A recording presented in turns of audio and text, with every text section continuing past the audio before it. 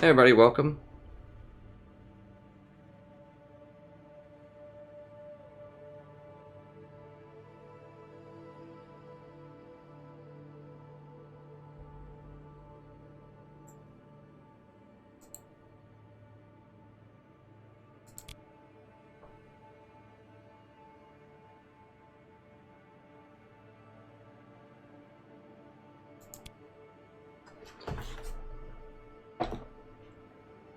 Just setting up here. Grab a couple of chips. Ooh, probably a couple, but it's taking a nap.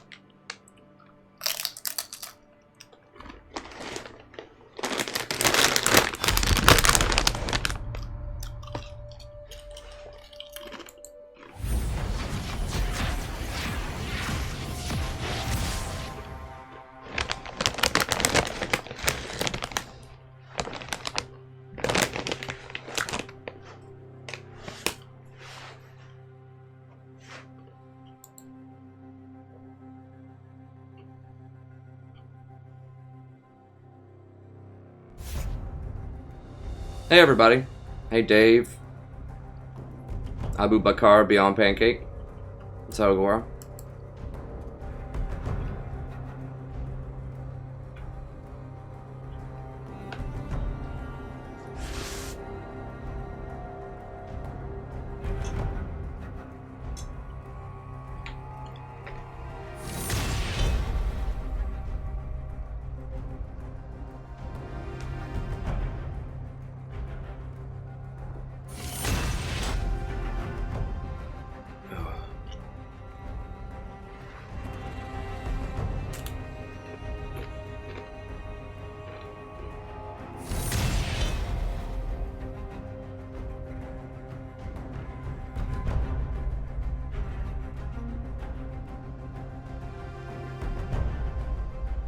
Hey Mr. Magpie.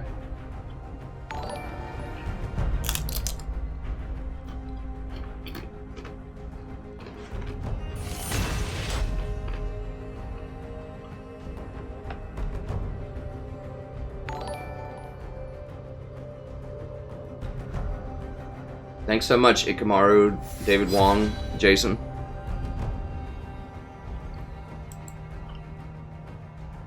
Rengar or Camille? I think it has to be Rengar.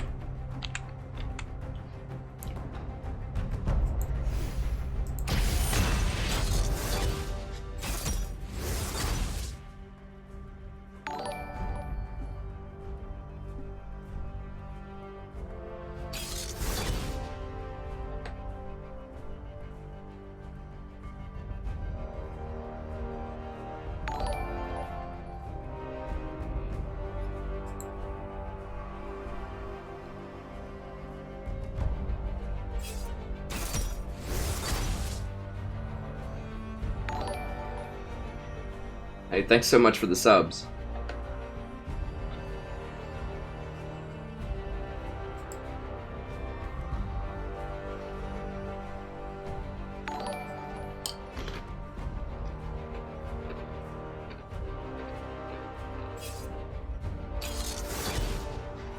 Ana Gutierrez, thank you.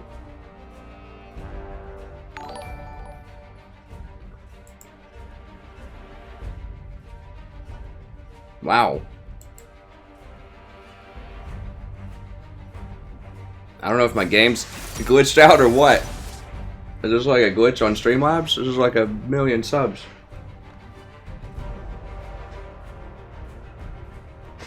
Thank you all so much. I'm trying to look on my laptop. I'm gonna have to pull it up on here. I think my laptop's glitching out. I can see the chat, but I can't see everybody that just subbed. But thank you so much, everyone that just subbed.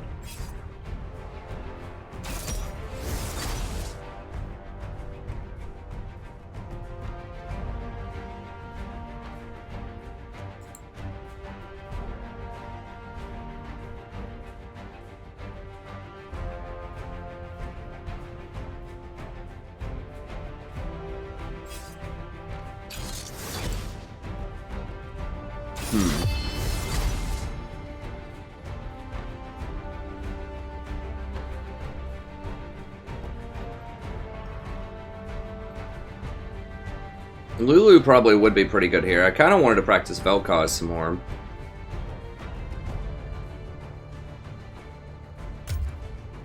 Or Misfortune, but...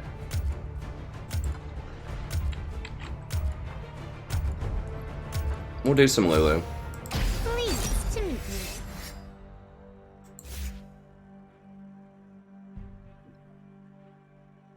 A mid Volibear. Well, at least it's a normal game, right? So get that out of the way in normals.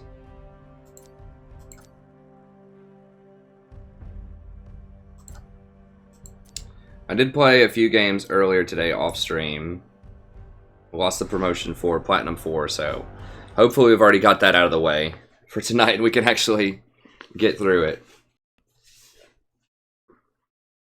Got our obligatory fail series where everyone just forgets how to play or trolls or something every time we're in a series. Hopefully we've already got that out of the way. We'll see. Who knows what Rito has in store for us this evening. It's always an adventure.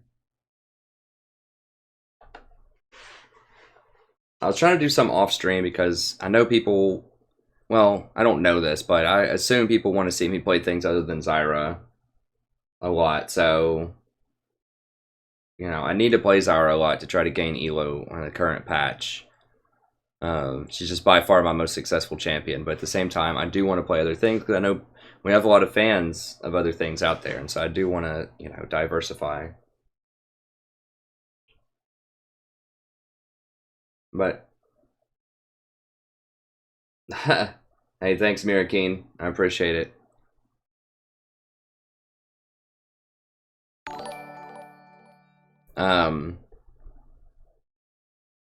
Yeah, I just won a lot of games with her. It's just playing around Zyra. Either you play Zyra or you play something that counters Zyra. I feel like that's a big part of it.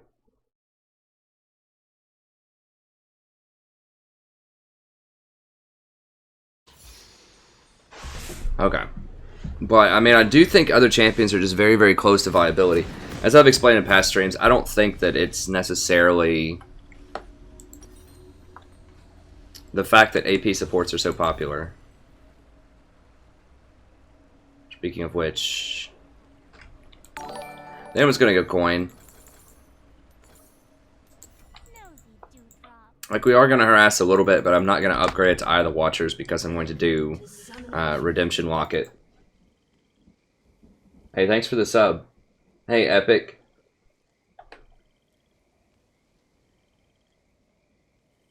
Violetta, thank you so much for the sub. 30 seconds until minions spawn.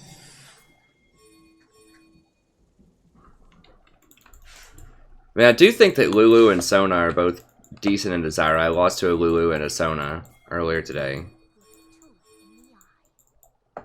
It's not just like, it's not just a matchup thing though. That's what I want people to understand about Zyra and why she's so, it's like, why are Zyra and Malzahar so popular? It's not just because of their matchups bottom lane. Like, there are things that are good into them in the bottom lane. It's because of the overall meta. Oh my god, this guy.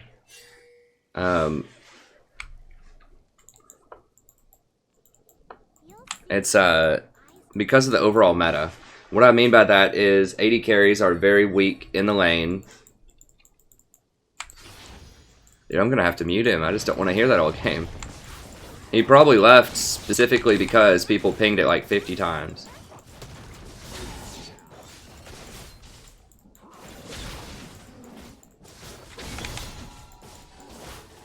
Now, I'm gonna be late to lane, so I'm gonna lose, you know.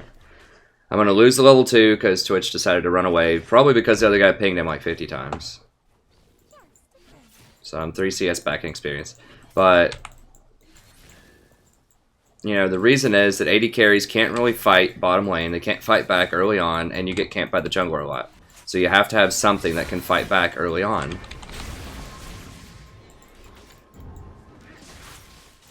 I mean, AD carries are also, or AP carries are also good later into the game.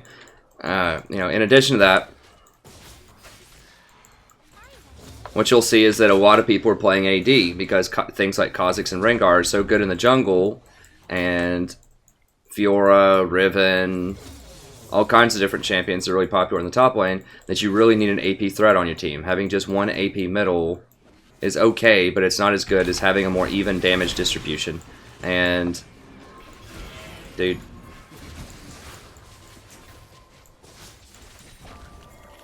having a more even damage distribution is better.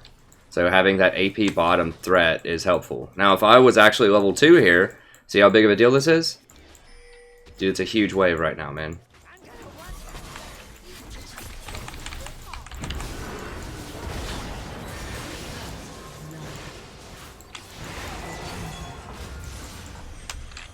We do have a Hecarim, though, so there's that.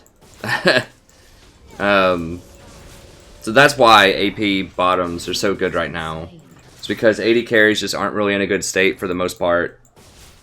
You need AP on your team, and you need something that can get rowdy early on. Objectives are also very important. So, you know, AP carries that can take dragons or barons really quickly are great also. That's mostly AP champions with pets. That's Malzahar and Zyra.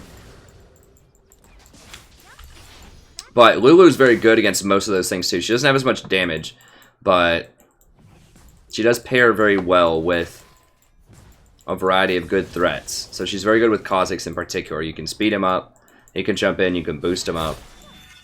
So, and she's very good against Malzahar. She's okay against Zyra. She's good against Malzahar because you can one-shot his minions early on. And you have multiple ways of popping his thing.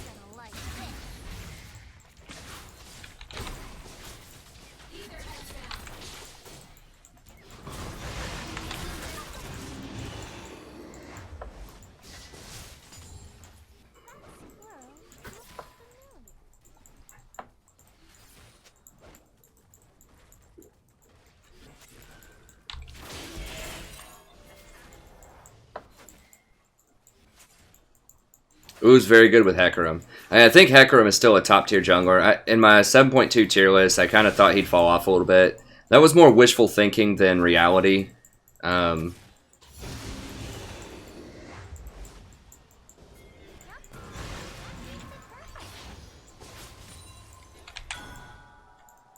was a little late to that little party, but that's alright.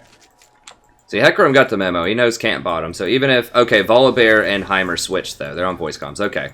Volibear is a little bit better top lane than he is middle lane. The problem with a bruiser like that middle lane is you just don't have a lot of room to run people down.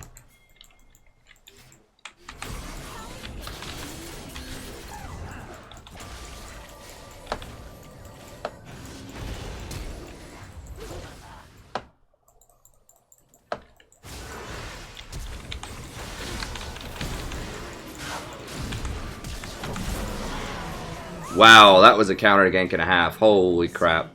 I should not have flashed forward there. Wow, she had heal and flash after the last gank? I thought she had flash, but I didn't know she still had heal. Wow.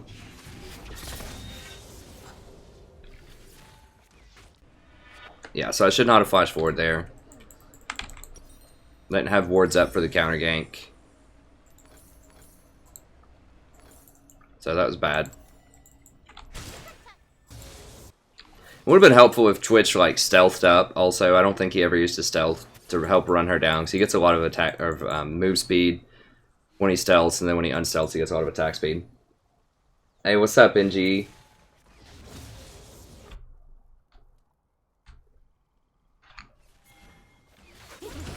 Yeah, I do one normals game, usually first, just to kind of warm up and just so I can play something other than Zyra, typically.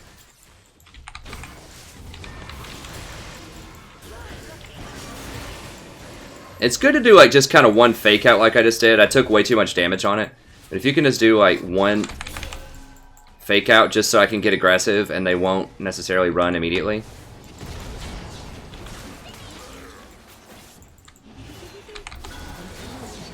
Okay. So I used a W on him just to help him run him down. Like I said, I shouldn't have taken that much damage, but it's good in lane to show aggression when the jungler's not there. Even if you're kind of in a bad position like we were there, Because I showed aggression before Hecarim actually showed up, then they didn't back up immediately when Hecarim was there.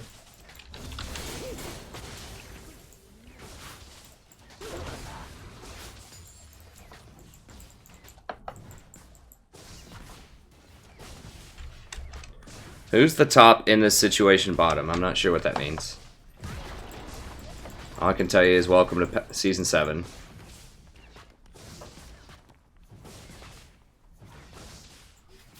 Huh. I mean, but for good reason. Like, this is how you win the whole game. Not just bottom lane, but the whole game. Like, Hecarim knows that. Because people are playing these bottoms lately that are so unsafe, that are super easy to sit on and kill. They're just very vulnerable. Now, I can't get Ash arrowed. I don't have my ult. I don't have flash to flash it either, so... They're going to hit 6 before... Yeah, they're already 6, actually, so...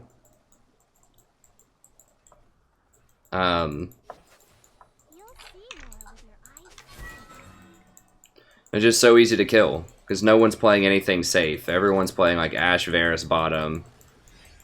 And a champion like Hecarim, it's just open season.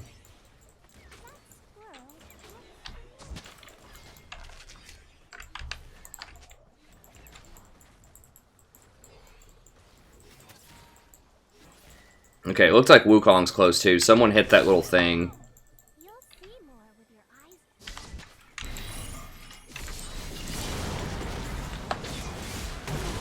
Oh god. They're probably all gonna collapse bottom. I need to hit level 6. Heimer. With the troll. MIA. Yeah.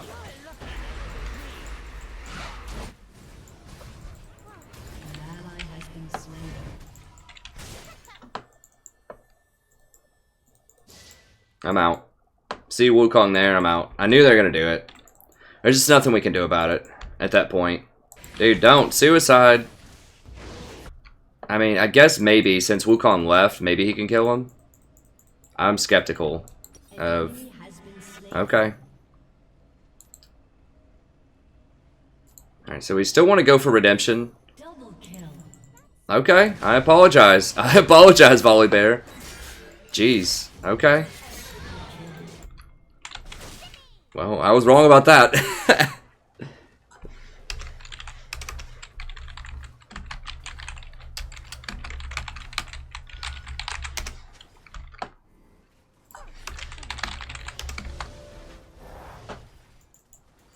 An enemy has been slain.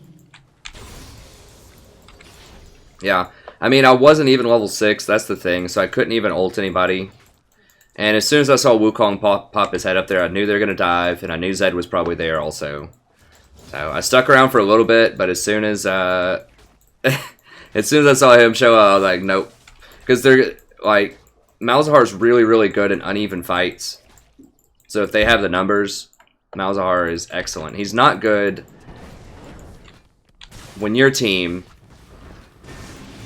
is at a numbers disadvantage, or he's not as good, I should say.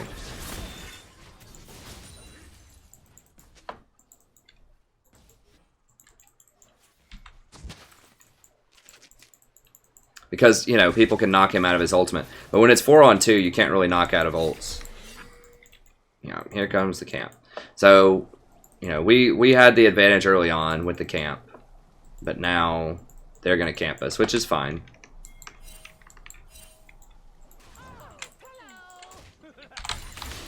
That's mine, boy. Woo! Welcome to warding.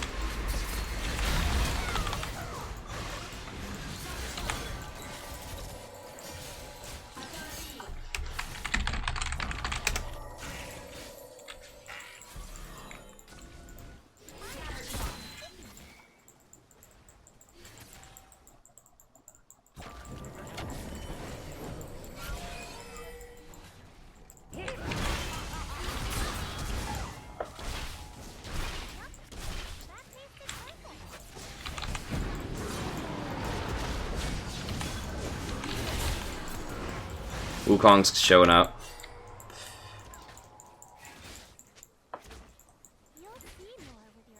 I tried to click on the Ashe for it, but I think I ended up shielding the Hecarim instead.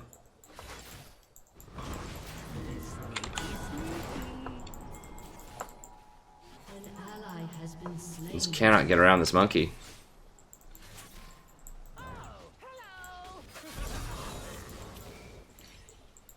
Who died? Heimer? Yeah. Zed might be coming bottom. Are they gonna dive? Yeah, they're gonna dive.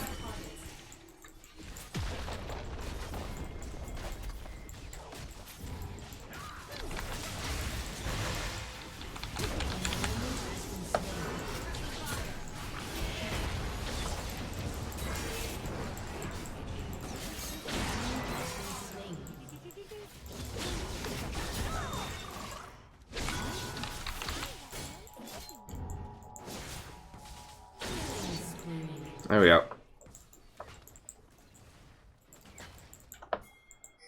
Yeah, we do need to go grab that. I'm really scared of Zed just like blowing me up. But I think we can manage it.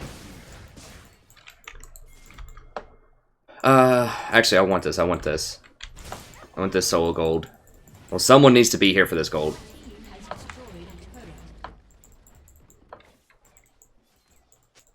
I think if someone's not there, then you just don't get it. I'm not sure if it gets distributed to everyone on your team, but I'm pretty sure someone needs to be in range to get the maximum amount of gold out of a tower, especially the solo tower. So yeah, Lulu's still a baller. I like Lulu. I mean, I should be playing her more. My win percentage is not very high with her this season. It always feels like I'm very impactful, but then just statistically, I just don't convert. And that's how it feels like with a lot of champions. I feel like, yeah, I'm doing very well, like my Malzahar is a great example. Malzahar and Lulu, I'm like, yes, doing good. I get these champions, and I just remember these really powerful games. But then I go back and I look at the statistics, and I'm just like, man, I've only won like 45% with that champion. What? Why? Like, what is up with that? I look at Zyra, and I'm just like, man, I've won like 65% with that champion. Should probably play that a lot. And so, I mean, there's a lot of things that go into that. So I think Lulu is really good.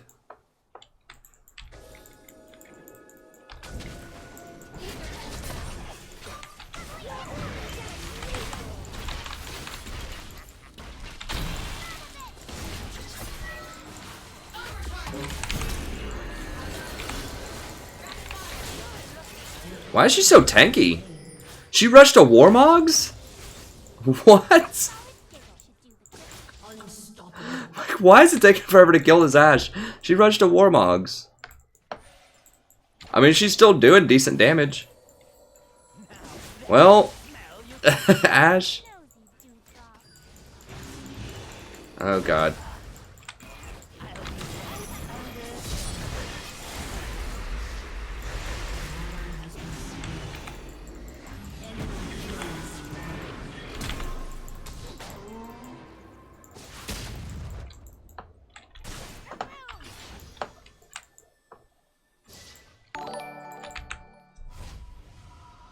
Your team has destroyed a turret.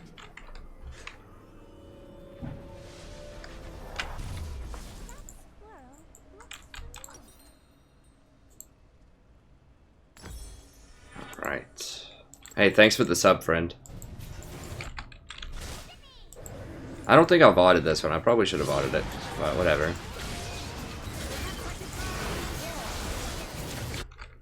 ally has been slain. Shut down. Dominating. It does feel like she's still doing pretty good damage, and she does have a lot of health, but I've got to tell you, I don't understand the stats there. Like, what's going on?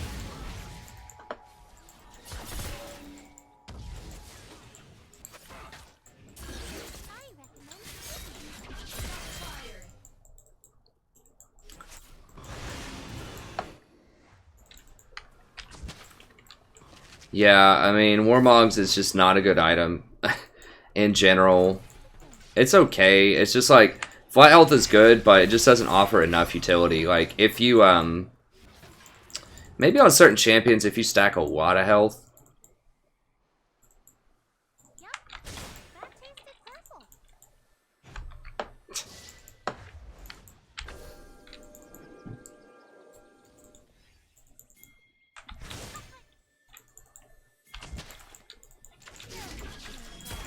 Oh no.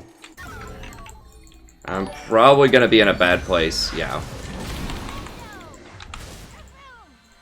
Wow, really? They didn't go for me there? Okay. I guess they were scared of something. I don't know. I did have good vision control of the area. Like, I know there's... I'm pretty sure I swept this.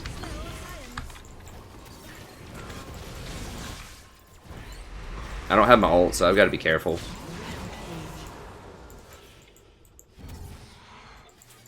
I don't want Zed to go on me.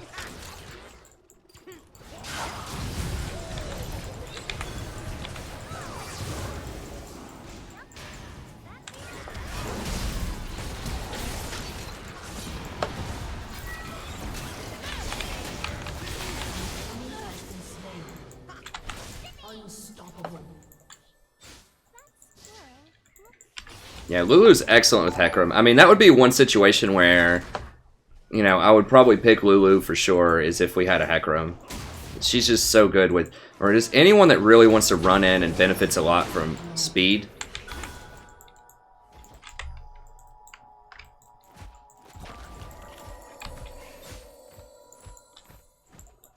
What is he going next? Is he going Knight's Vow next? I'm not sure what's next for this Ashe. Volibear is another one that Lulu's pretty good with.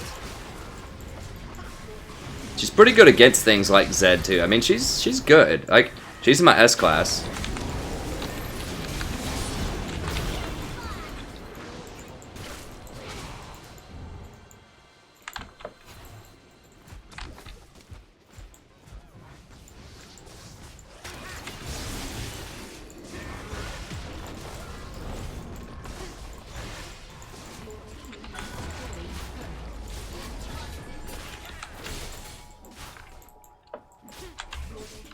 I assume Ashe is probably trolling. I don't know. She seemed pretty sincere. I don't know. I kind of feel bad. Because it's just so bad. But it feels like she... I don't know. Maybe she just... I don't know where she would have seen that, though, or thought of that. Hey, let me go all health on an 80 carry. Like, if you're going to go down that road... Just pick a straight up, like, normal tank. Or at least go something like Urgot. I mean, Urgot with that, at least would kind of make sense, because when you engage, you steal a lot of their, or you gain a lot of defensive stats. You gain a lot of magic resistant armor. So, you know, with Urgot, it makes sense at least.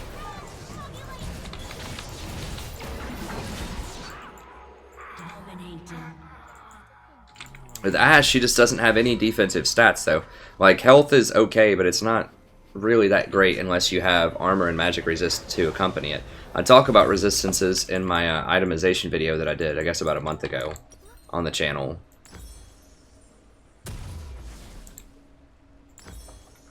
So you want to try to keep your health and your resistances, like, they work well with each other. They scale well with each other.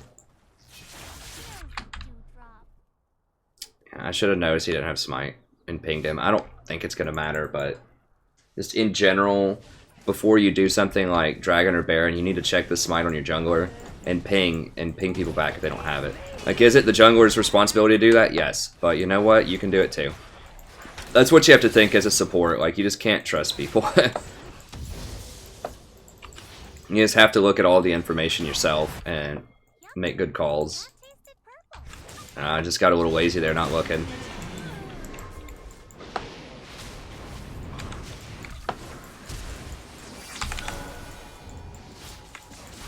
I could have finished him off. I was too focused. Well, I think he's going to get him.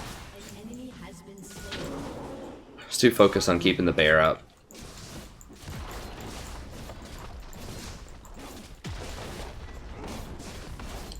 Redemption's, I mean, the nerf is definitely there. You can feel it, but it's still really good. It had so much excess power that it's still fine, even after the nerf. I mean, you feel it the most, like, level 8 or so, but I think it's still the thing that you want to rush.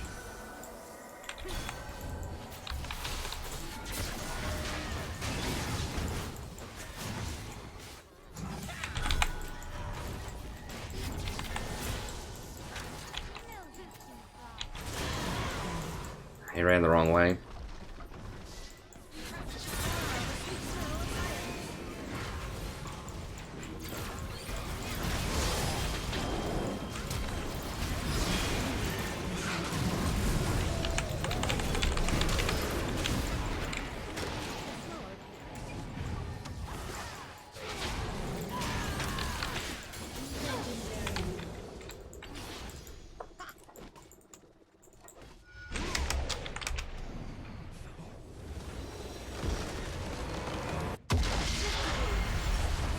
Yeah, I don't do Q anymore because it doesn't have nearly as much wave clear. Like, it's basically just a laning harassment tool at this point. And so you either max it first or you don't, or you just max it third.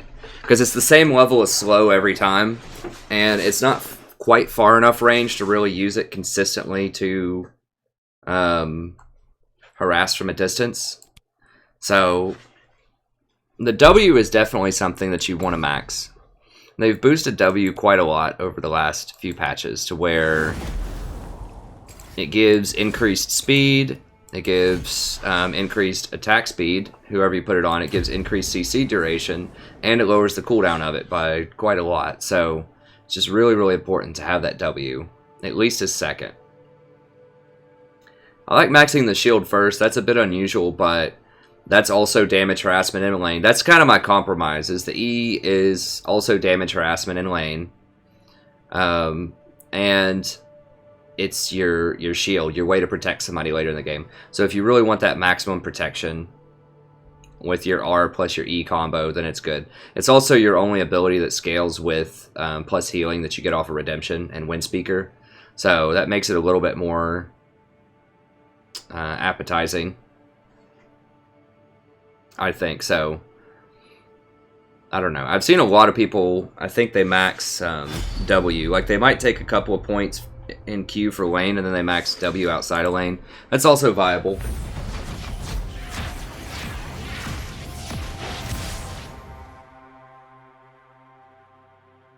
Hey, CJ. The runes that I use on Lulu. I explain, if you ever want to know, like, the masteries and the runes that I use for different champions, check out my 7.2 tier list video. I've got it linked here.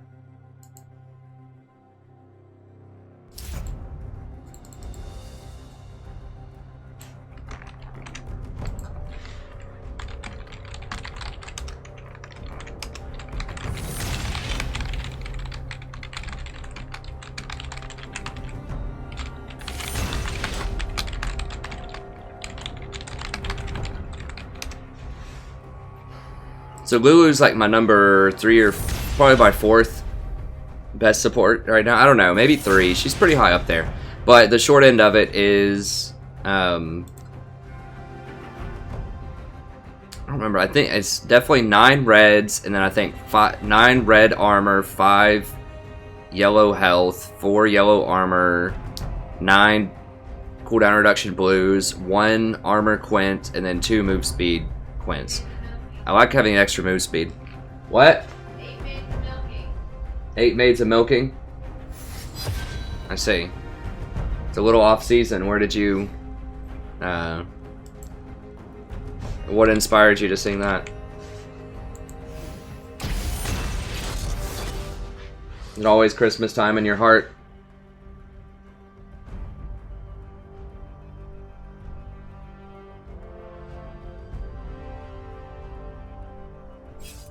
Hey, Helium.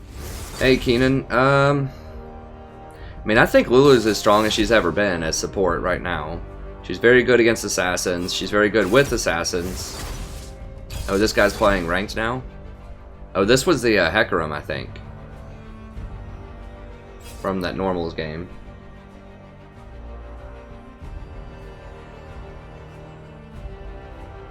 I mean, Yasuo can be good. I mean... I never get super excited if I see a Yasuo on my team, but, you know, there are worse picks. There's an Ashe that goes Warmogs, for example. Ooh.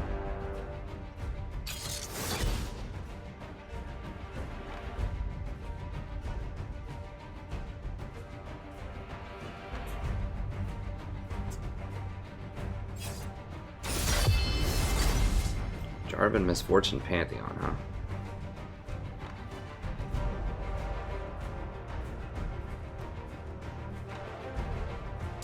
Lulu would be pretty good here. I don't want to do Zyra into Misfortune. Could do Vel'Koz also. I think I'm just going to do Lulu, though.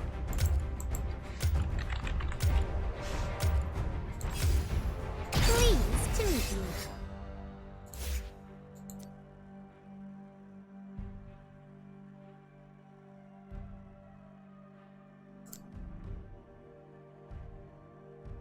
I want to do Lulu for a couple of reasons. Ezreal doesn't have a stellar laning phase. Well, first of all, the laning phase is kind of going to be somewhat of a pushover because they have Janna. And we're not going to be able to do a ton of aggression to them in the lane. So Janna sort of forces a farm off a lot of times. So Zyra is not going to have a lot of lane dominance, although she can still all in potentially later on. She's okay.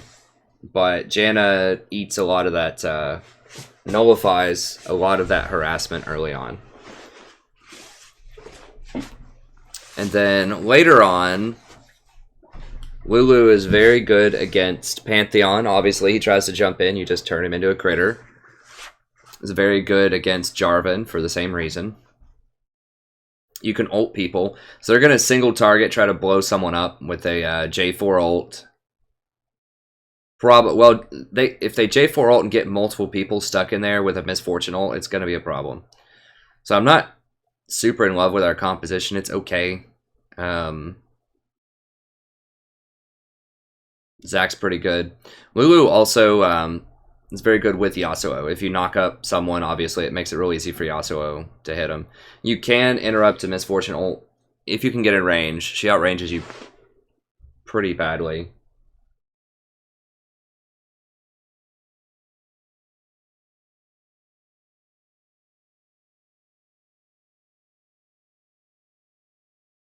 Oh, okay, gotcha. Thanks, caregiver. Yeah, you're right. It's a different name. I just saw 404.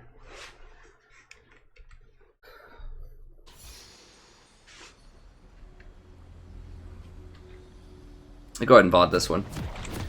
Hello, everybody. Welcome back. Today we're playing another game of League of Legends. I'm the strategy professor, doing a Lulu game here. Streaming this as well. And this is patch 7.2. I was just talking to the team about why I picked Lulu.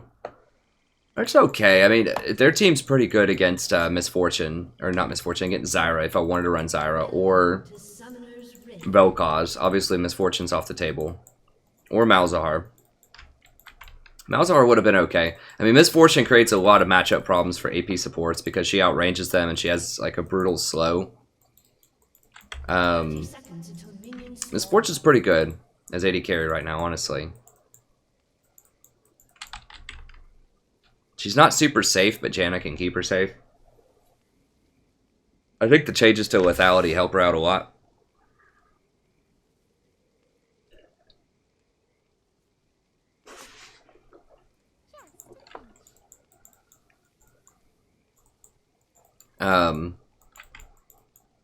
Minions have spawned.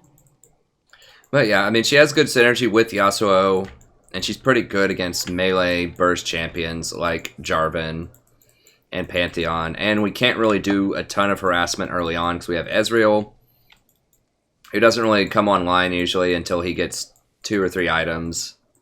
And Janna's just going to nullify a lot of the harass, so it's just going to be a farm off anyways.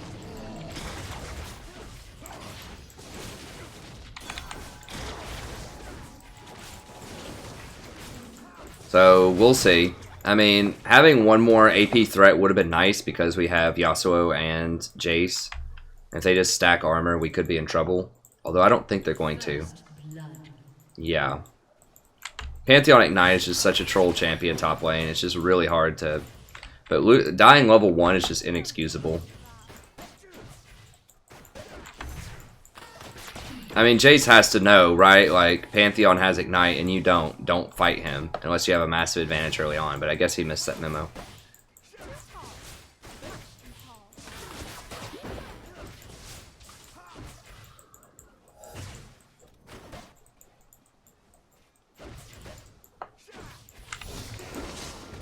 God, if he dies to him a second time, if he TP's back and dies a second time.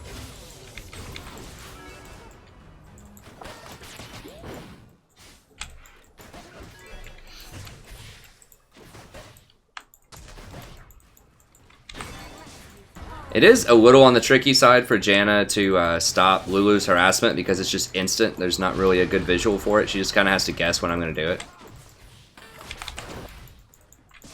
Then you can fake her out. If you see that shield, you can just back up.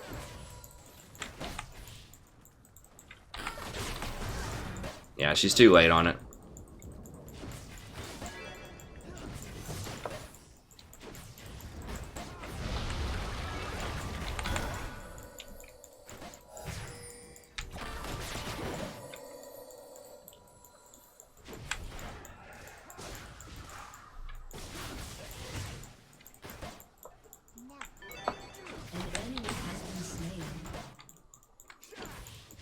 Okay, good. And if Yasuo gets going, yeah, that's a good thing.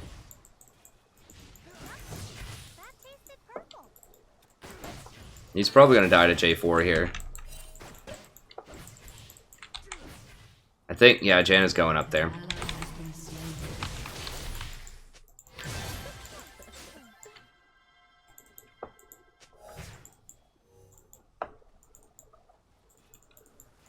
So at least we get a lot of damage on Misfortune because Janna left the lane.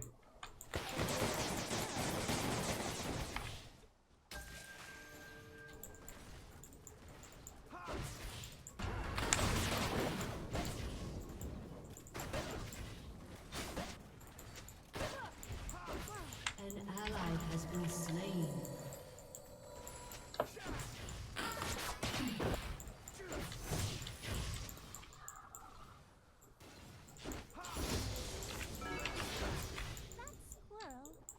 He wasn't expecting TF to gold card him.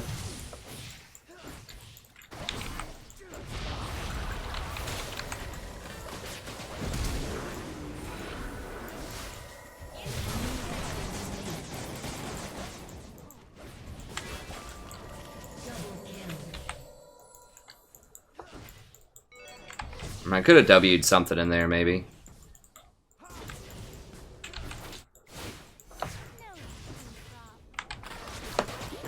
Oh my god.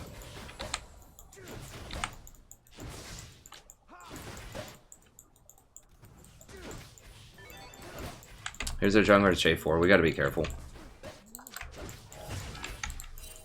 Yeah. Well, that sucks. We didn't get them, but we did get some summoners. I'm gonna hold on to my wards. I could drop a couple of wards here, but by the time we get back, it's already gonna be past a minute. It's actually not the worst thing in the world there because Janna flashed also. So, yeah, I had to use a summoner, but they had to use one too. They didn't have to, but they chose to. So we really didn't lose an advantage there. I'm going to save up for Sightstone here. So I guess I could have dropped my wards if I knew I was going to get Sightstone. I thought I was just going to get Boots and Ruby Crystal, but because they delayed me, I'll just go ahead and complete the Sightstone. So Ezreal doesn't mind going back early because he gets tier. Hopefully MF won't have a BF sword.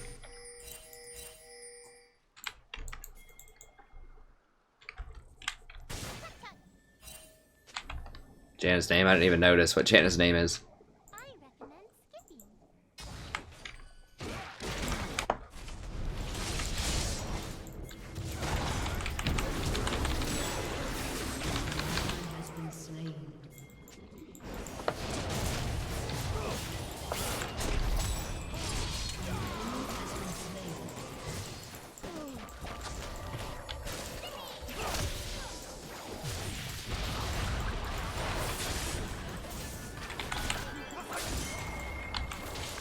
And I'm probably dead.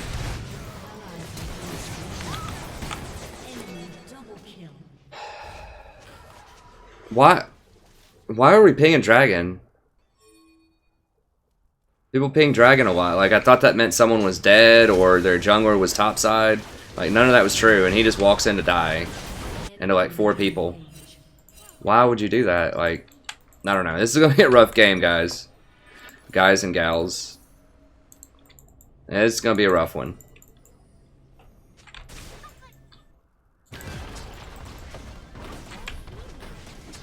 Like, the Yasuo is the only one that's, like, knows what's going on. Yasuo and Ezreal are both doing, like, sort of kind of okay. I have no idea why they pinged Dragon so much, though. It's clearly we can't do it.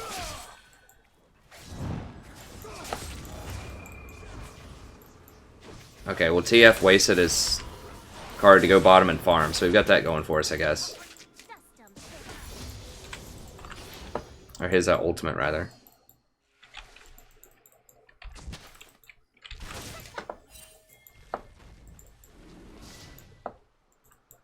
Nosy dewdrop.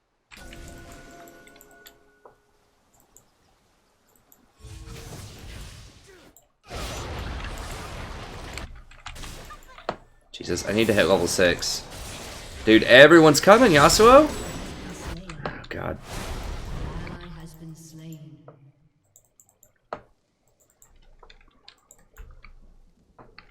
I mean, good job trading 1 for 1 in a 1-on-4, but still, like... I guess that's alright.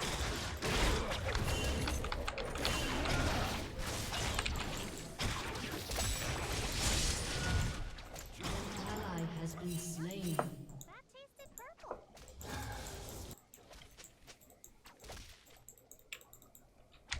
Ahem.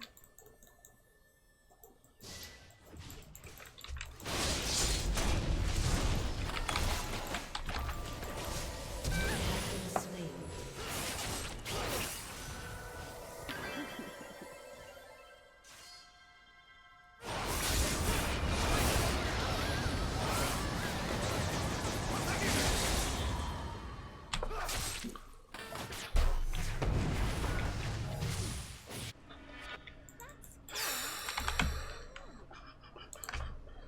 Alright.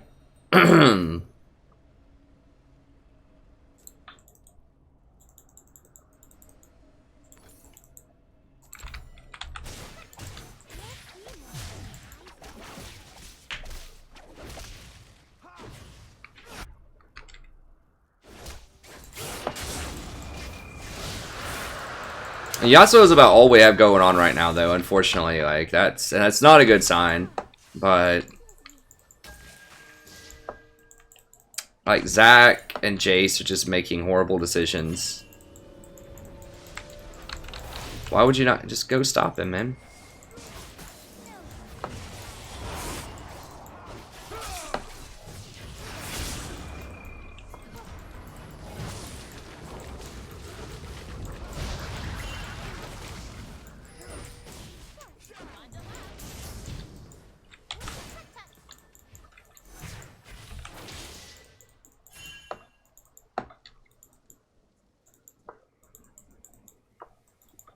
Never look a tulip in the eye. Oops, meant to hit it the other way. It's alright. TF's about to ult on somebody. He did use it, but it should probably be about back up right now. I'm still not level 6, which sucks. I mean, Janna's only level 6, I guess, but it's kind of de facto lane swap. Yasuo is better in the bottom lane right now, though. He just doesn't have a safe place to farm in middle. No, never mind. He's dead bot too. I mean, maybe we can get down there and do something. I don't know. He's running the wrong way, though. He could have just run out of the tri-bush. I don't get it.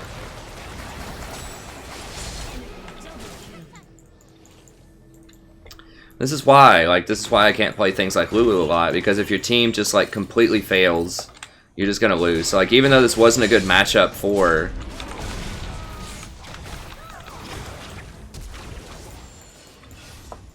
Zyra, like Lulu just can't do anything. Like, I can run around and kind of save people, sort of, kind of, but if they just die everywhere all the time, there's just not a lot you can do.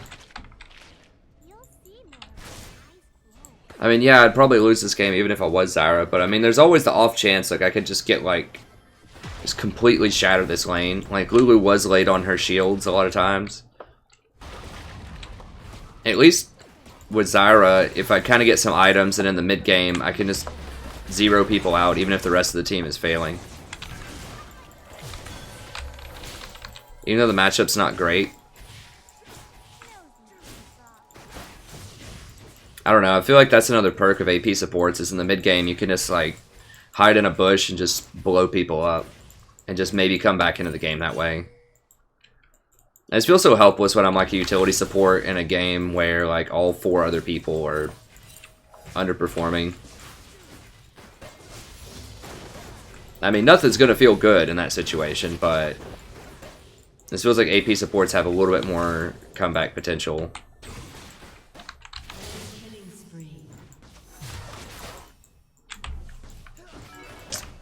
Yeah. Well, Yasuo started off pretty well, but he just doesn't know how to measure his aggression, as is usual for most Yasuos. And he just goes into anything and everything and dies.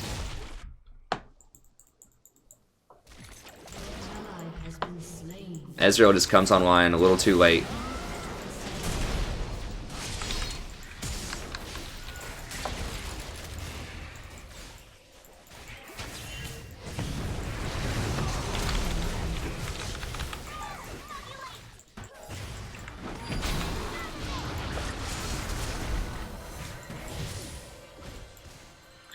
I tried to flash ult him, but he probably didn't even see the Pantheon.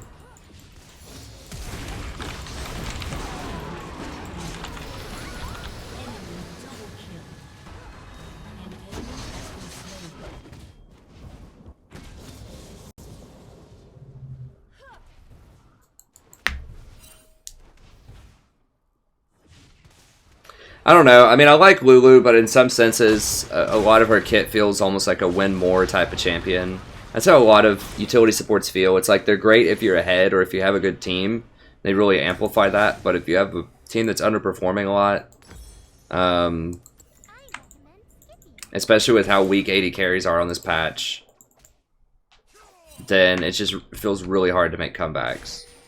Because you can't pick anybody off by yourself. You have to have your team, and if they're not doing well, then you really don't have a lot.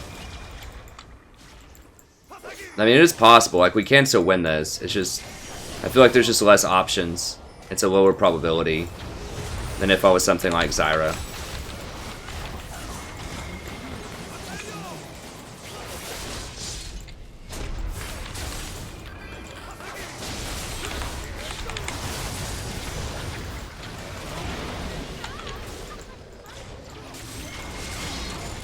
Okay.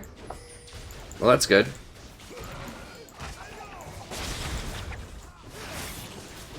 Gotta say, we really need Yasuo to be strong here, and he is the one with most of our kills.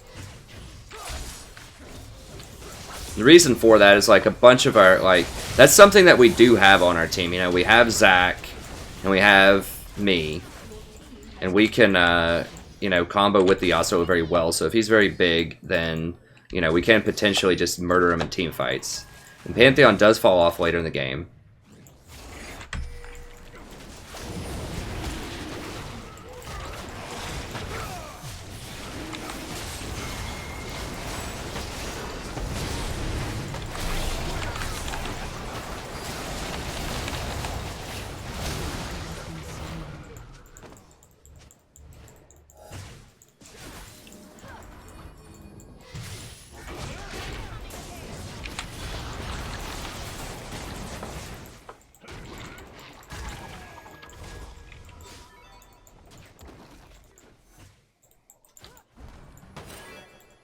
I can't.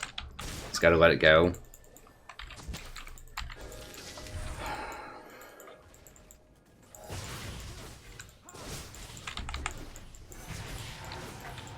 I hate giving them Ocean Drake. I mean, they don't have a lot of people that benefit heavily from that. It'll help Janna out.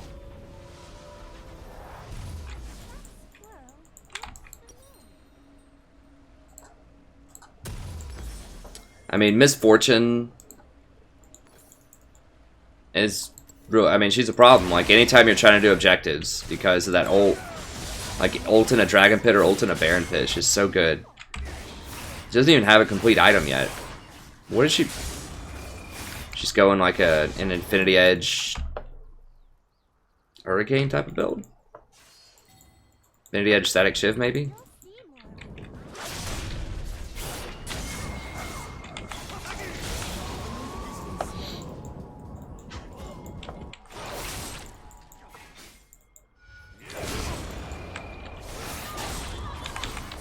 There we go. Feed them up, boys. Carve them up, boys and girls. I mean, this little thing sucks, but if we can give it to Yasuo, it could maybe be worth it.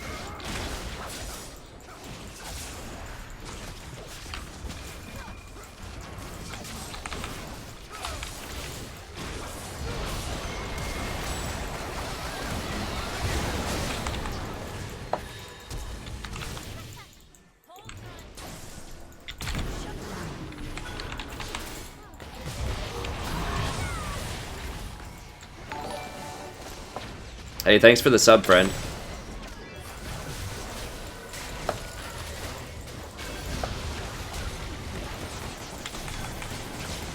An enemy has been slain.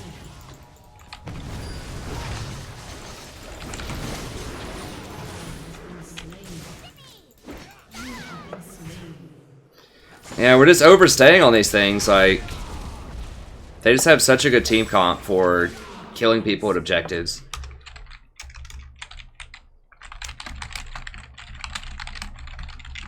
Your turret has been destroyed.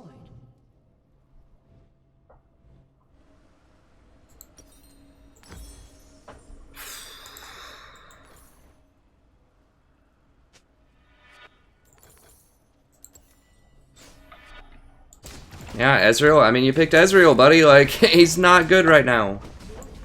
It takes like 30 minutes to come online.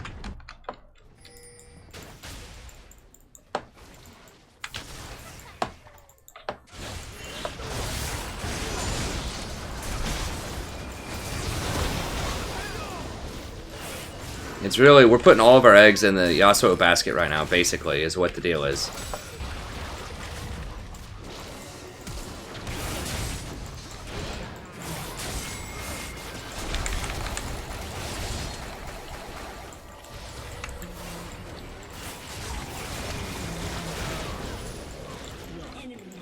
Just can't do a lot.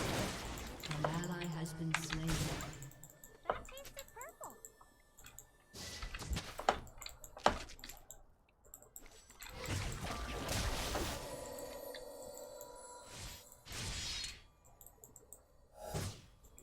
I mean, they just have an 80 carry, like... That squirrel looks familiar.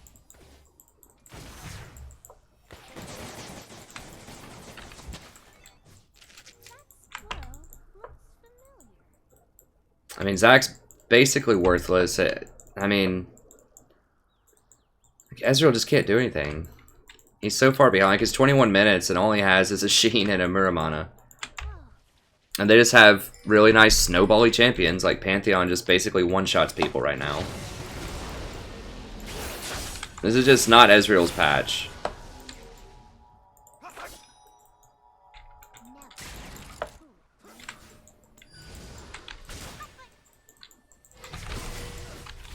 Is she just like inting or what? No, she's just baiting. Dang it, I didn't knock anyone up with that. That sucked.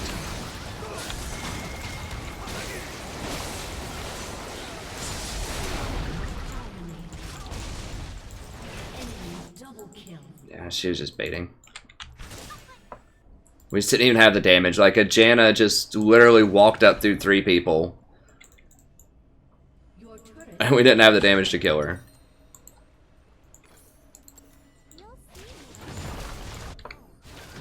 Yeah, I don't remember if Redemption was off cooldown or not. I could have thrown it in there. I don't think it would have mattered.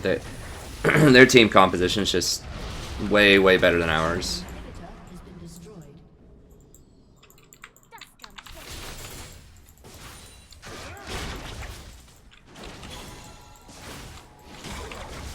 Jace just really doesn't matter. Like, he has a lot of kills, but we just don't have anything to show for it, you know? Like, he can't dive in with hammer form against their comp.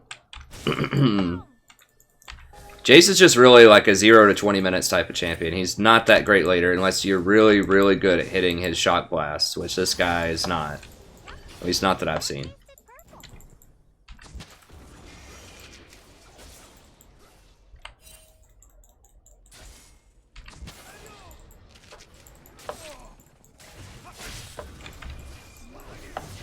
He also can be really good later, but they have a lot of peel, so he also has a lot of problems also. I mean, really the only kind of like melee champions people should run, melee damage champions, are ones that can actually kill people like really quickly. Like Kha'Zix, Rengar, Riven. Like Jace is just not enough. Yasuo is just not enough right now.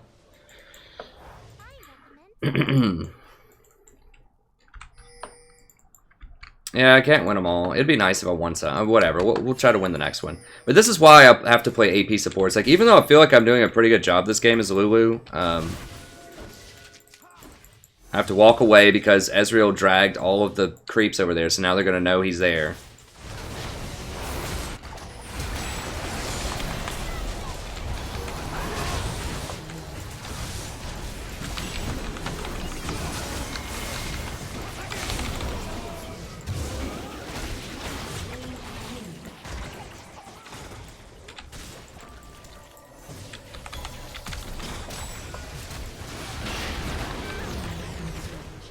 Guess I should have flashed it a bit faster.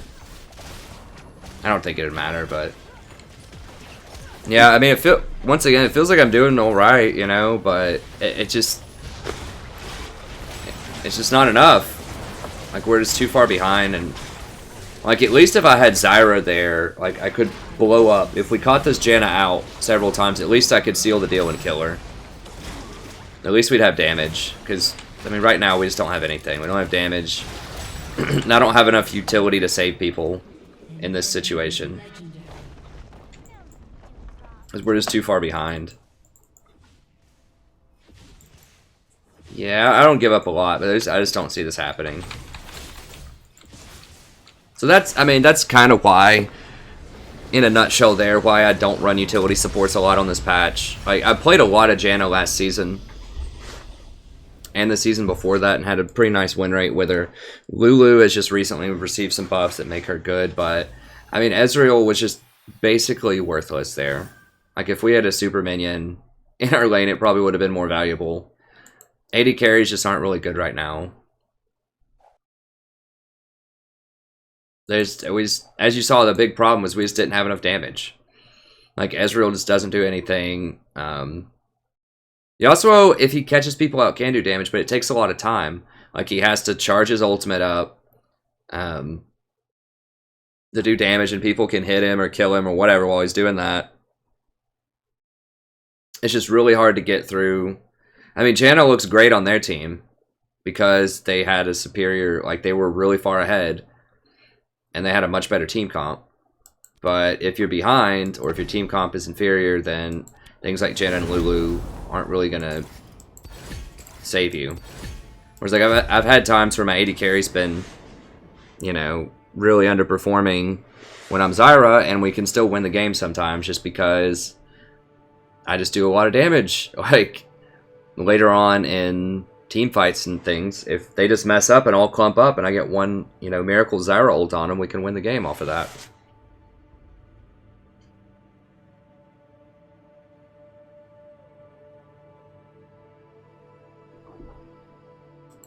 I don't have a video specifically on positioning. I think I talk about it in my laning matchup, but I think the basic gist of it is, you know, identify the threats.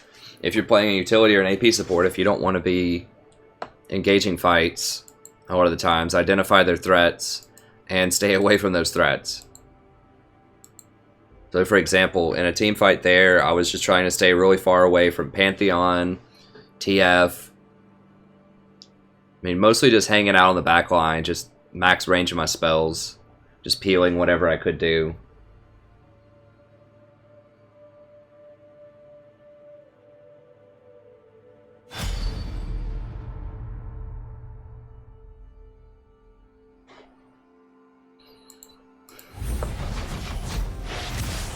Let me see some questions here.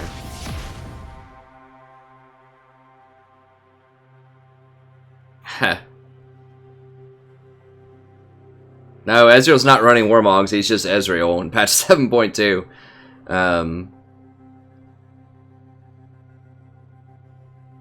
No, Zyra was not banned. I mean, yeah, you hear me say that virtually every game that I'm not Zyra. I should have picked Zyra. I mean, it was just, it was a bad matchup for Zyra. There aren't a lot of those, but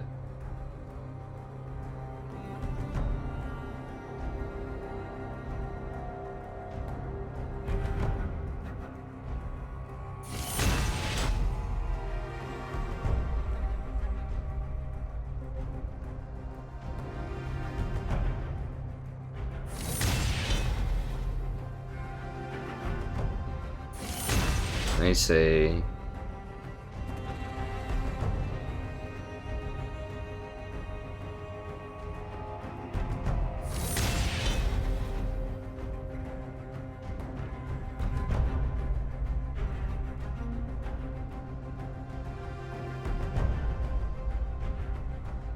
I mean, Lulu is good, but, you know, this is why I say, you know, I have to play Zyra a lot until I get back up to Diamond, or at least kind of mid to high plat, is... That's kind of the area when I can bank a little bit more on my team. Feel the thorns embrace. And I mean, people weren't underperforming that much, at least not that, like, really jumped out at me. I mean, there were some, like, Zach was making some bad initiations, but I don't feel like Ezreal was just disgustingly out of position a lot, or just making some really bad moves, or, like, he was okay, he just couldn't do anything, he's his champion. Rengar and Kha'Zix are still up. I mean, Hecarim can maybe bang with those guys. Oh, they picked Lee Sin, okay. Rengar, Kha'Zix, both up. Lee Sin, check.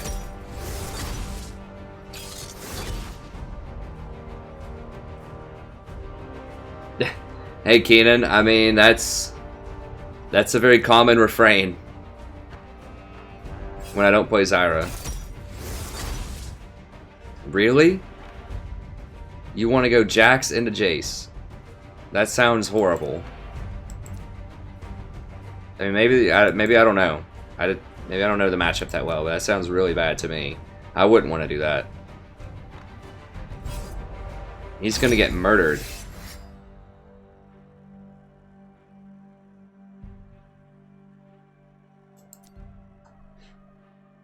Leona is pretty good against us bottom lane, at least in a 2v2. If Hecarim comes and sits on us, then we can kill her. I mean, the thing with Leona, people always ask me, why don't you play Leona, or what do you think about Leona? Well, not always, but often people ask about her, and I say, well, she's a lot better at, you know, low gold and lower, because she's very,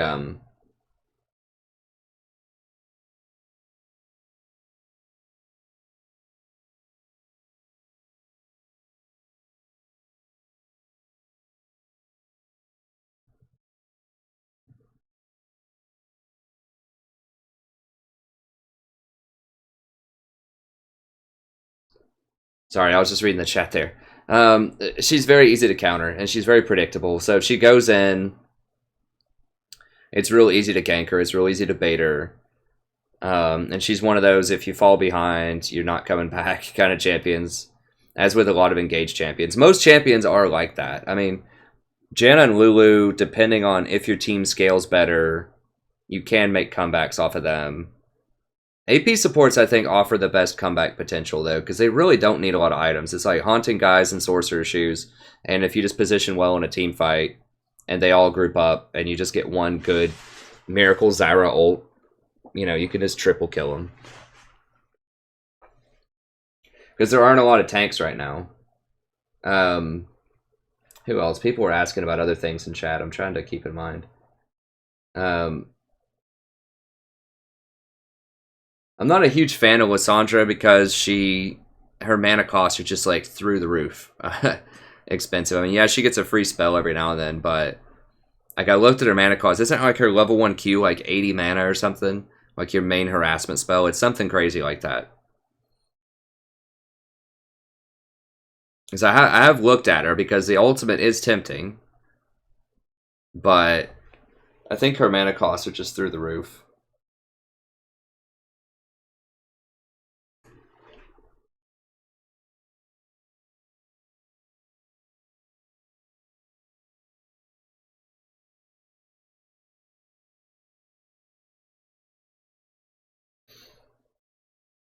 Mm, yeah, I don't know what Jax is thinking. That like he knew it was going to be Chase. Like if it was a Maokai, like if I were going against Chase, I would probably pick Maokai. Maokai or Poppy. Because then at least once you get Ninja Tabi Sunfire, he's done. Like you're going to get crushed early on, but then once you get those 2 items, you can just murder him.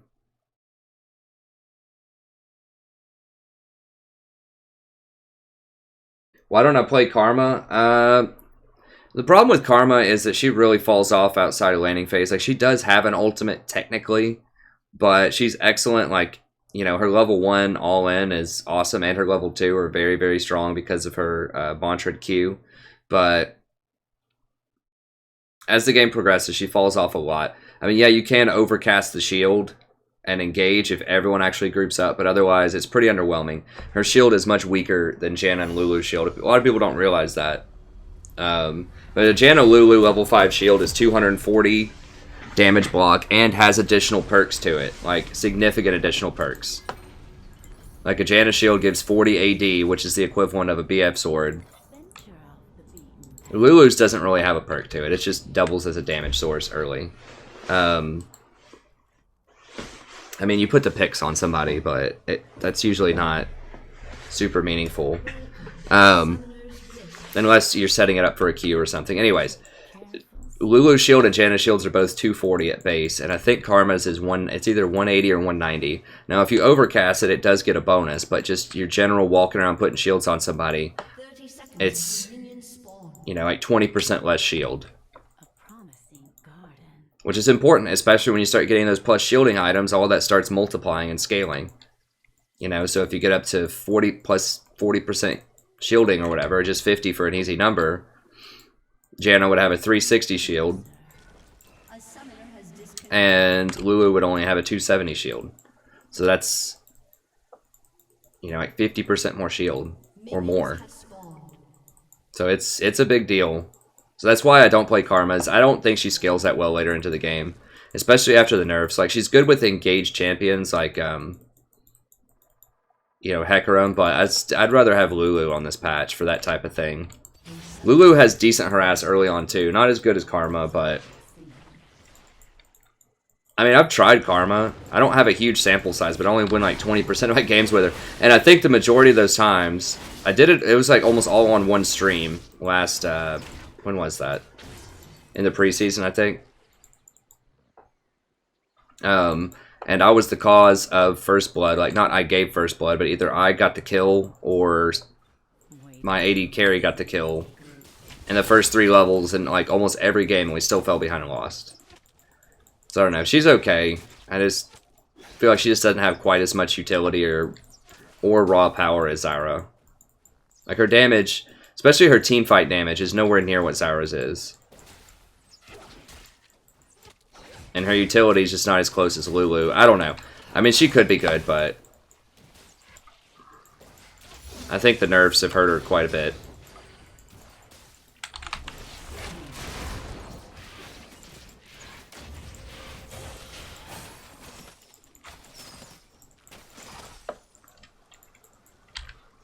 Like right now, I think that having a lot of AP damage bottom is good, and having like the fact that Ashe and Varus are both so popular right now also makes anything that can chain together big time CC and damage very popular as well. I mean, Tahm Kench would be really good. Like if they nerfed Assassins, Tahm Kench would be really good right now. Because he's excellent against Ashe and Varus. Not as much Varus actually, he's better against Ashe. Varus might be the more I play with and against Varus, he might be the best AD carry right now. Because he just has such persistent poke. It's just such a nightmare to try to go through him. Because no one's playing sustained champions because you can't early on. At least not that well. And no one's buying lifesteal, so his poke is tremendous.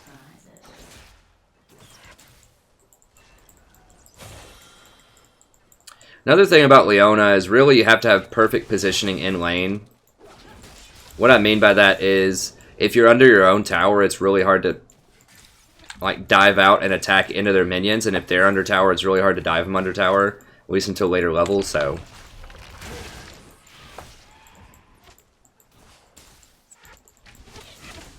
Like, she really wants to be in the middle of the lane so that she can actually engage, dive, and fight. Because she has nothing.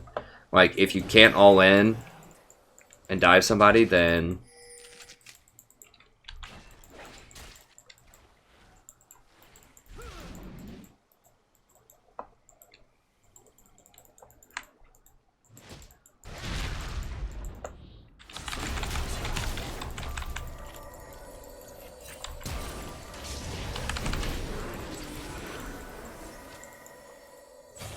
Yeah, I should have just left it alone. I thought maybe he'd run away. He blocked my shot. I was trying to hit the blast plant, but he blocked my shot on it. So, I should have just left him alone. I don't have anything, so he's definitely coming back. Red buff Lee. A promising garden.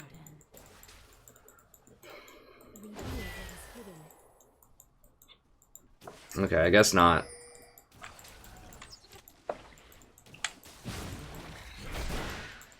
So much more to see.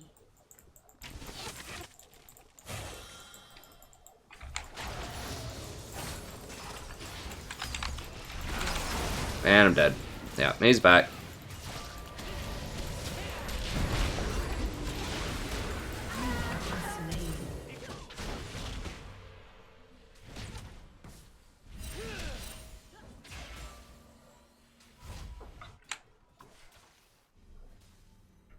Knew he'd be back. I don't know. We shouldn't.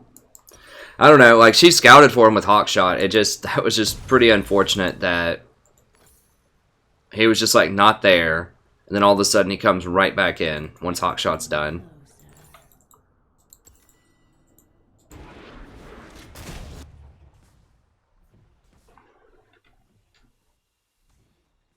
Where did he go? Oh, he's down here hunting. Things aren't always what they seem. Dang it, Varus got the kill too. Whoa, dude, don't use that on a GP. Or on a Lee that can run away. Nice, okay, good. We want GP to get it. If it's a good GP, and that guy seems okay. Like I said, the ult was a little questionable. But it worked out. We'll wait till for him to almost back.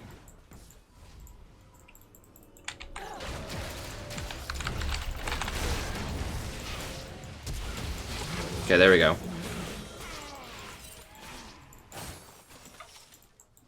So anytime you have vision of someone like that, you want to wait, if you can, until they are... She wants to do it. Oh, God. God bless. Forgot about the Aurelian Soul with Ghost. Or with, that was that Storm Surge or whatever. Sucks. I should have, I mean, Aurelian Soul does that a lot. I haven't played against Aurelian Soul in a while. Just a harmless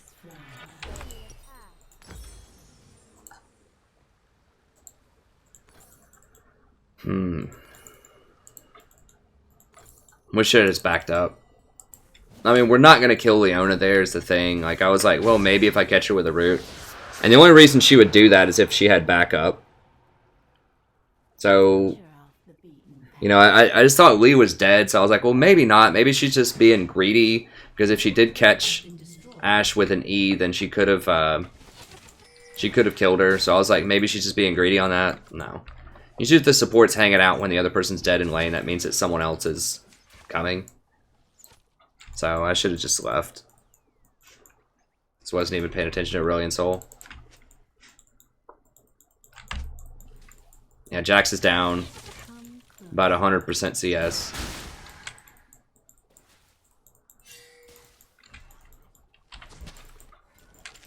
As is expected. I mean, we really needed to win this lane. Like, it's not too late. Hecarim is very powerful as a champion. He's going to outscale Lee.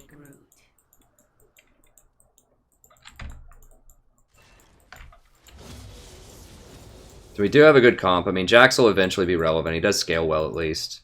I'm freaking level 4. They're both level 6. How does that happen? I mean, this is something that I really need to work on. It's a big problem for me, is experience.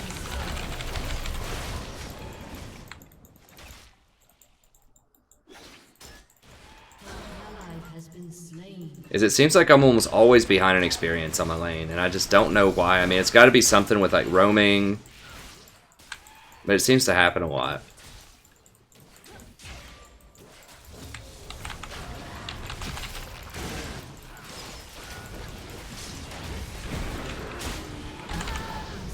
Seriously?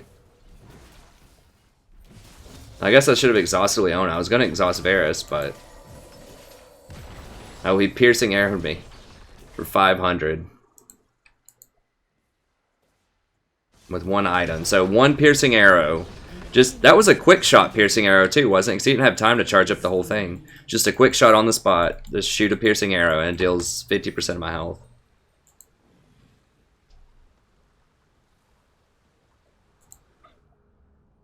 Your turret has been Seems a little off Things aren't always what in they terms of balance.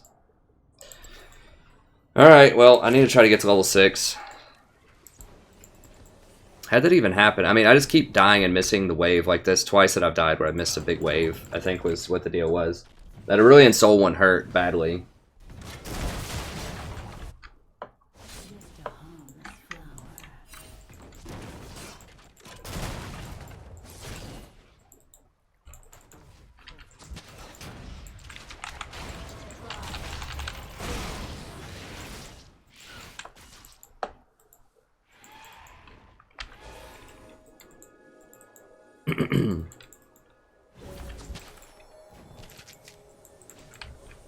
such a busy world.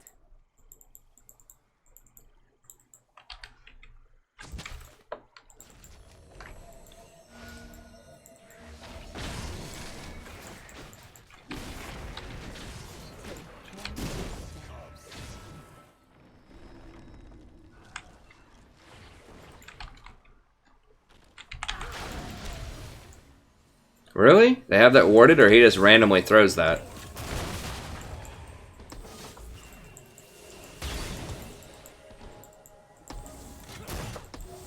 So much more. An ally has been slain.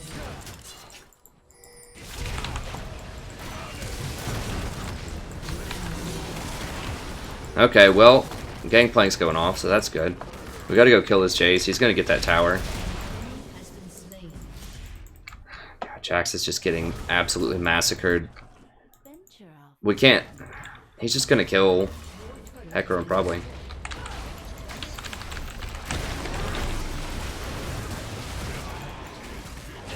Has been slain. Okay, we got some experience there. We got a couple of kills going.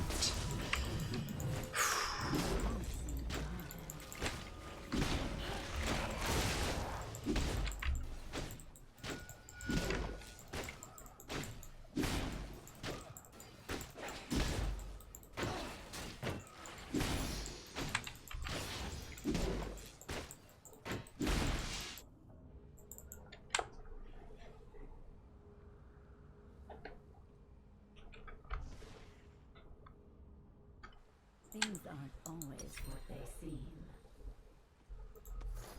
Alright, I need penetration.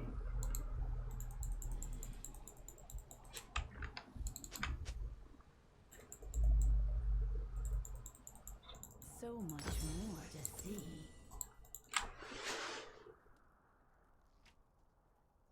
Show me a path.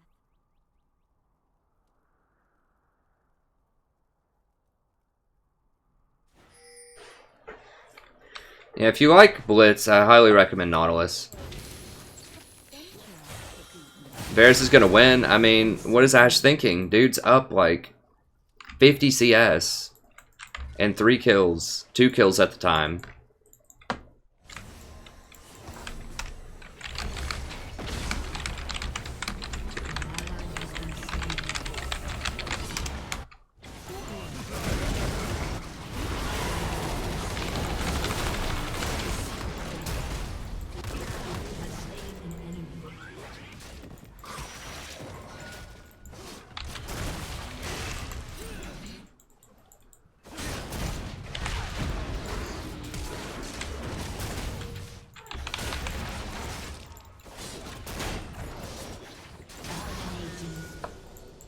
Alright, I can work with this GP. I should have triggered that that seed when I did my Q there. It's like bottom and Jax are just getting massacred. GP's doing very well though. Like we can win the game off of GP. GP and Hecarim. Like I said, if it gets to 30 minutes, Jax can do very well.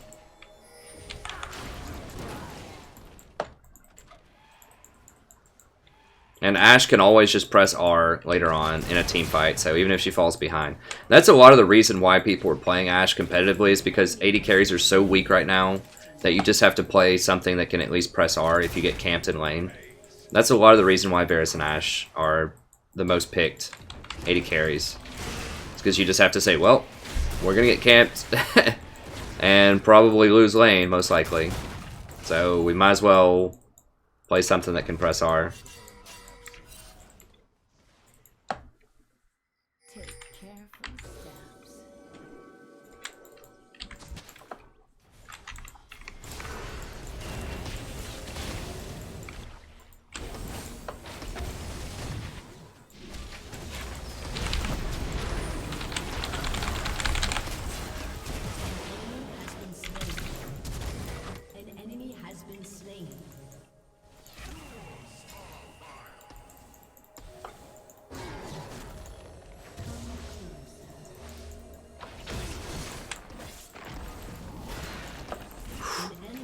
Oh, I just saw my life flash before my eyes.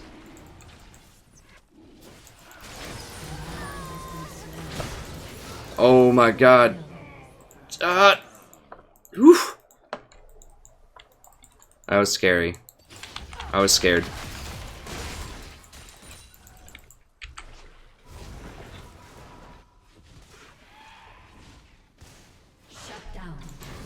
Oh man.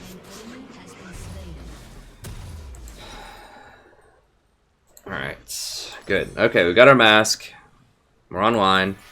So this is what I think about Zyra, like, you know, even though we just got murdered bottom lane, like, big time, and top lane just completely got massacred, it feels like I've been very impactful. It feels like I'm doing things, I have enough damage. I mean, I basically soloed that Lee Sin out. It just feels a lot easier to come back into the game.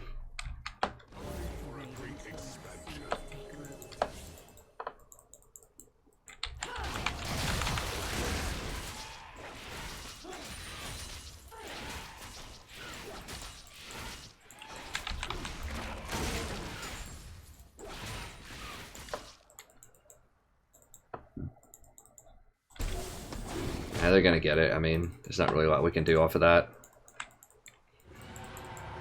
It feels like we're losing by way, way more than we're actually losing. I mean, we are down 2 towers and like 2 drags, I think, but at least kill-wise, we're not down a ton.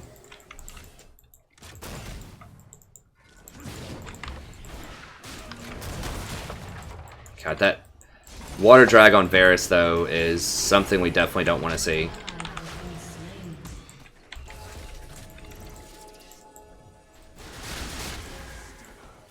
I think Varus is almost worth a ban at this point.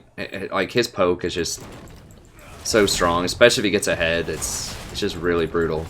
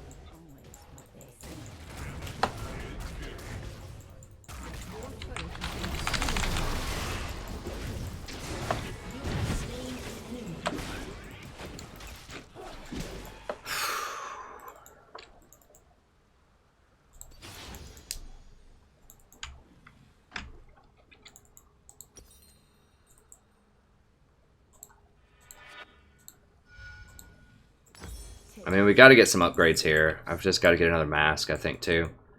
Oh, get down here, get down here. Give me that mask. If you're behind, it can be really difficult to complete Leandre's. So you have to sit there and wait. Like, the 850 for the Blasting Wand is a big deal. I could have bought Blasting 1 there, I guess. And then you have to wait another 750 before you complete the Leandries. So sometimes, especially if you're behind, you need more ward coverage because the map's just really far open. So having that 4th ward can be a big deal.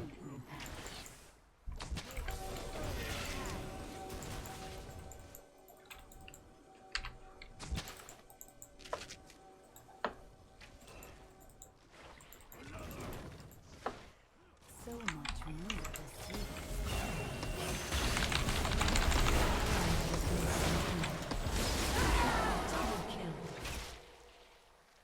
Dang it. I just didn't have my ultimate. Or he would have died. I didn't know that Aurelion Sol was going to kill him that fast. I thought GP was really strong. For real. He gets out of that, huh? Hecarim could have chased him down. He just let him go because he thought he was going to kill him.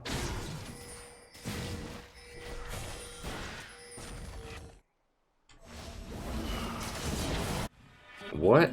Okay, well, I guess he got the kill.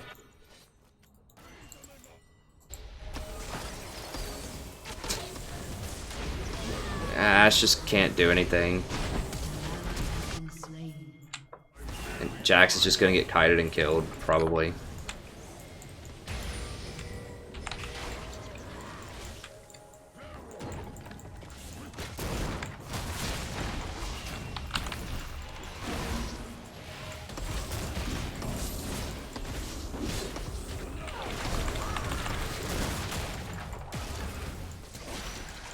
Please, can someone kill him? Wait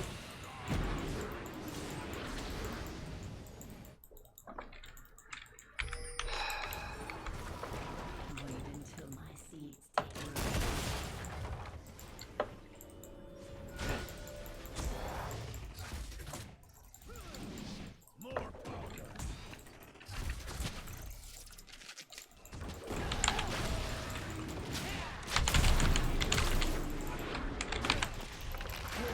And Leona's gonna get me, probably, but at least she's gonna have to go into a barrel to do it. Maybe?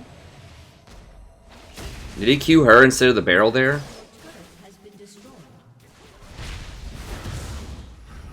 I don't know. It feels like this is so hard to try to win this game.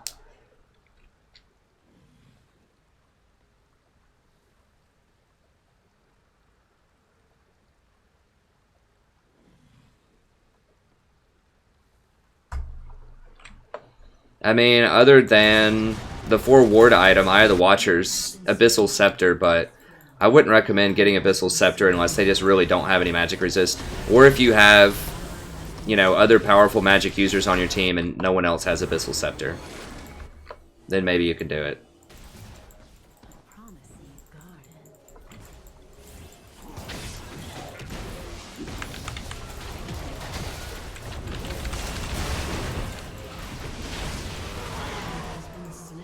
Jax just doesn't do anything. Like, he goes in and stuns 2 people and that's it.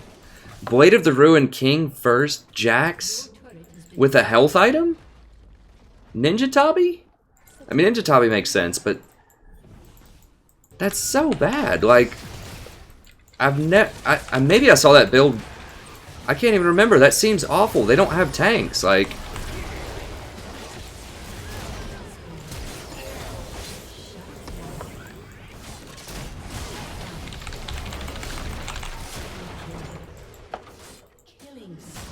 God, that's so bad. I mean, maybe, like, I don't know, like, I don't even know what to say. Like, it's Trinity Force Jax. Forever and always. It's been Trinity Force Jax for 6 years. Trinity Force Jax.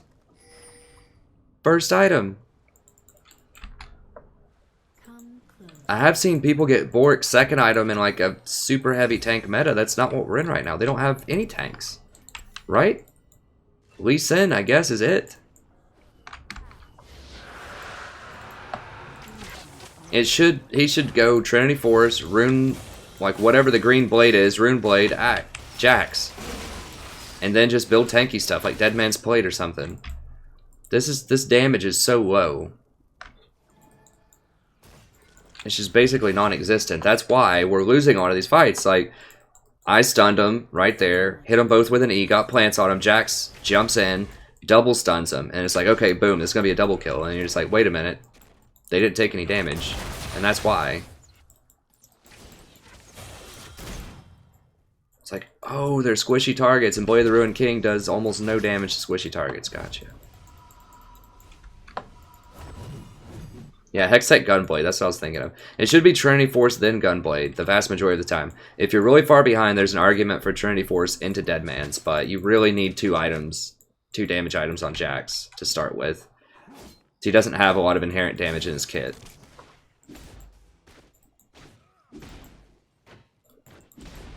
Come closer.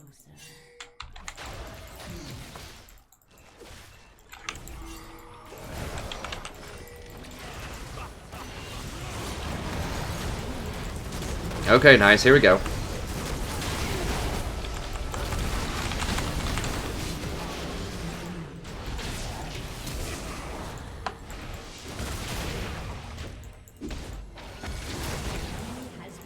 There we go. Okay, I mean, Blade is good at taking Baron. Does he have Smite? He does have Smite. Dude, get Baron.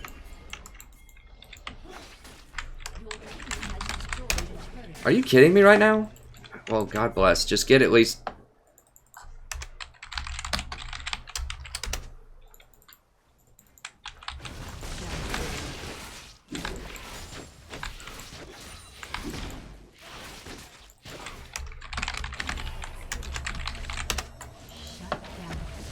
I think we could have done it. I don't know. I mean, maybe it's a little too ambitious, but... I mean, I get that Ashe doesn't do any damage. I need to go ward it. Such a busy world. They're probably gonna consider doing it.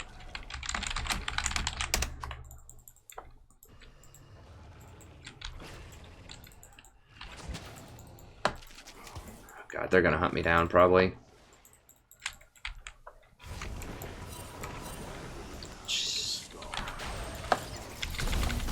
Shit, I'm probably dead. Yeah. How did that not hit him? It looked like it went right through him. Dude, guys, get out. I'm dead. Gangplank's not there, just...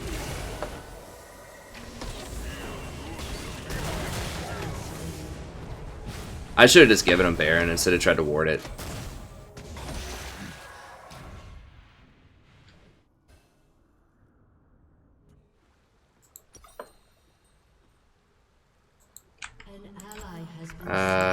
Yeah, I just need to go Void Staff next.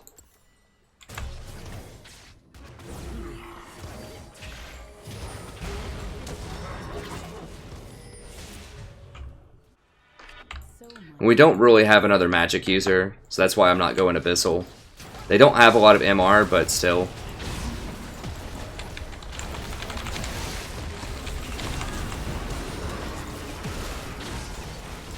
Okay, triple knock up. What do we have? Can we do anything?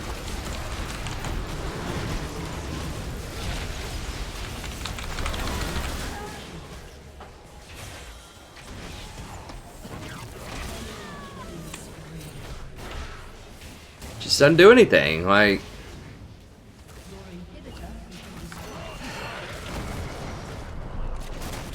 we really need GP there. Okay, there we go. There we go, GP. Oh god. What was that stun that just happened? Did they both get caught in a Leona ult or something?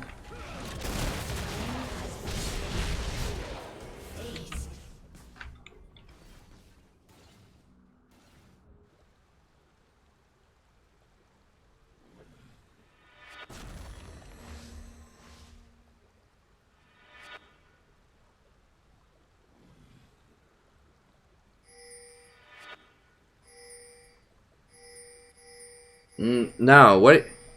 Hold on, what are you talking about? Like, with Malzahar, you're saying if you don't get any more Voidlings if you put an E on somebody.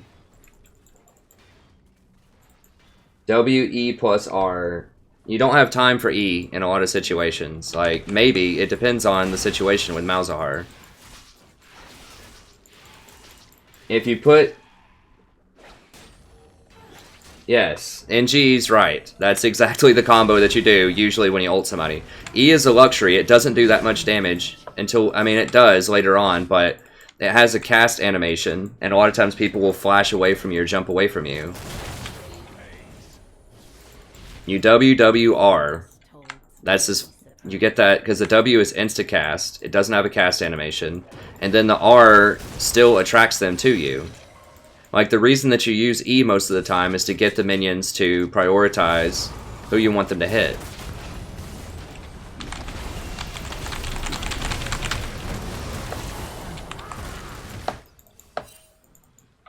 Your turret has been destroyed. I thought I cast it, but I guess I didn't. I just need to use it and run.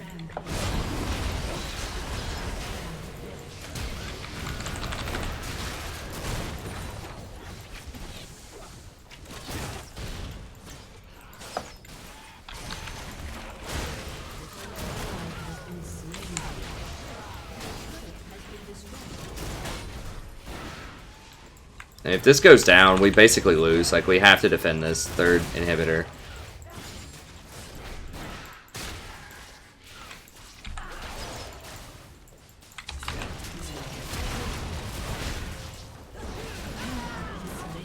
GP, please, buddy. Like...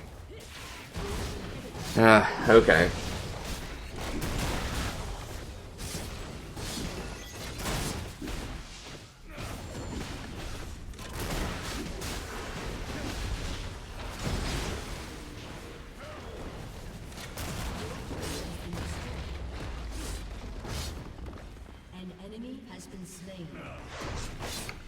Leona's not the reason they want... I mean, Leona looks good in these types of situations when she's really far ahead.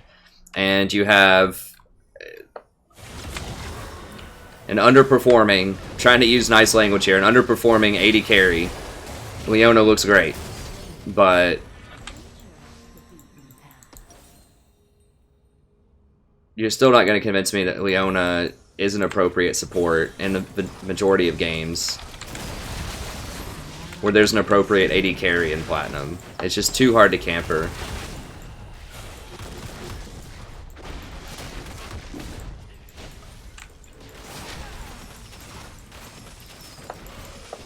I mean, we probably could have lost to a Teemo support bottom, honestly.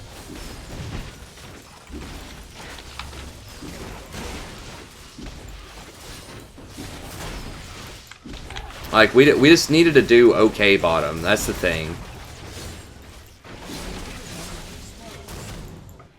If we just did, like, okay bottom, and Jax built, like, an actual item that matters, top lane, even though he fed, then we could have had this. I mean, we could still technically win it. It's not like it's over. If we get these inhibitors back, we're starting to get to the point. I mean, Hecarim's really powerful right now. Ashe eventually might hit an arrow. Jax might eventually buy Trinity Force, like the signature item for him. GP is already strong, and he's been strong for a very long time. I can finally melt people if we position well. So they're going to get Baron, but we do get at least one inhibitor back. We're about to get this one back. Dude, don't. No, don't, not like this.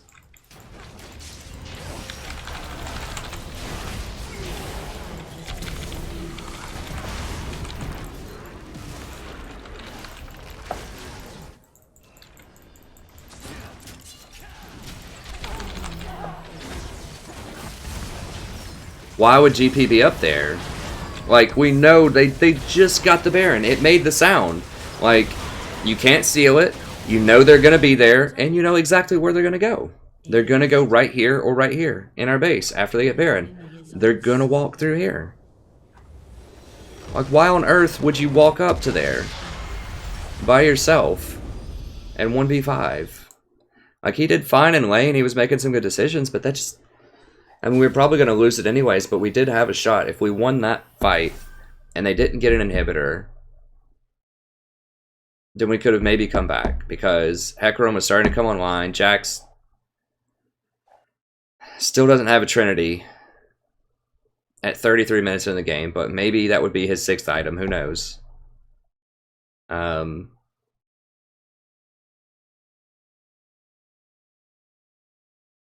I don't know. There's just not a lot to it.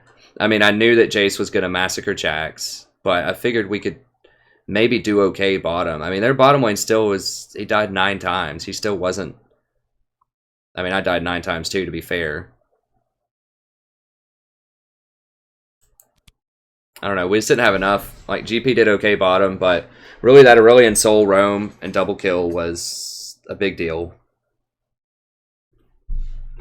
We should have just left.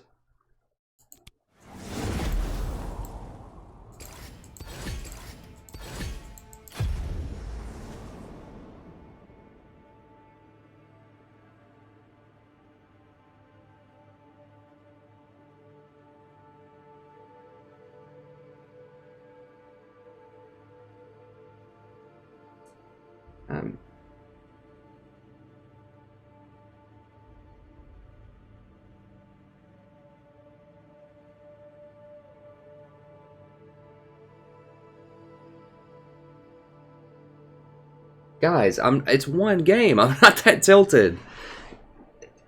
Just let you in a little secret. If someone says you're tilted, it makes you more tilted. You know what I'm saying?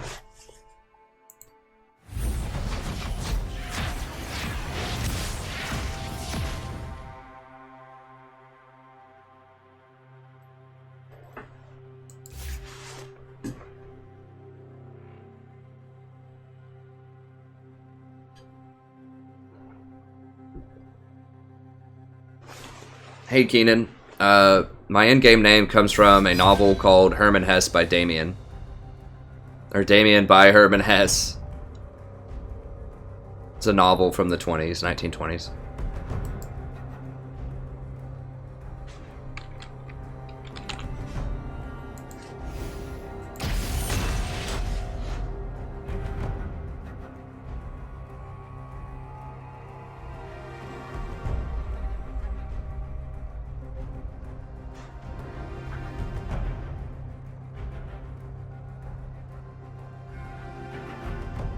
I don't know, William. The world may never know what that Jax is doing. Maybe he got some kind of MOBA fire guide. Who knows?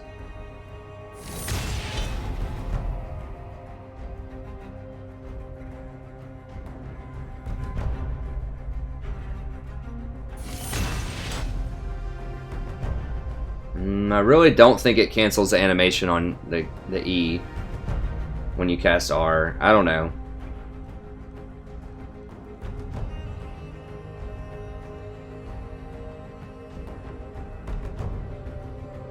Yeah, I think you're right, Hugo.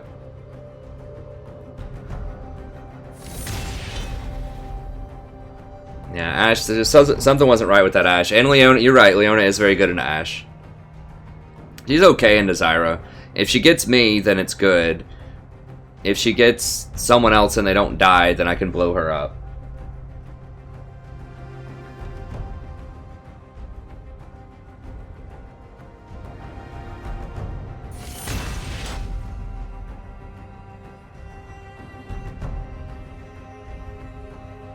I mean, Malzahar is okay, man. There's a lot of problems with Malzahar right now, I think.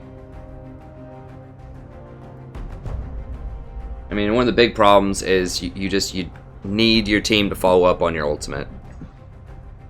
So I like Malzahar. I mean, I still play him occasionally, but...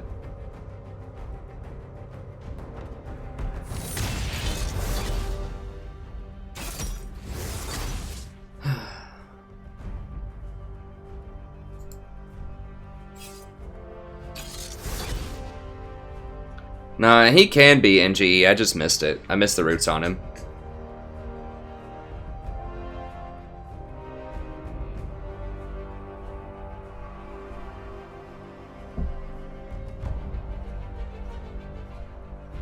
Yeah, I saw that, EJ. I think that's really good. They need to do that. They're doing a lot to Rengar. Okay, so we're gonna have 2 AP damage sources.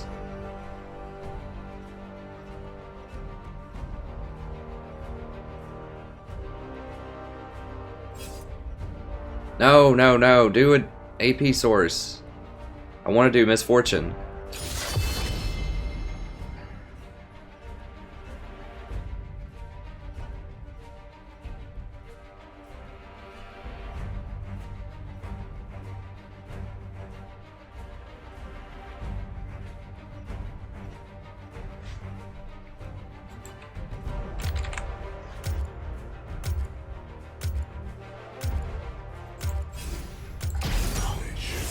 Alright, we'll do Vel'Koz then.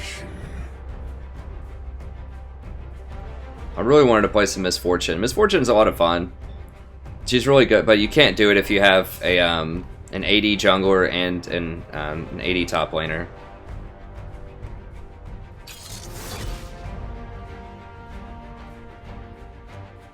I might actually do Boots of Swiftness here. I do want the Sork boots, but I need to stay away from these two.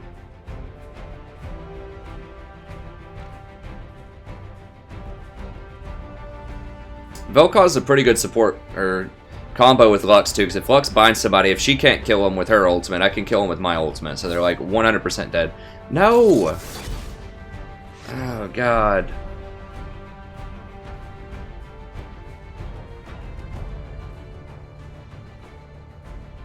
That just seems really bad in Veigar.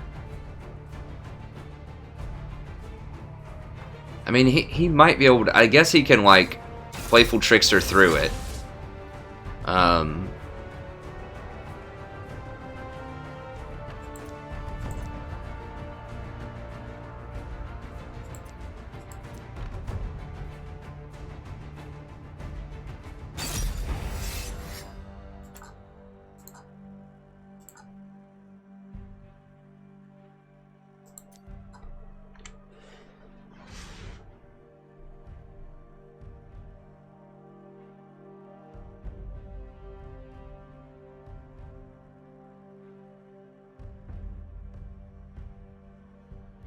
Veigar is okay, but he's just too close range, I think, for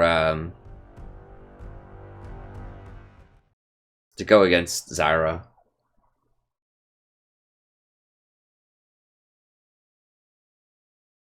Well, I want to put my money on Fizz too. Like, I want him to win. Fizz is just notoriously one of the worst laning champions in the game. But, like, if he gets out of lane, he can do okay. He can be powerful if he gets out of lane.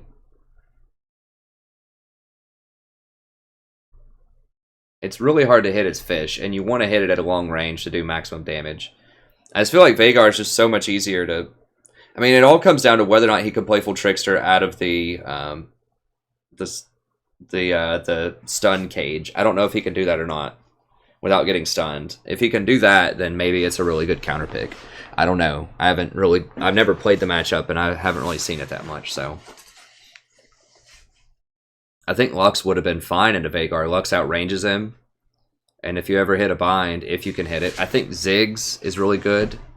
Ziggs is still really, really good. I don't know why more people don't play him.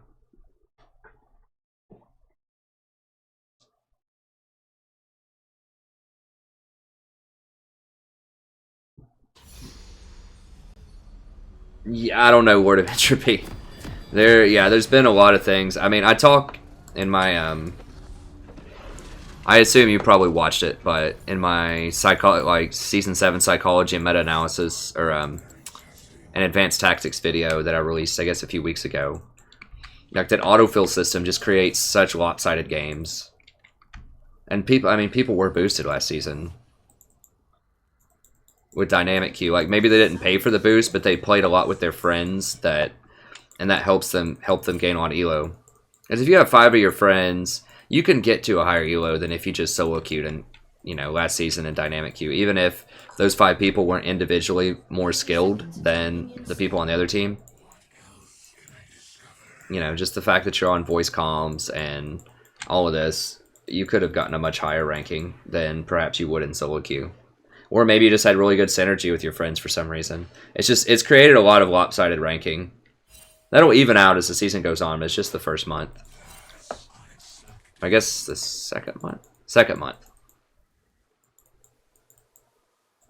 of the season proper. I don't know, but a lot of it's autofill. Is sometimes you roll the dice how many people get autofilled on your team.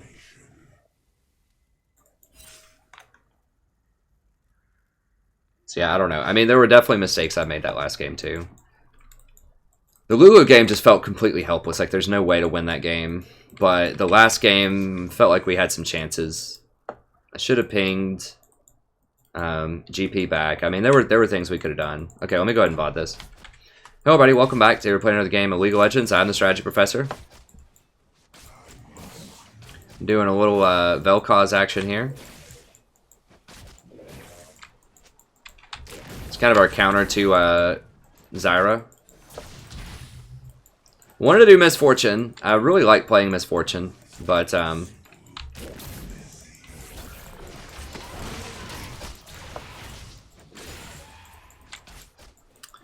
we have an AD jungler and an AD top laner, which means we need more AP. Who's their jungler? Sejuani, huh? Why did he start blue? I don't...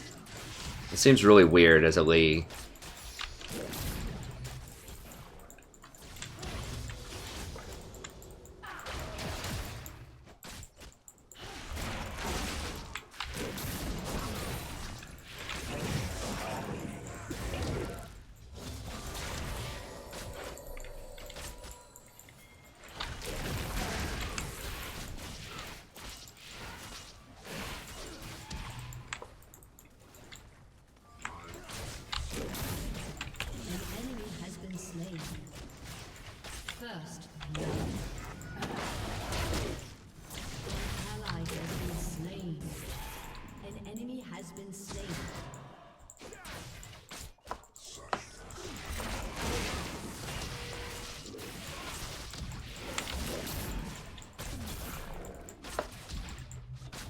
Okay, we're doing pretty well in the other lanes. So I like Vel'Koz into Zyra because he outranges her pretty heavily.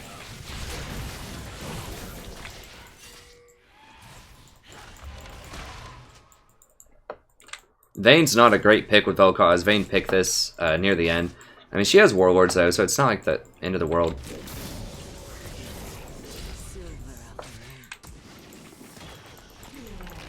I'm just going to go for Q for more poke pressure. I don't think we're going to be all-ending them anytime soon.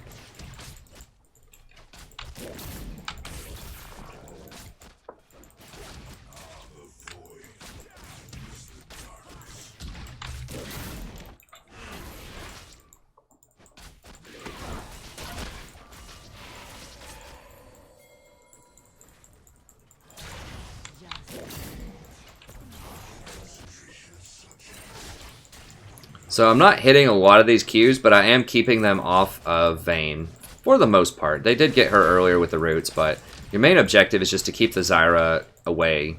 Just keep her running around, like not near you.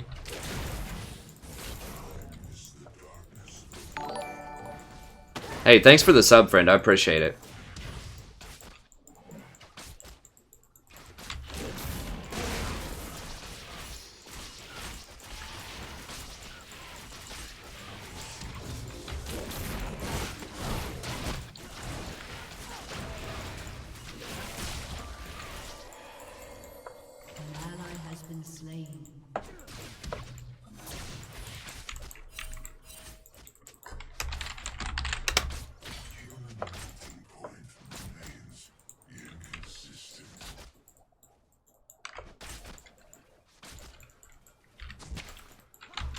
Okay, Zyra backed, I guess. I don't know. So we get some free farm here.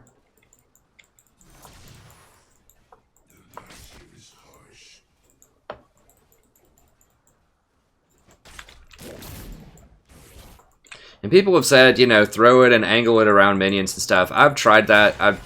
I think throwing it straight at them is the best, because then if they juke either left or right, you can press your Q and it will hit them early if they try to step in front. So I think you have a lot more control over hitting them. Now, obviously, I'm not an expert with Vel'Koz. I played like 10 games with him, but... Who's coming? I saw Garen topside.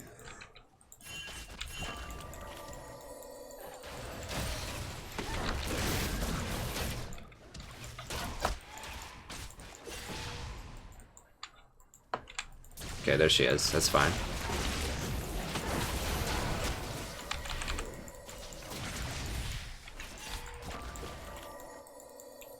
Need to go ward this. Yeah, there she is.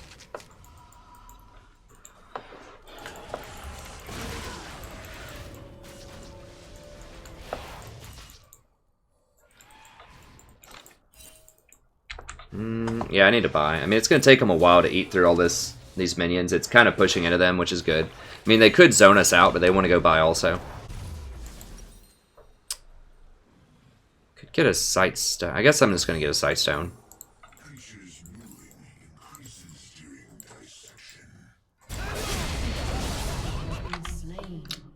Oh, Yasuo feeding top. Oh, I thought that was me for a second. I play Zyra so much. I'm like, what? Why am I there? Thought I teleported.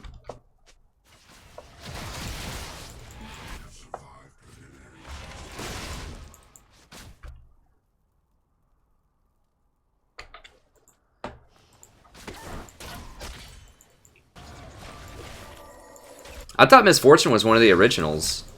Maybe she wasn't. I started in the spring of season 1.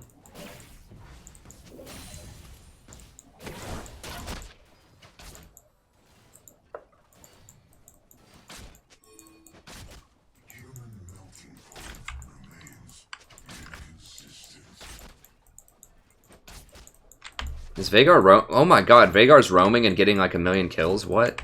Moby Boots, Negatron Cloak, Veigar. Okay. Well, we need to get a Void Staff pretty early for that garbage then. We're not going to be able to get close enough to trigger the true damage on him probably. Maybe.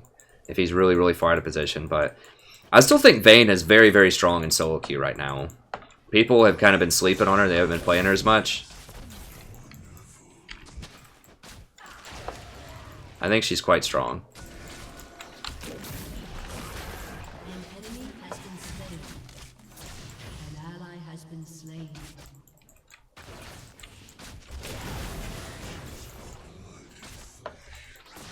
What's my pink word now?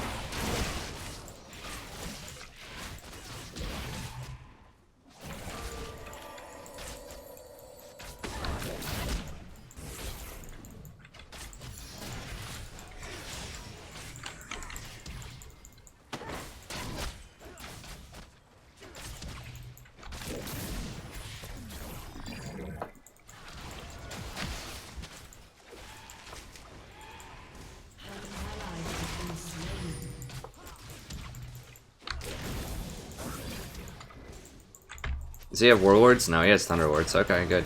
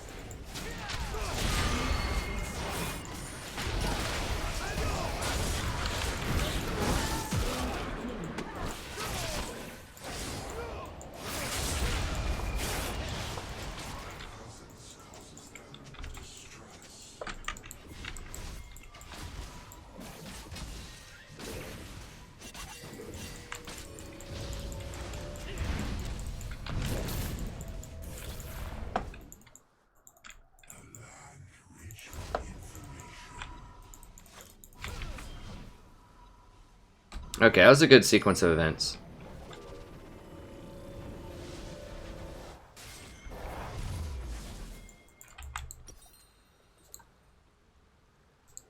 It's 1100, ew. Alright. Alright, grab that, this, couple of these, and we're good.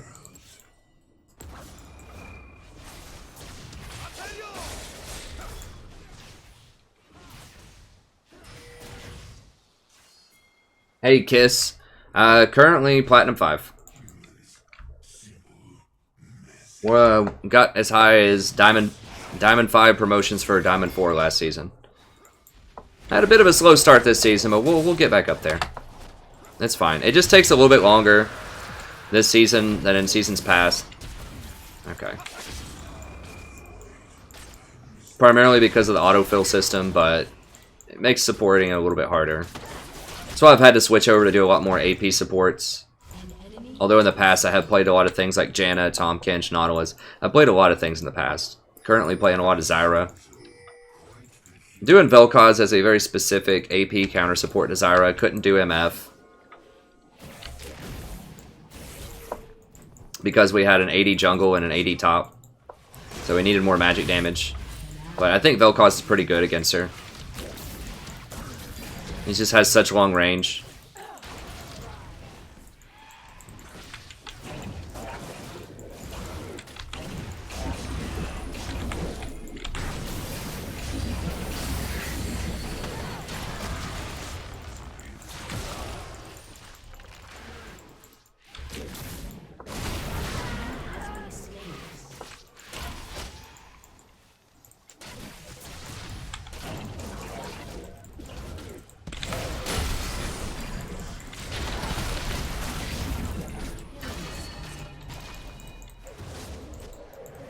Veigar could be coming up. We gotta be a little careful here. Yeah, there he is.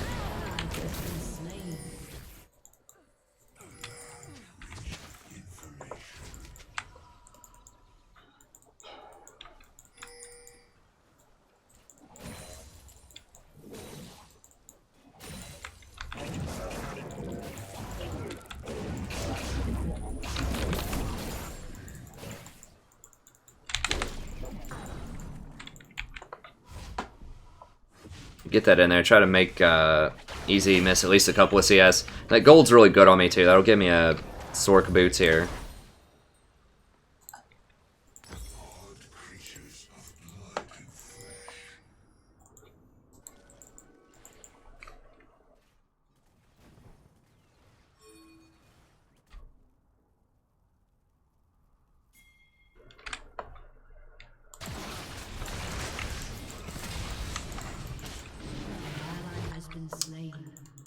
Yeah, I mean, we're doing pretty well bottom, but other lanes are kind of having a hard time.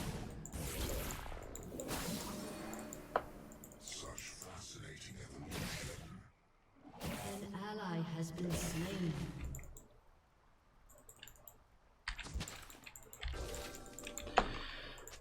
Yasuo's feeding top. Have we ever heard that phrase before? Have you ever experienced that in your games before? I wish Riot would just make it unequivocally clear that people shouldn't play Yasuo. Like, just nerf him completely into the ground, so there's just no way anyone would ever want to play him. Like, they nerfed him to where he's already basically not viable, but people still haven't caught on yet. I mean, unless you're like a pro Yasuo player.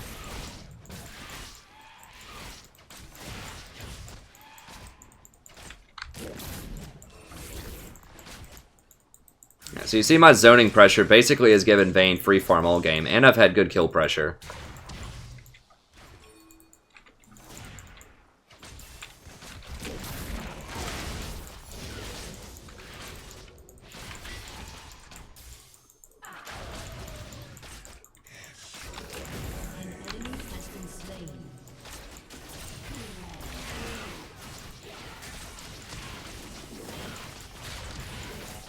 Oh, I should not have taken those shots. I thought I could kill it in 2 shots, but it takes 3 to kill his plants. So that was bad. I should have just left that plant alone.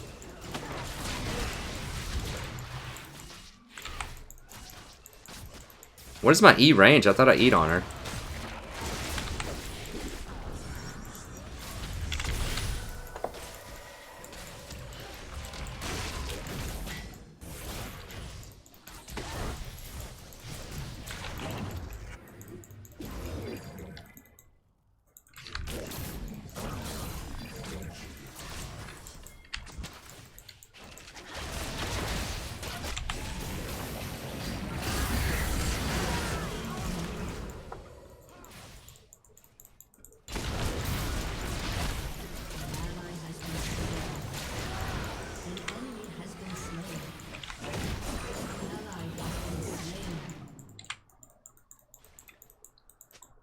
That kind of threw me off a little bit. I would have gone more aggressive there, but when it said an enemy has, or an ally has been slain or whatever, I thought that was Vayne. I thought Vayne died right there. But it was just Yasuo dying in top.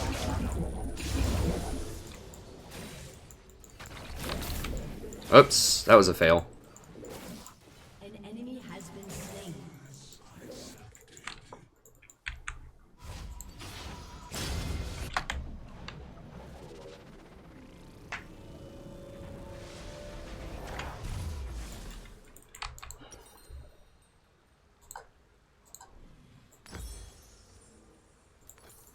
My presence causes them distress.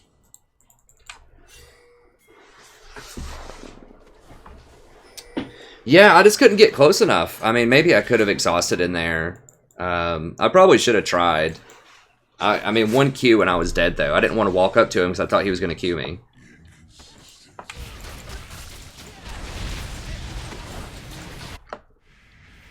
Really? They don't get him here? Okay, they got him.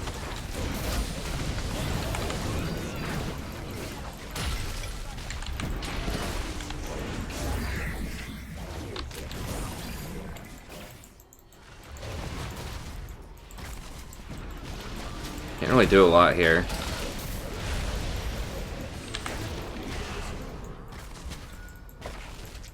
Your team has destroyed a turret.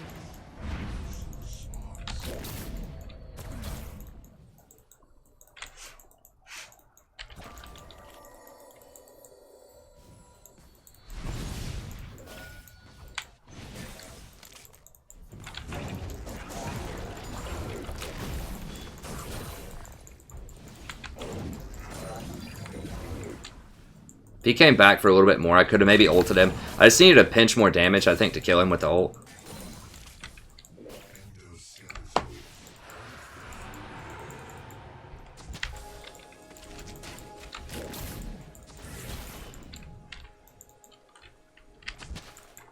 Dang, I was hoping maybe I could catch one of them at the end and kill him with my R. I could have maybe killed the Veigar. Like, the problem is he could cage and kill me pretty easily.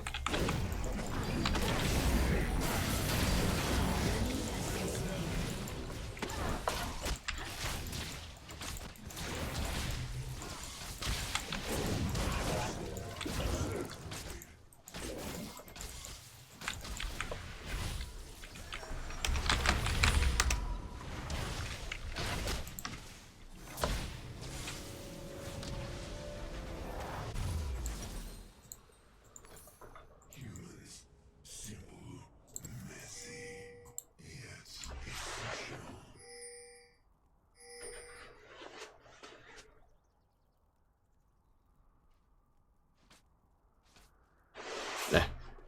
Snow cones are pretty good. Has been slain. Yeah, I'm not really seeing that Fizz matchup. Well, he is just murdering him, like absolutely crushing him in CS, but Veigar has a lot of kills.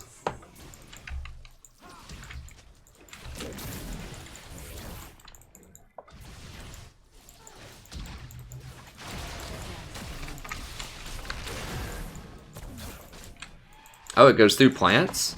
Looks like it just went right through that plant.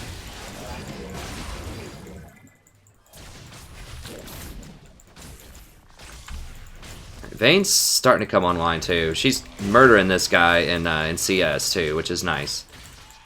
Yeah, it's not worth it to go kill those plants. They just do too much damage.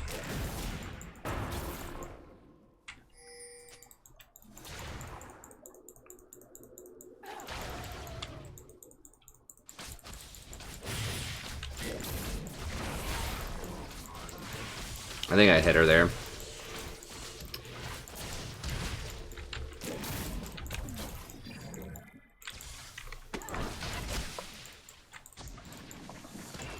Need to go put some more wards. I just can't really ward that much more.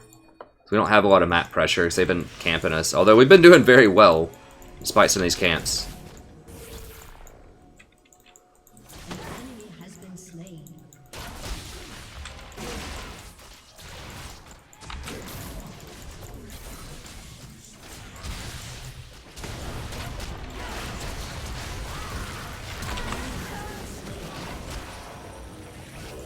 I wasn't sure if she was going to get it or not, so I just went for it.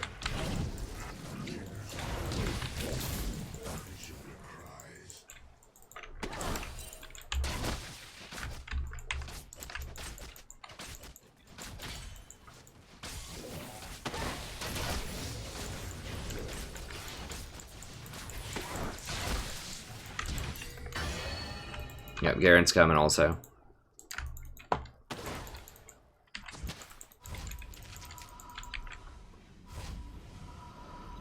I do need to be like trying to drop more pink words, but I just can't walk up to that bush when Garen's missing. Like we've been under, yeah, he's right there.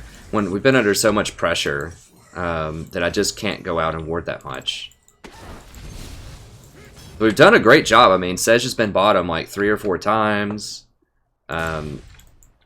I mean, we've done an amazing job navigating this lane, despite how much we've been getting camped. But that just means I can't get up good wards, which is unfortunate.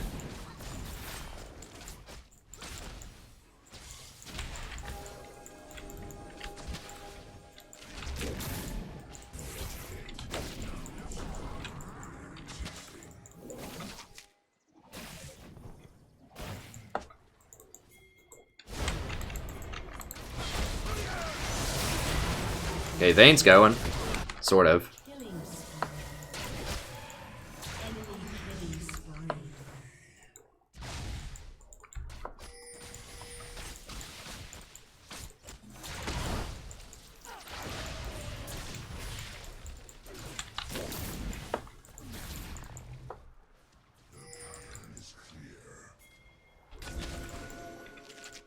Oh, pink wards, I actually saw this the other game. Pink wards can actually see the entire distance of a bush now.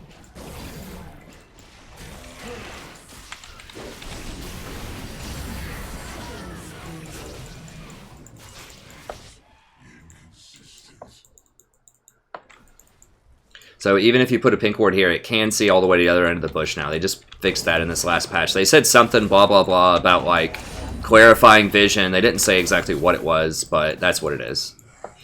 As I speculated about that in my patch notes video, does this mean that pink wards actually have more vision? Answer is yes. So if you put a pink ward here, it can now see all the way to this bush.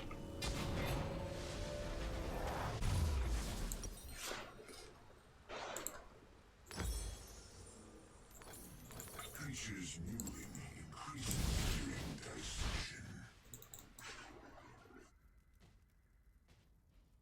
Time to stack that Warmog. Zyra, please. Yeah, I mean, you can bait people with pink wards. I talk about that in my Psychology and Advanced Tactics video, is people go for those pinks.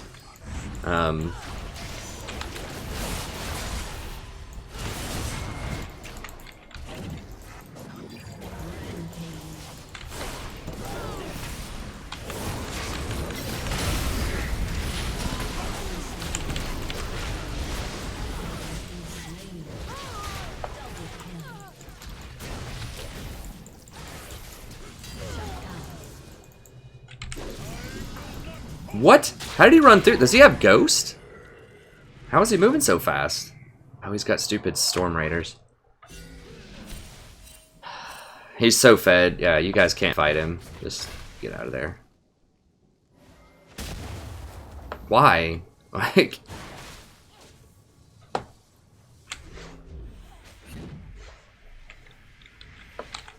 Who's the TP? Veigar? Veigar TP with mobility boots. It's interesting. Alright. Sell one of those.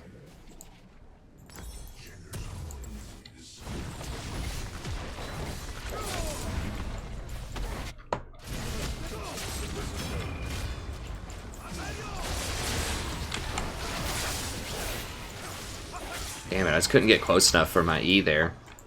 Unfortunately.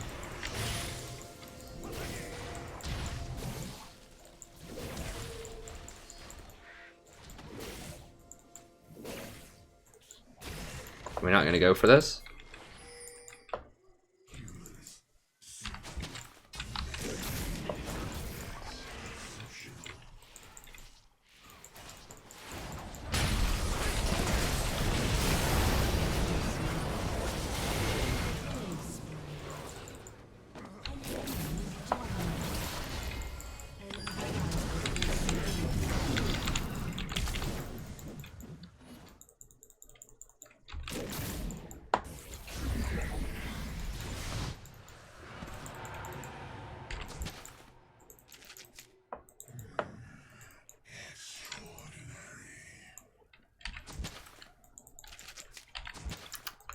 Well, it feels like we shouldn't be losing this game that hard, but we are. Because we just completely shattered bottom lane. We did so well down there, but it's just not going to... God bless. How did he even get there? Did she run, like... Did she run on wards? I didn't see her. She came from, like, this angle. How do you even get there? I know this is not warded. Because I just swept this. That's so dumb. Why is she there? Alright. An enemy is godlike.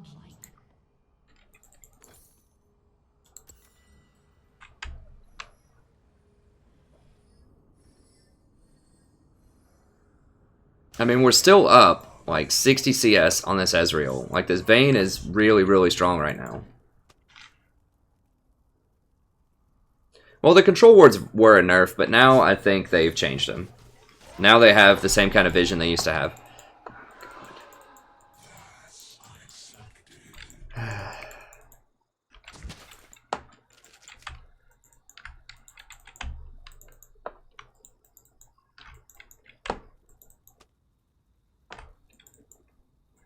I'm pretty sure weren't Kha'Zix and Rengar both open this game? Just don't ever play Lee Sin. Like, we just have so many champions. You should not play Lee Sin, you should not play Yasuo, and you should not play Fizz. And solo queue.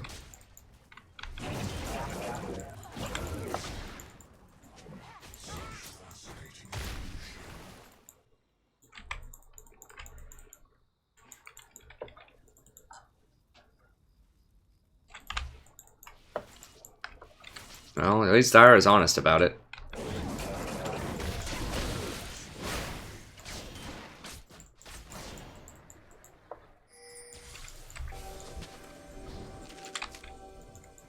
Oh, she's running my Krabby wards, huh?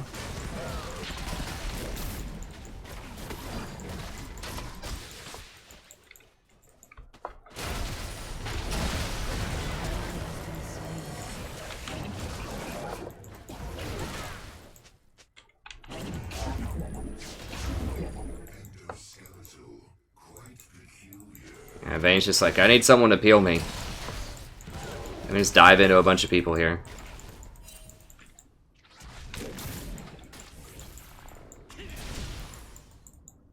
It also looked like he was dead. I don't know what... Oh, they're all just going over here. I don't know what we're supposed to do about this. Like, that Garen's so fed right now.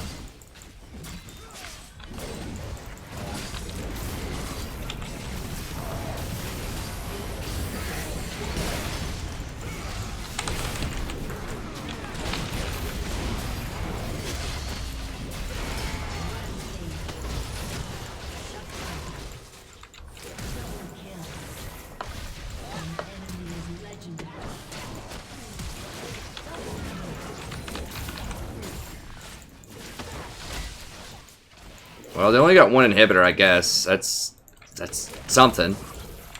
It's kind of a win.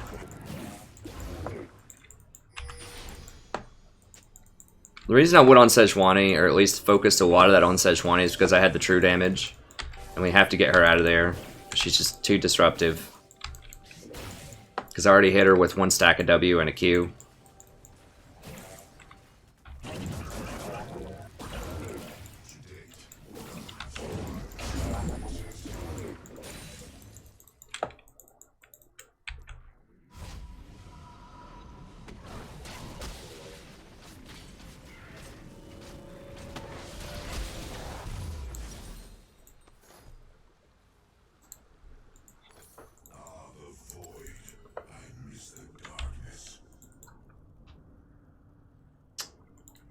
Garen's a big problem.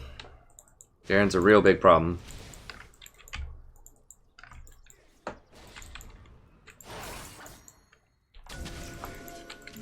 I don't understand, like, is Yasuo still over a 50% win rate? I just don't understand how that's possible.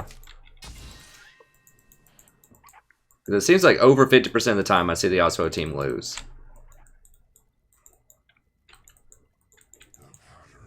I'm not sure if I can kill this Veigar straight up. Maybe.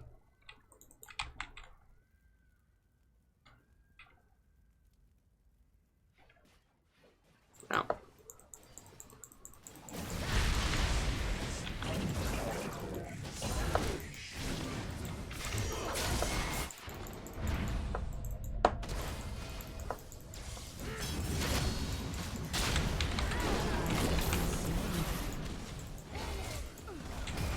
God, dude, this Vayne, I swear to God.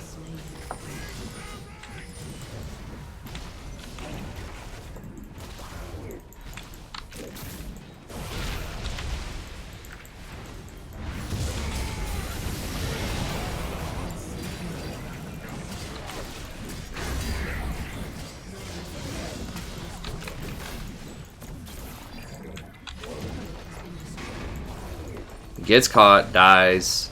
Team, where are you?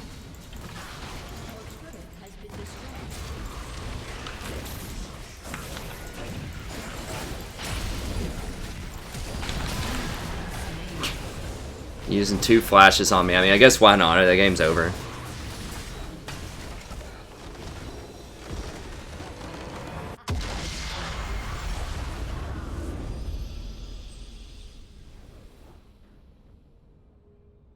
It is good when he's on the enemy team, but I just wonder, what, like, how does he actually win games? That's the thing. It's like, why is his win rate not like 42% or something?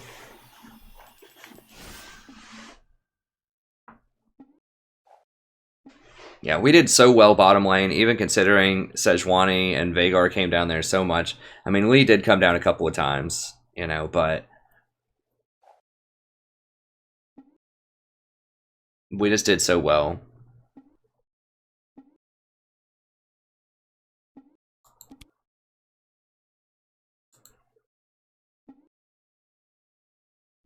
I did the most damage to champions by a lot. It's pretty bad. I mean, because we had champions that did damage, you know, like we had Fizz, who had a lot of kills. Vayne had a lot of kills and damage, but I ended up doing the most damage almost in the whole game to champions.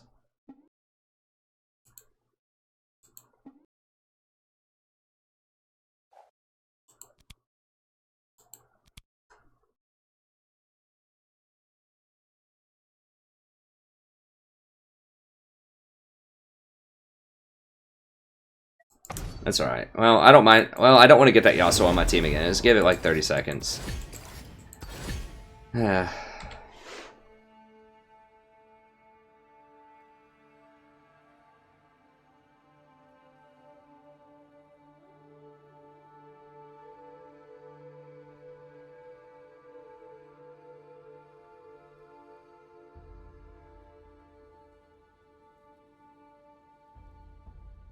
I mean, damage doesn't mean that much, but like, you know. Oh, unless you're saying someone on in the chat said that, I don't know. I mean, sometimes it doesn't matter. Like, you know, Lulu and Janna can be very powerful and deal virtually no damage. But I don't know. It's whatever. I mean, we had 3 champions that you don't want to see on your team, basically. You definitely don't want to see Yasuo. You probably don't want to see Lee Sin. You probably don't want to see Fizz. We did pretty well bottom lane.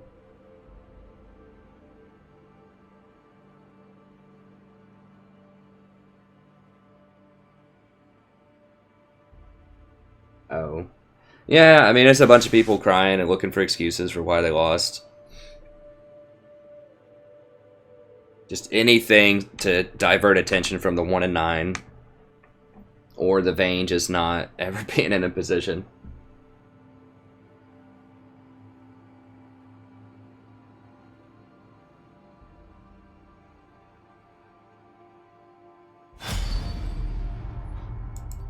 I do like Vel'Koz as a support, though. It feels pretty good. He's got a lot of poke.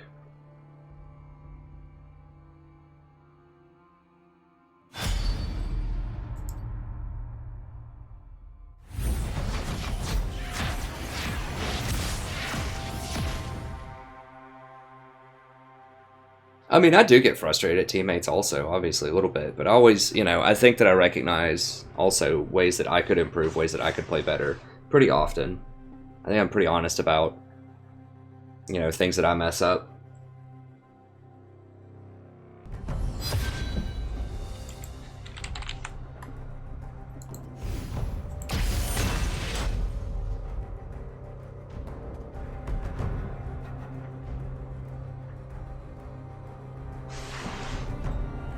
Hi.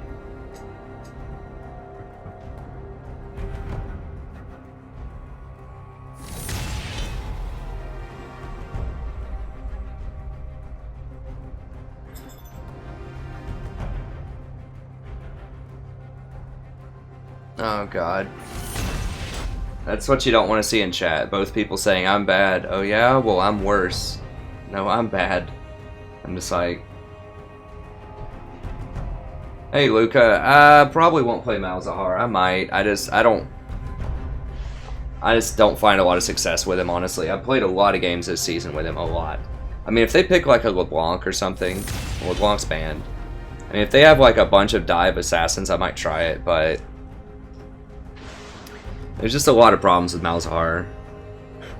He can't really kill people early if they know about the minions, and a lot of people are used to that by now. They know to run away with the minions. His level 6 is good if you have a team that can follow up and actually kill somebody. But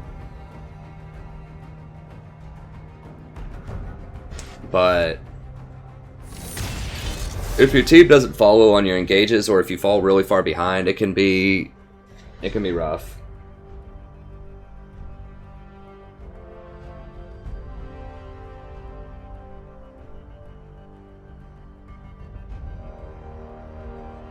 Rengar has to go. I mean, if they get Hecarim or Kha'Zix, it's really bad, but Rengar is just super bad if he's good. Even if he's not good.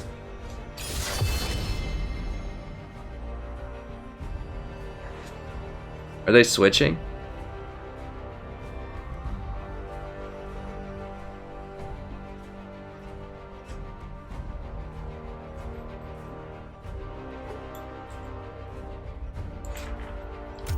Sadie, honey. I'll try Malzahar. I'll try him. We'll switch it up. Into Yasuo. He's pretty good into Yasuo. He's not great against Ezreal. He's pretty good into Yasuo, and he's good with Kha'Zix. I just have to be a lot more patient with him, I think. He's good against Echo.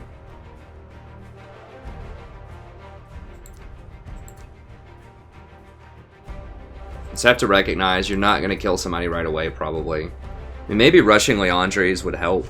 Like, one problem with Malzahar too is his itemization is a little off.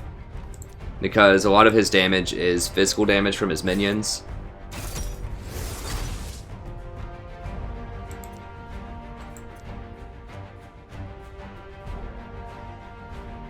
Yeah, a lot of his damage is physical damage from minions, which means that magic penetration is not nearly as good on him. What is going on? Oh, it's a top lane.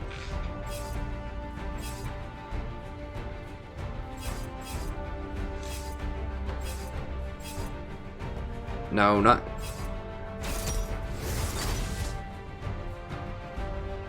I mean, Orion is okay, I guess. So I can roam middle and get kills. But yeah, the problem is, like, the penetration is a lot trickier. Like, if his minions did all magic damage, he'd be so much better. So much better. Then Void Staff would be really good on him. But as it stands, like, if you get something like Void Staff, or even Leandres, then it's not nearly as good as it is on someone like Zyra.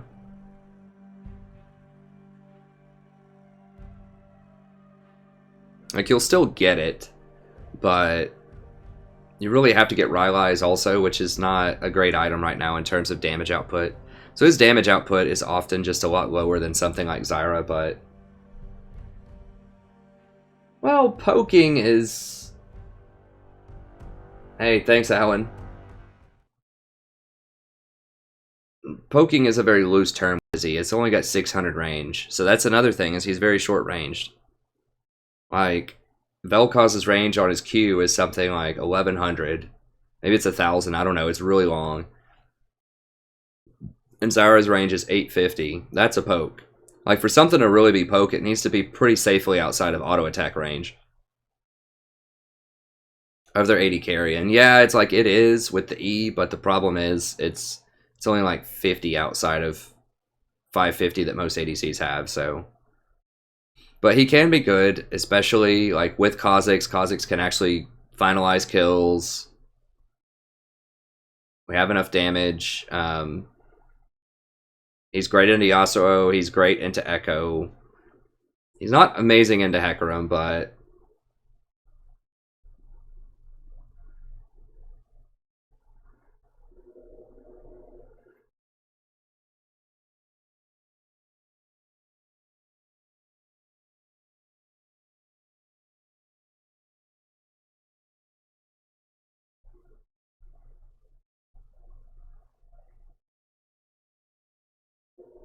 But we've got the cat here, so that's good.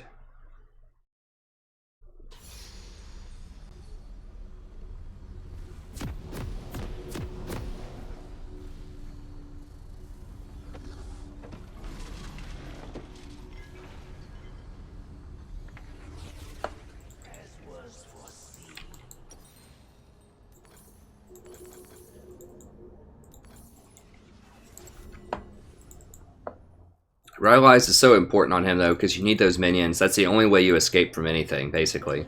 Is you drop minions and they hit people and they slow them. So you really, really need Revitalize on him.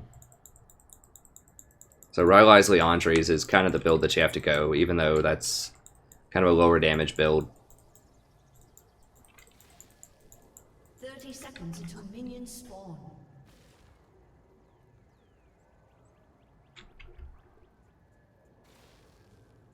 Yeah, I'm not excited about Malphite, but it's okay, I guess. I mean, Malphite's part of the Bronze Odia. Like, a more appropriate champion for this elo would be Poppy or Maokai or Nautilus. Those three if you want a tank top. Minions have spawned.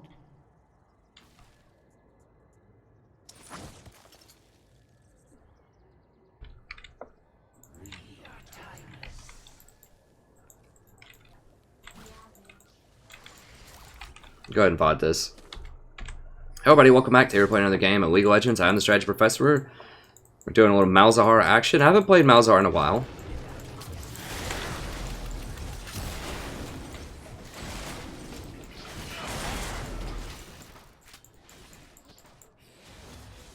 Okay, good. I took a break on him. He's my most played champion of the season still from earlier on. I cranked him a lot a couple of weeks before people kind of caught on to him, but he has a lot of problems with different things in the meta, and I just need to be more patient on him also.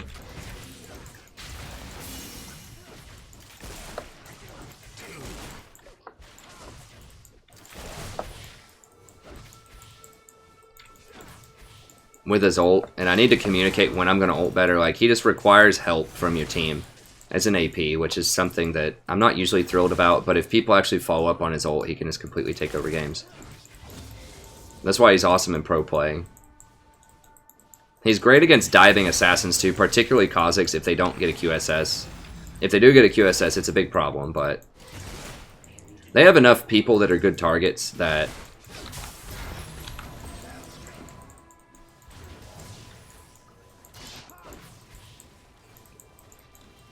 yeah, I need to keep wards in this bush. That's another thing, is you really have to have wards in bushes a lot of times.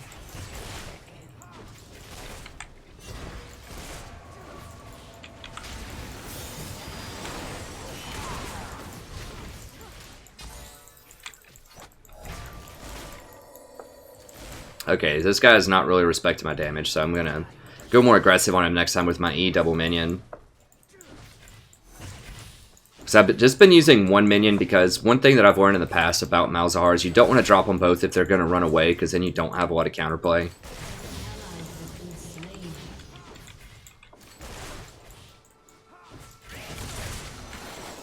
Should always go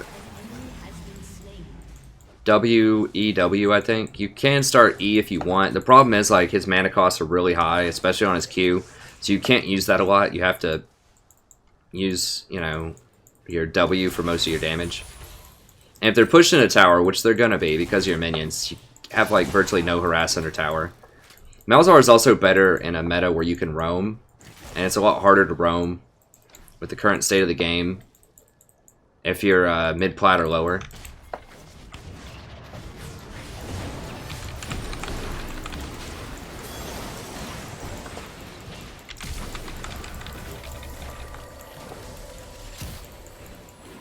Oof, those minions still almost got him.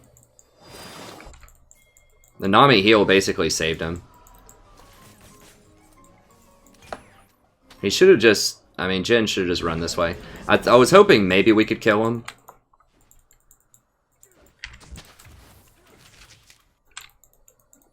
It is pushing out. There's not a great buy right here for me, but I could get an Amp Tome, I guess, for a little more damage.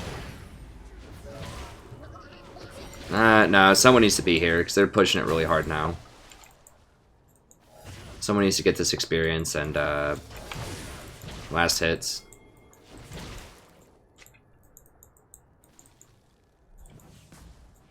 Dude, don't even start with me.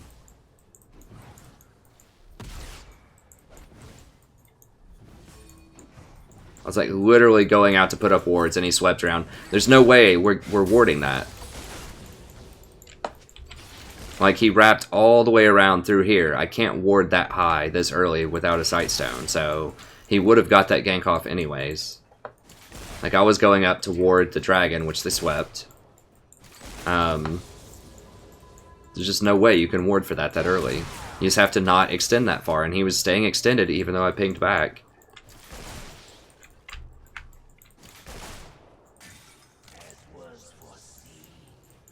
People just don't understand how warding works most of the time. And like what you can and can't do as a support with a ward.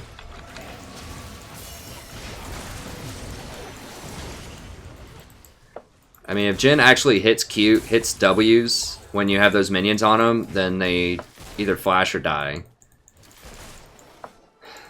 But he's not.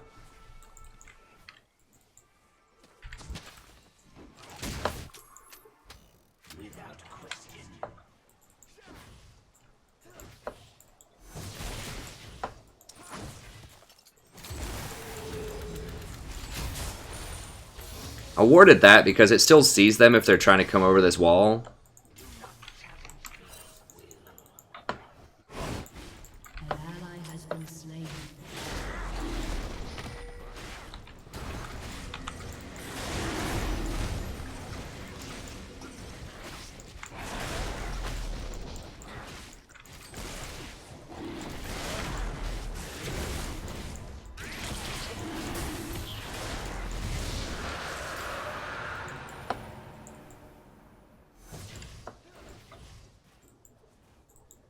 That's one thing you can do if you push in like that, though. You can go get dragons, you can get deeper wards once they get a Sightstone, so you don't have a lot of kill pressure before level 6 if they run away, but unless Jhin hits W's, which is just not happening in solo queue most of the time.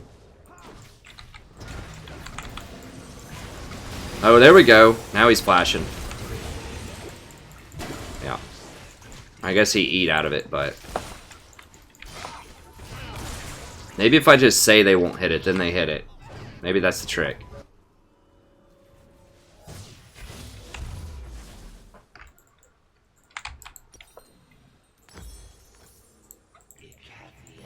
He's getting massacred on CS from when he got ganked by Hecarim and they pushed that huge wave in.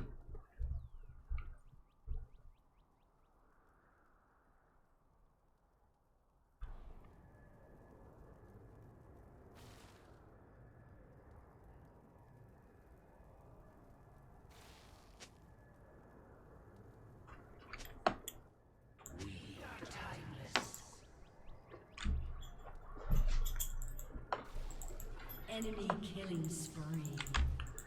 Oh, I forgot they have Hecarim. Oh man, Hecarim's fed. Have you ever heard that before on this stream?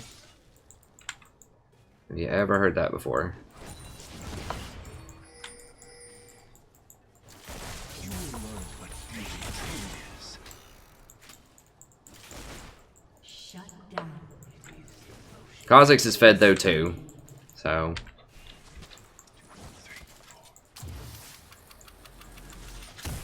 it's funny how that works. The two like overpowered champions that are both junglers are fed in almost every game.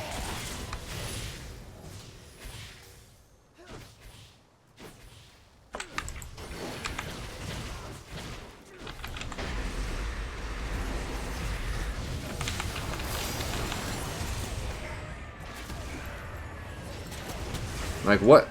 Why wasn't Jhin there? Like, if Jhin was right here, she was dead. This is what I'm talking about. If I was Zyra, she was 100% dead there. But because I'm Malzahar, and Jin's just, like, hanging out in this bush for some reason, she doesn't die.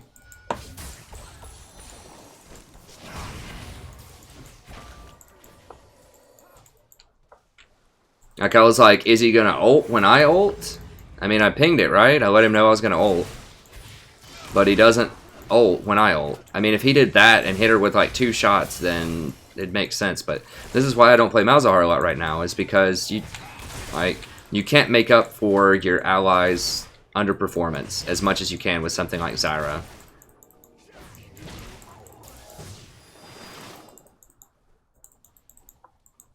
It requires participation. It requires teamwork. It's not what you want. I know it's a team game, but you know, even now in low platinum, it's just you can't count on it. You want to try to support your team, obviously, and help them, but you need some guarantees. You support your team by being reliable and solid in your performance, and it's hard to do that when you're playing a champion. For you to have a solid performance, your allies need to also have a solid performance. At least in a lot of situations. Like in the past, I have won with Janna, but the autofill system has changed a lot of the game. You have to be able to make up for underperformance. Like just doing well, just winning your lane is definitely not enough these days. Oops, let me see that. Okay, good. I have to either wait on my spell shield or I have to go on Nami. I mean, wait, his ult's almost up.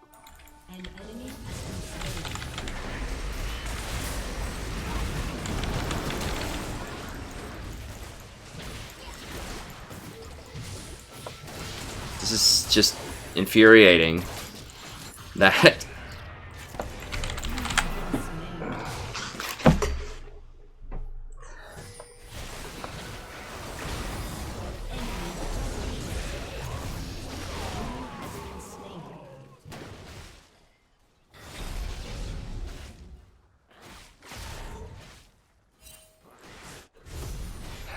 I really wish I was Zyra. They would have died so many times already if I was Zyra instead of Malzahar. It's unspeakably infuriating. They're just walking away with like hardly any health because Jen just doesn't follow up on anything. He just sits there and watches for like did he even get an auto attack on it when I ulted? He maybe like auto attacked like 1 or 2 times, but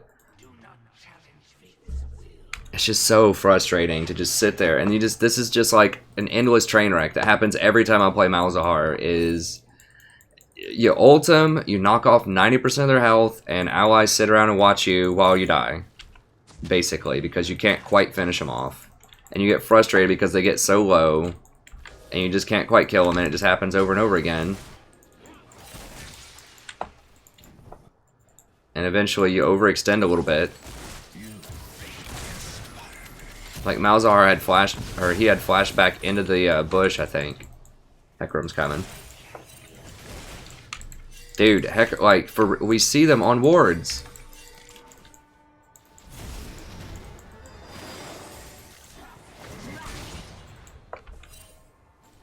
Jin's like asking for wards and he doesn't even use them. Alright.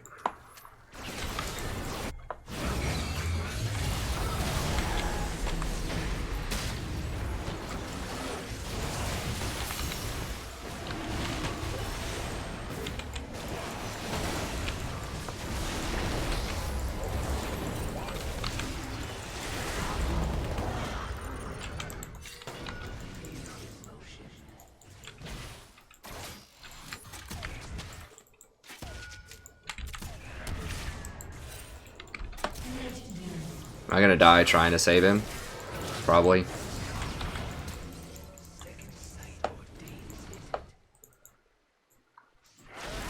Never mind, Kozik's gonna get him. Okay, I'm gonna finish push. Okay, this is already pushed in. I can get this pink, okay. Maybe help Kozik's here. This is gonna be dicey, but I think we can maybe pull it off.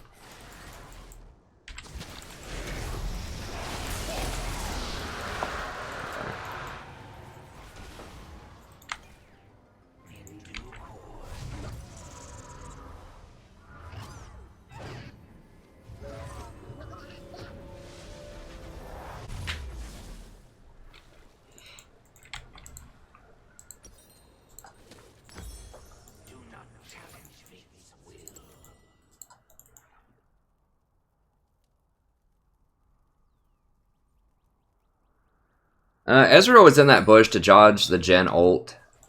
It was clever. If that's the bush you were talking about, William. Hey, Josh. No, I haven't tried Maokai support. I think the mana costs are a bit too high. You'd get bullied out really hard in lane, I imagine. You just don't have any lane pressure. It's just really hard right now. Like, tanks just have a super hard time. Because early game is just so important. And 80 carries just don't really do that much early game. So you've got to... That's why AP supports are so strong right now, is you have to have something that's reliable damage early game. Okay, I'm going to wait on his ult.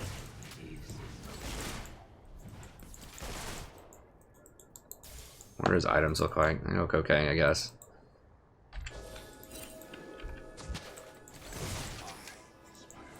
I want to use my pink in our own bush so I can get better control.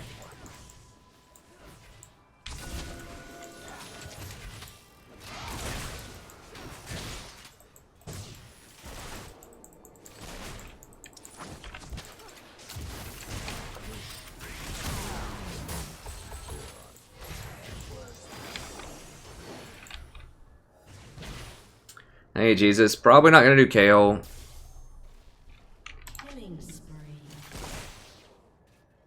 I mean, I like trying these novelty supports, but I'm not in like super high elo right now, but it's high enough to where I still have to play something that's solid.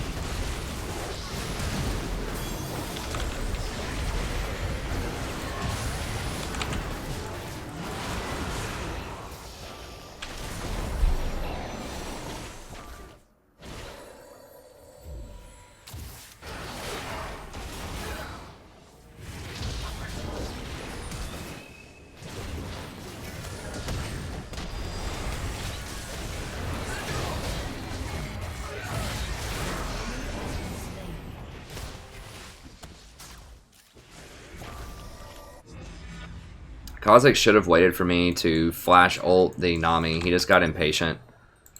This is what happened there is I couldn't get on the Ezreal because there was a wave that was flying in, so I couldn't flash onto that to ult the Ezreal.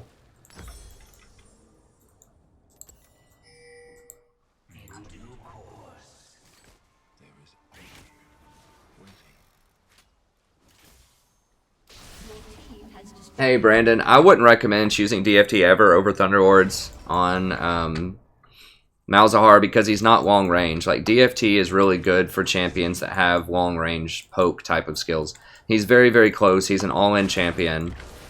And so you're not really going to benefit a lot from DFT. DFT, obviously it's damage over time and you want multiple procs of it. Thunderlords in lane, because of your minions and the way your spells work, gives a much higher burst damage. So you typically run Thunderlords on champions that can burst, and you run DFT on champions that have some kind of poke for support.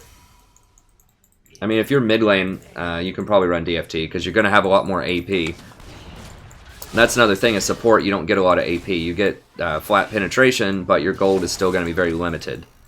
So the scaling on DFT is not going to be nearly as high as it is on someone like a mid laner. Brand.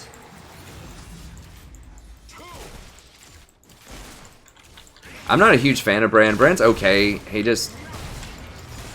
I don't know. It's just harder to hit his Q in lane than it is a Zyra E. Because Zyra's E can go through minions and Brand's Q can't. I mean, Brand's fine, but really he's very close range. I mean, if you can consistently land your W and consistently hit your Q off of your W, then he's got long range. He's got a lot of burst and poke. So if you play Brand a lot and you can do that, like hit over 50% of your Ws and Qs, then he can be good. That's a lot of work. He does have a stun, which is nice, but in order to set up for that stun, usually you have to E to have a guaranteed hit for the fire, and then you have to Q. Which, using that E, I think is 600 range. It might even be less. It might even be like 550 or something range. Oh, God. Wow, he just let me go.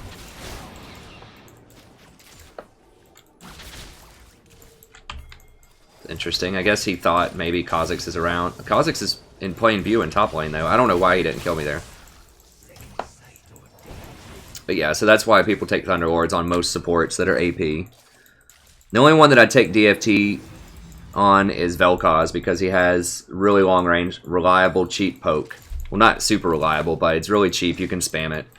There's a high probability that you're going to land it a lot.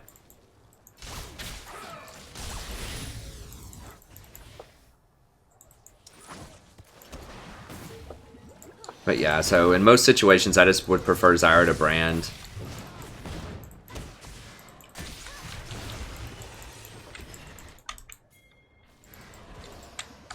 Unless Zyra's banned, and I don't think Brand is that great in a Zyra. He's okay. You really want something very long range against Zyra, so I prefer Misfortune or Vel'Koz. I like Vel'Koz because he has nice consistent poke, very cheap mana cost, excellent range on his ultimate. It's AoE, it does a ton of damage, has excellent single target burst. That's another thing with Brand is he doesn't do a lot one-on-one single target if you catch someone out like in a bush. Now that's where Malzahar shines though. When Malzahar's good is if they have AP assassin type of champions like Echo. Because AP champions almost never build Quicksilver Sash. And you can very easily lock them down because they have to go in close. So he's really good against LeBlanc. He's really good against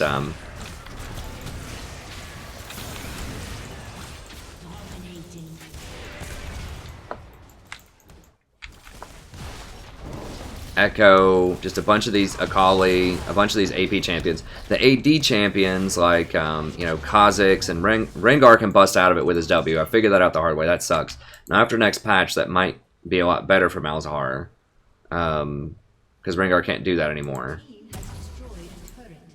if the changes go through as planned.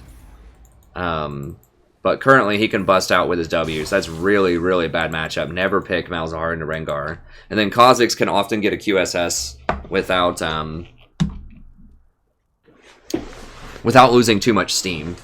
You know, he can get a QSS and eventually turn that into the whatever that 80 item is.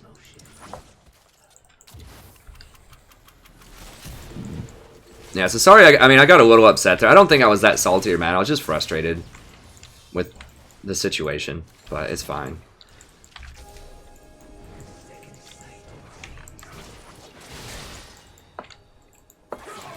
Need to do a QSS check here. Does anyone have... Okay, so no one has QSS. If you play Malzahar, you need to do that constantly. Every couple of minutes, just do a QSS check. Just look specifically to see if people have Quicksilver Sash.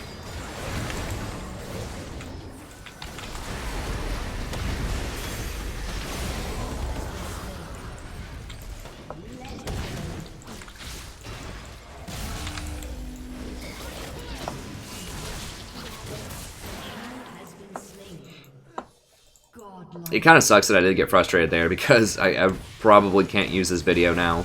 So this is the first video that someone sees of me. Anytime you get frustrated, people don't like that, so you gotta be robotic.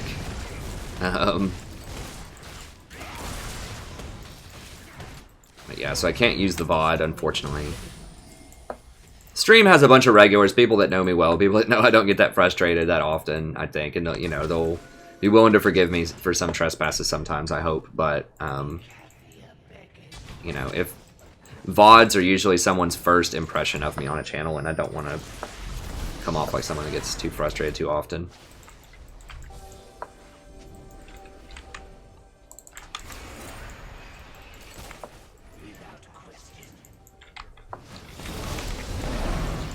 Oh god, that combo.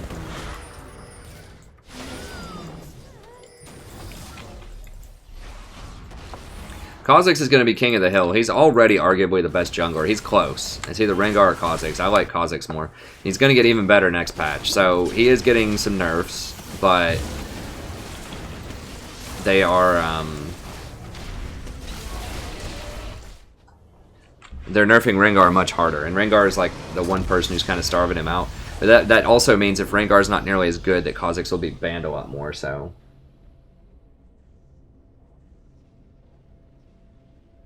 Yeah, video on demand. That's right, Badazawa.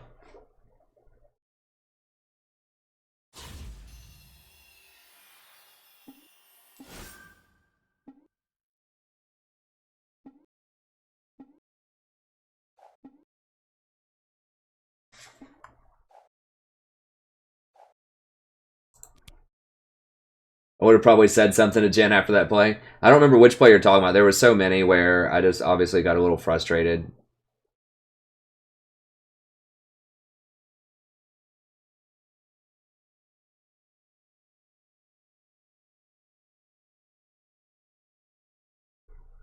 Zillion's okay. I've tried him a couple of times. I don't know. I've seen him do very well.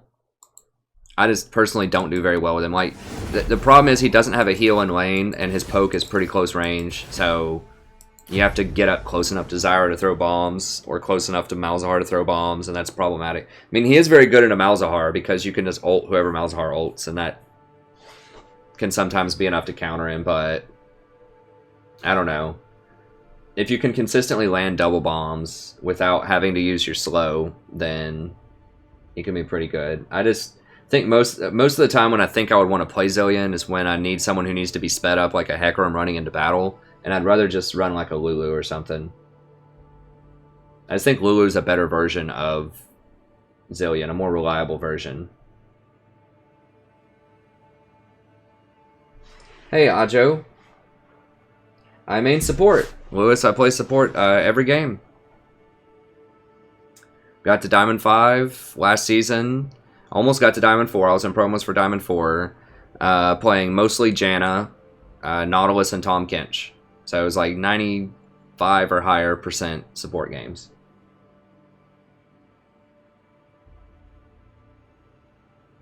Hey, Lewis. Right now it's Zyra. I just play whichever champions are the best.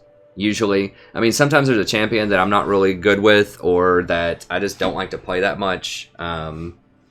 That's top of the meta, but that's pretty rare. Usually I can adapt and play champions that are really good. Like, there's a time when Braum was really good last season, and I've just never really been good with Braum, or figured it out. But for the most part, I just play whatever's good and whatever wins. But right now it's Zyra. So it's AP supports right now for a variety of reasons. Here, I'll show you around the channel here. Let me see where I pick, and I'll show you sort of what all we have to offer here on the channel. Because it's more than just the stream. The stream is great, and I do the stream every night starting at 8:30 Eastern Standard Time, going till about 2 or 3 a.m. But it's really the channel that I think is a great resource for a lot of people. So the theme is to help people become better players. So if I gain a lot of elo, or if I make cool looking plays or whatever, that's all good, but really, it's just about helping people gain elo and building a cool community here. So we have all of the past VODs, all of the past streams are right here. You can access them. Then I have guides, and the guides are really what's great. So if you want to know what I think about various supports and my advice with those supports, check out my tier list. It's 7.2 tier list here on the main page. I'll go ahead and mute it. Now, my guides are pretty long. Usually they're about an hour long, but this one's 2 hours. So this one's kind of really long, but there's a lot of information in there. And I've got great timestamps, so whichever champion you want to know about, you want to know what I think about Zyra, Janna, Nautilus, Lulu, Malzahar, Misfortune, whichever, you can click on it, see it, and then I'll also give you a Google Doc right here that you can click on. And it shows you kind of an overview about what I talk about in the video. So you can review what I've shown you in the video. And I also added in guides for the tier list. So if you want to know, and I describe it in the video, but if you just kind of want to see the quick version of it, click on, I have a Google Doc for the top 10 here. So if you want to know Zyra, here's a quick sort of cheat sheet with Zyra. It tells you matchups, who she's good with, who she's good against, who she's bad with, who she's bad against, the recommended items, the runes that I recommend, and the Thunderlord Mastery. Or whichever mastery I recommend for the champion. And I do that with all of the top 10 champions here. So my tier 1 and tier 2. So this is ranked in order of importance. And then I list a bunch of other ones that I think are very good. Vel'Koz is better than I thought he was when I rated this. He should probably be an A-class champion. He's pretty good. But yeah, so that's just an example guide.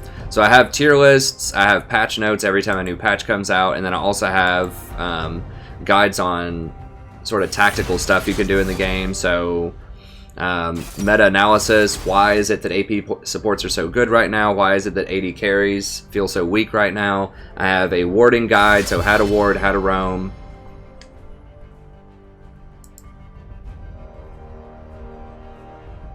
Zyra is up.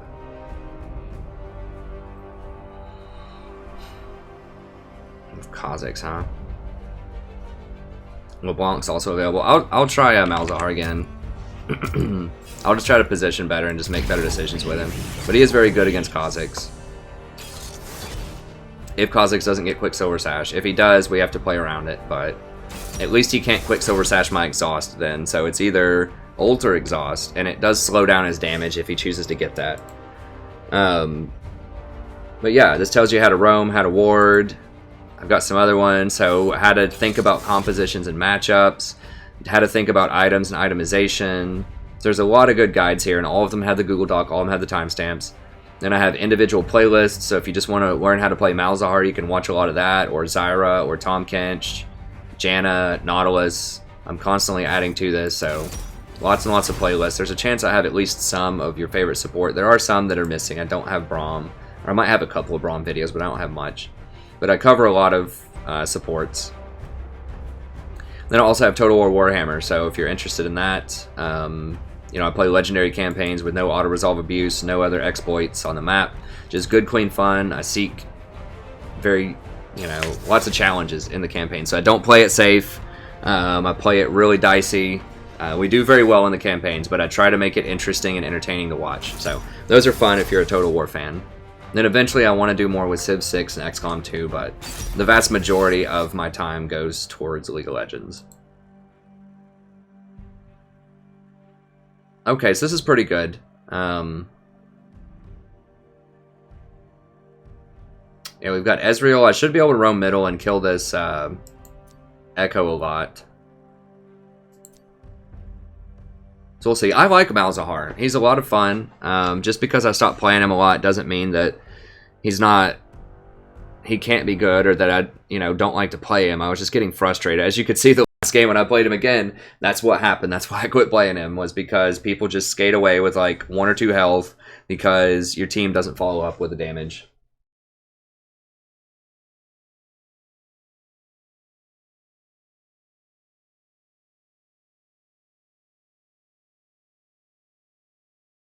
I mean, Janna is a rough, can be a rough time early on, but what you do against Janna is you just roam middle. Like, as soon as your ultimate's up, every time it's up, you just roam middle and kill him. Kill whoever's in the middle. You're not going to kill the Janna lane with Malzahar 2-on-2. But you roam middle. Quinn should know what to do with the rock. So, you know, when I go middle and, you know, ult somebody, Quinn should be able to kill him. She's got really high burst damage. So just every time your ult's up, go down there. Ezreal's a very safe champion. Malzahar is actually pretty good with Ezreal. Ezreal's not that great right now, but the one thing that he is he's safe. So he can farm safely with Qs. Janna doesn't apply much pressure, bottom lane. So he can farm with his Qs whenever I roam middle, and there's a decent chance he won't die. It is solo Q, so somehow it could happen, but there's a decent chance he won't die. And then I can just kill the Echo. Echo is particularly susceptible to Malzahar, not only because he doesn't build Quicksilver Sash, but a lot of his kit is predicated on his ultimate. So being able to use his ultimate to get out of tough situations and to heal himself. And he can't do that, obviously, if he's Malzahar ulted. So that's how you get around Janna. You're not going to kill the lane, but you can go kill middle, and she's not going to kill your AD's carry when you roam a lot of times. Now, later on, if someone dives, like if Echo tries to dive in or Kha'Zix tries to dive in and I ult from the back line, it's going to be really hard for Janna to get to me to interrupt me, because she's going to have to run through our front line and probably flash onto the back line and knock me off, which is not where she wants to be.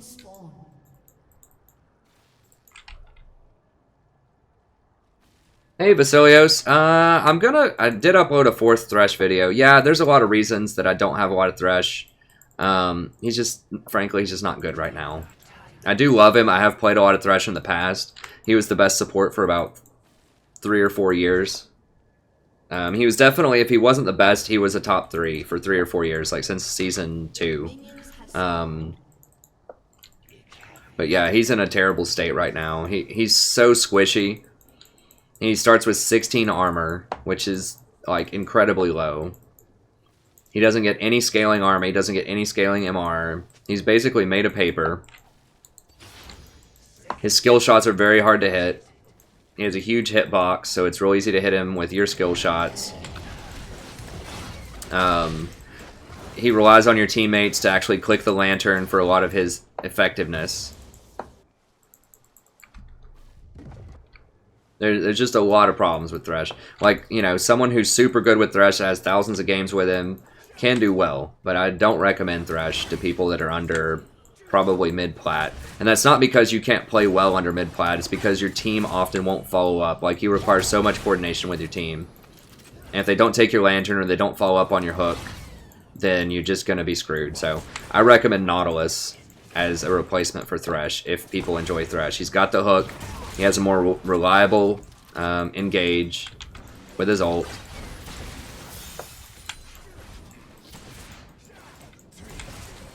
So yeah, that's why. Damn, those minions stay around forever. If they nerf Malzahar, that's what they should nerf, is the length of the minions. That's what I would say. I mean, they could nerf him in a couple of different ways, and they are nerfing him next patch, I think. From what I've heard. Something about his minions. But it should be the length. Like, they shouldn't last 12 seconds. Like, just make them last 6 seconds. That's fine. That's enough to sit through the 2.5 second burst and still have some in the team fights. So I think they need to put them on a longer cooldown. And make them last less time.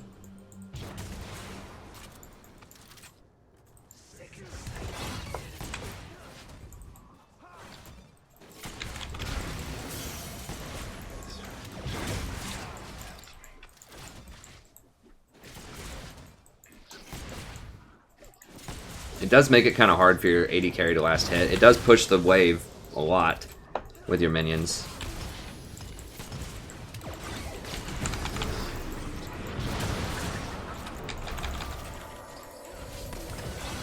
Okay, we got his heal.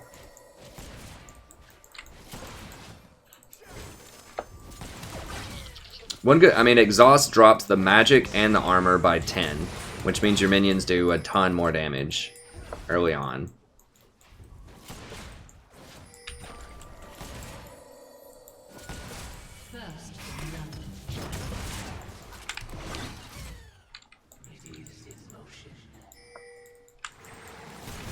What they? I think they just use heal. I don't remember if they exhausted or not. Ezreal wants to fight. We really can't. They have more minions and they do a lot more damage early on. I mean, maybe. I don't know where their Kha'Zix is either. Okay, good.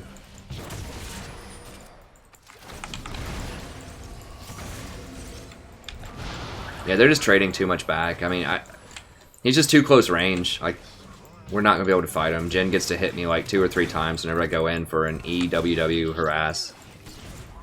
We just have to wait. That's fine.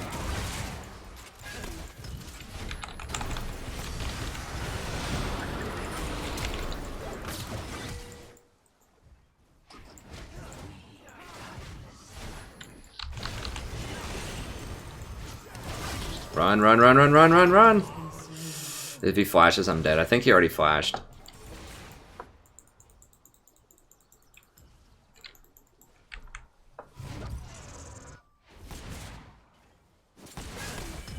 I mean, dude's like running and fighting through their minions. Like, and you're Ezreal. I mean, he's playing like he's Lucian or something early game. You're Ezreal, buddy. Like, okay, Lee got him. Is he gonna get out? No. But it's still worth it. I mean, Ezreal must have misclicked, right? Like, he thinks he's Draven or Lucian. You are not. You are Ezreal early game.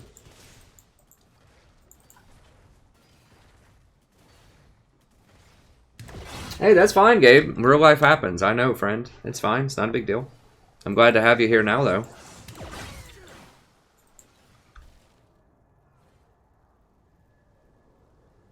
Yeah, the problem with Swain's support is he needs a lot of gold. Like, you can't play an AP that needs a lot of gold.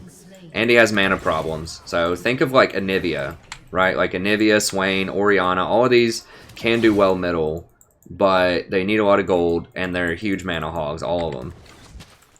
And you don't get blue buff, which is a huge problem. Oh god.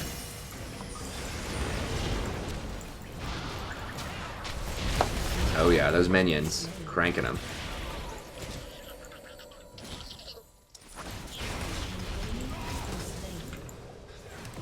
Excellent.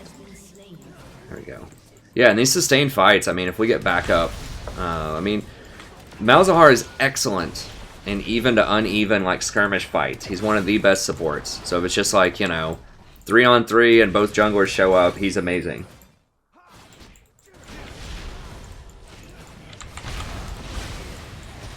Now let's just get this tower. As soon as it goes on the cannon minion, I'm going to drop my minion. He's great at taking towers because those minions do a lot of damage to towers. Well, not a lot, but a pretty good chunk of damage to towers.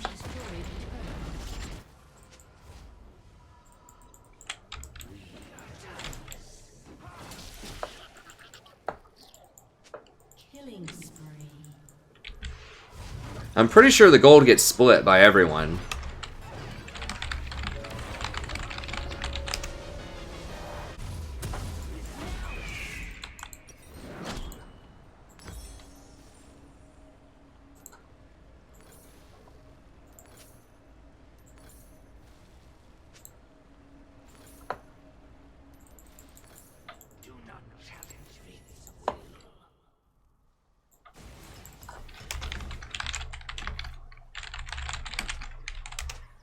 Rampage.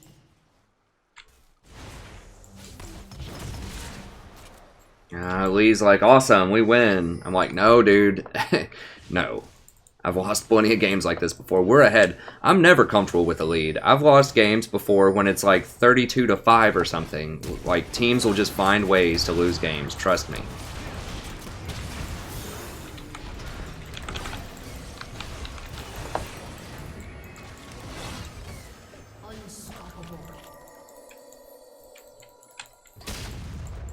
That did look pretty cool.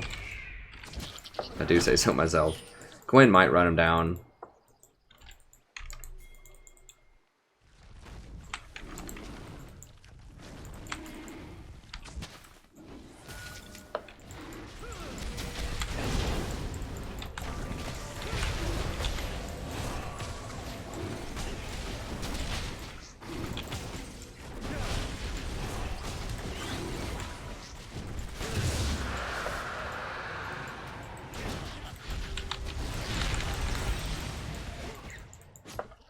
Malzahar is great at taking objectives. I mean, he's good. He's good. I mean, I just need to be more patient with him and just really be more realistic about what's possible to do in solo queue with Malzahar at this elo. Like, that's the biggest problem. Is it's just real easy to get baited as Malzahar.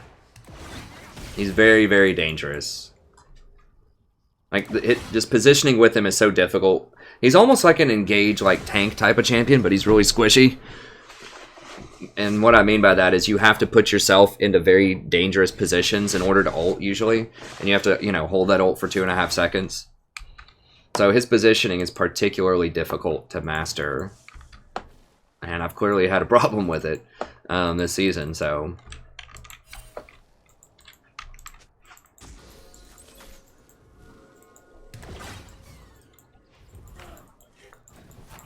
Yes, I think I need to use it to peel a lot more. I mean, it's just... It's tricky sometimes. Kha'Zix is here. I mean, just... You know he's going to be in this... Is he in the try? No, he's not there. Okay. Well, I don't have ultimate.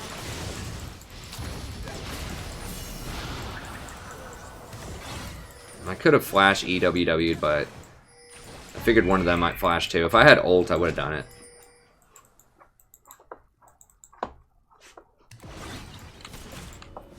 I need to get some more...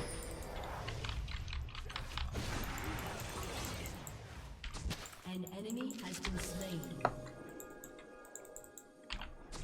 An ally has been slain. Some wards down here.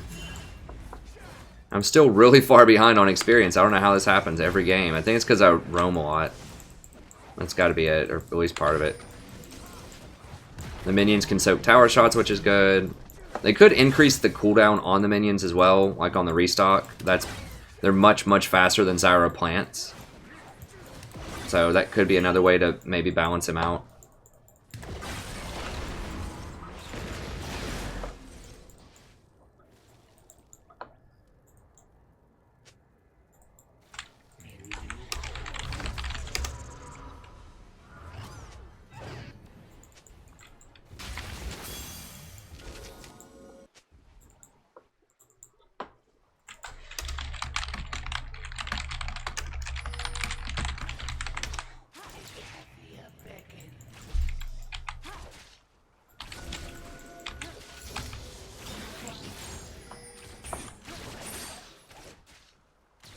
That's something I really need to work on though, because I feel like I'm almost always lower experience, even when I'm winning, like in winning situations.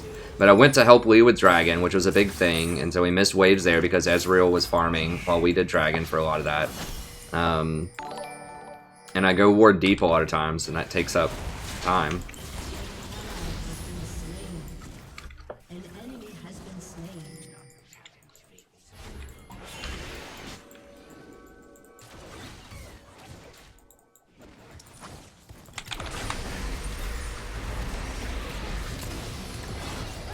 Please, God, she almost got away. Almost got Malzahard. I'm gonna turn it into a verb. Getting Malzahard. When you almost kill them, and then they get away with like 2 health.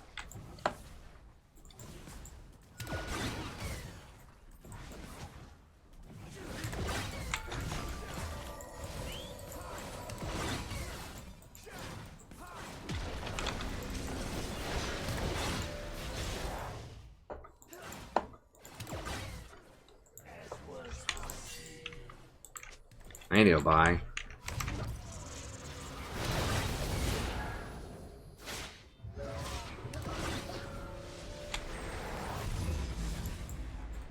gonna go Ionian Boots on him, and the reason why a lot of times you'll see people go Ionian Boots, you might wonder, well, why don't you go Sork Boots on Malzahar? It's like you can, but once again, probably at least half of his damage is AD, so the penetration doesn't help you as much as it does on someone like Zyra, for example.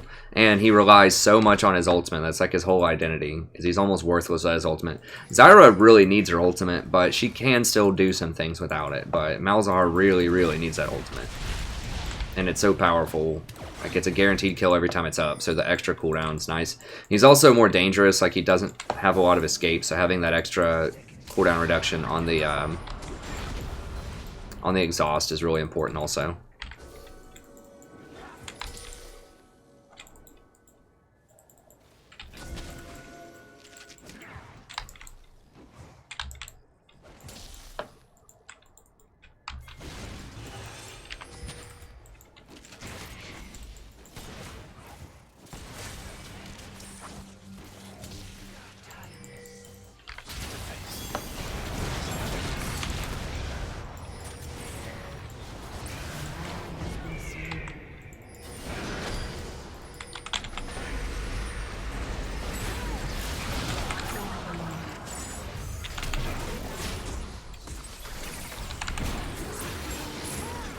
Get baited.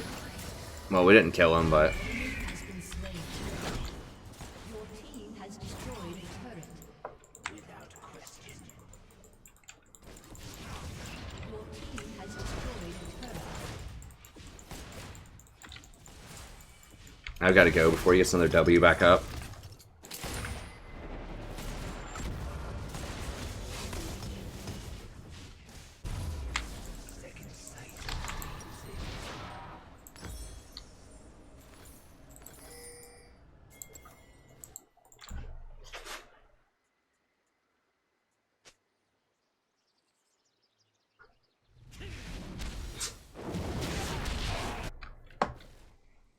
I don't remember if I'm streaming this or not.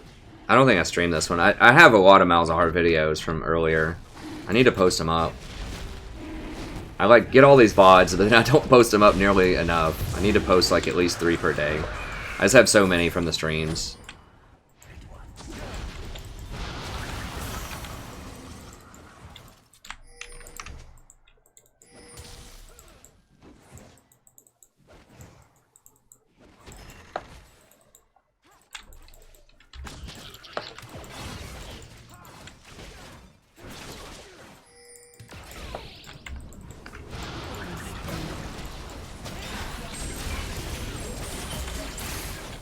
Oh god, really? You're gonna focus me out, you piece of crap. Well, I guess the carries get to kill him.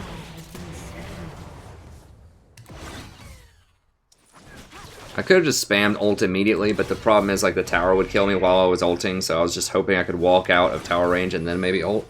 Is he just like straight all AP Echo? Basically, yeah. Your team has destroyed a turret.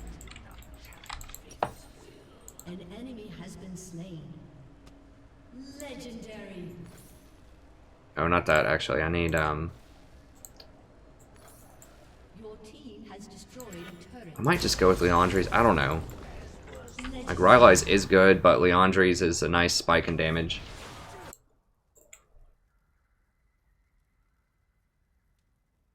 Oh, I am botting it? Okay.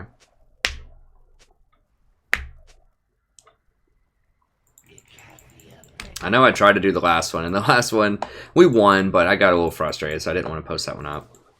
And I didn't do super well. I did okay. I'm doing better this game.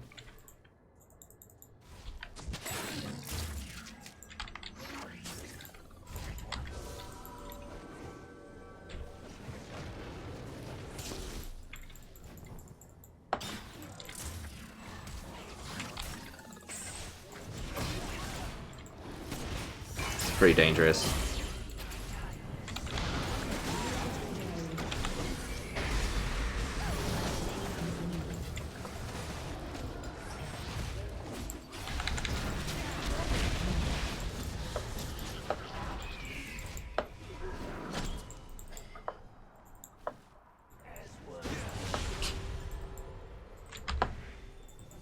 I think Quinn is actually, obviously this particular Quinn player is pretty good, but I think Quinn in general is pretty powerful.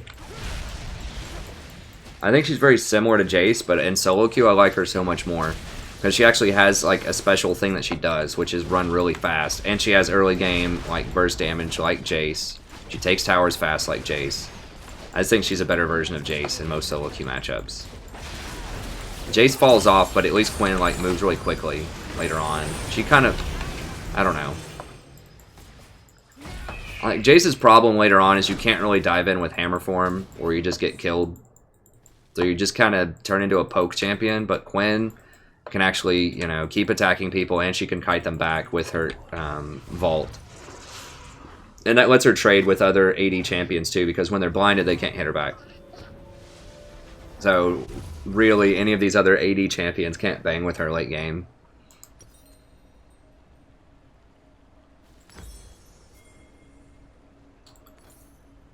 Yeah, I think we'll go with that. I mean, Rylai's is really good, but it's just less damage. I don't know. I see different people do it different ways. You can either rush Rylai's, or you can rush Leandri's. And I tend to like to rush Leandri's. That percentage damage is just so high. And even though half of his damage is AD,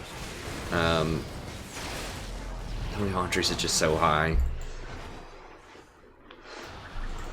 Because obviously his ultimate holds him in place, so they're going to get the damage off Leandri's for the ultimate. Because that's a disable. You don't have a slow, really, until you get...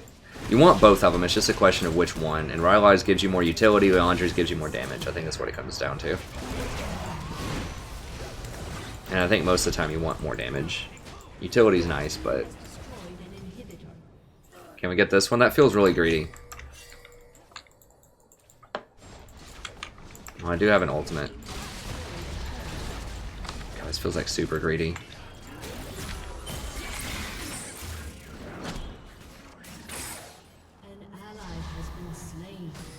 No, let's just get out of there. There's too many.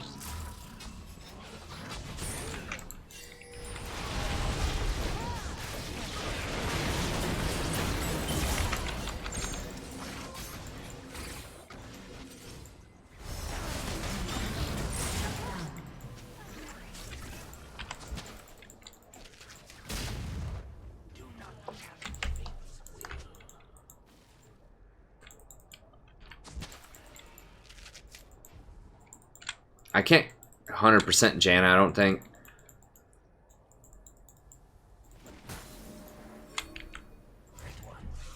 I need to shut out this vision. But I can't take her out 100%.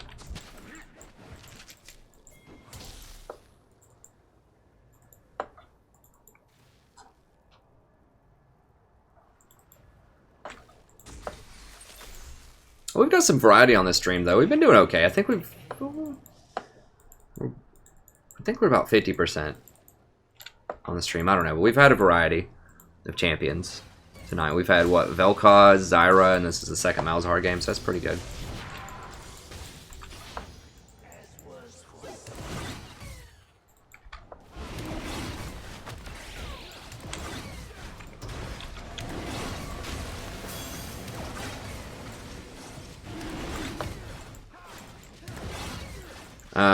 Going Leandries also helps you kill Baron a lot faster, which is a big deal. Even though you aren't proccing the double damage, just getting that 2% burn is very nice.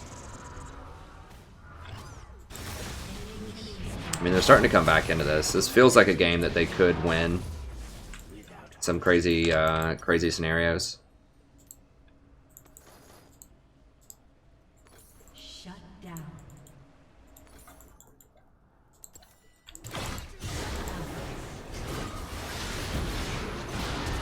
Really?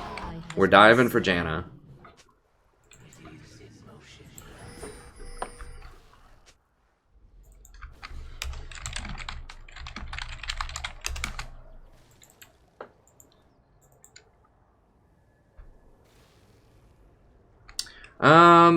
Nah, it depends. It depends. So I do like Nautilus, and I did play a lot of tanky supports last season, right? So I played Nautilus and Tom Kench primarily as my tanky supports.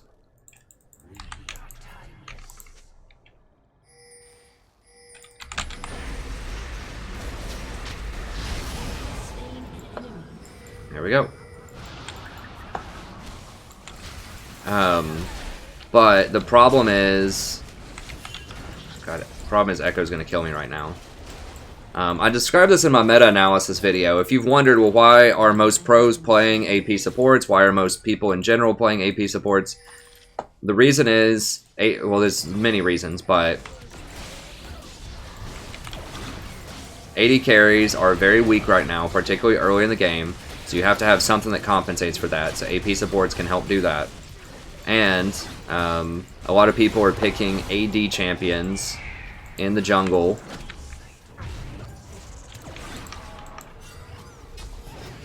I'm out. I'm gonna go get this. They're picking AD champions in the jungle and top lane, and sometimes in middle also, which means that a lot of times you need extra AP damage on your team to make them respect it so that they'll get magic resist. Because if they don't have to get magic resist, then they get all this extra money they can put into armor, or they can put into like aggressive items and things like that. So those are the two major reasons why AP supports are so popular right now. Is you need some kind of threat early on because AD carries are weak and junglers can't bottom a lot. So you need to be able to fight back in some way. And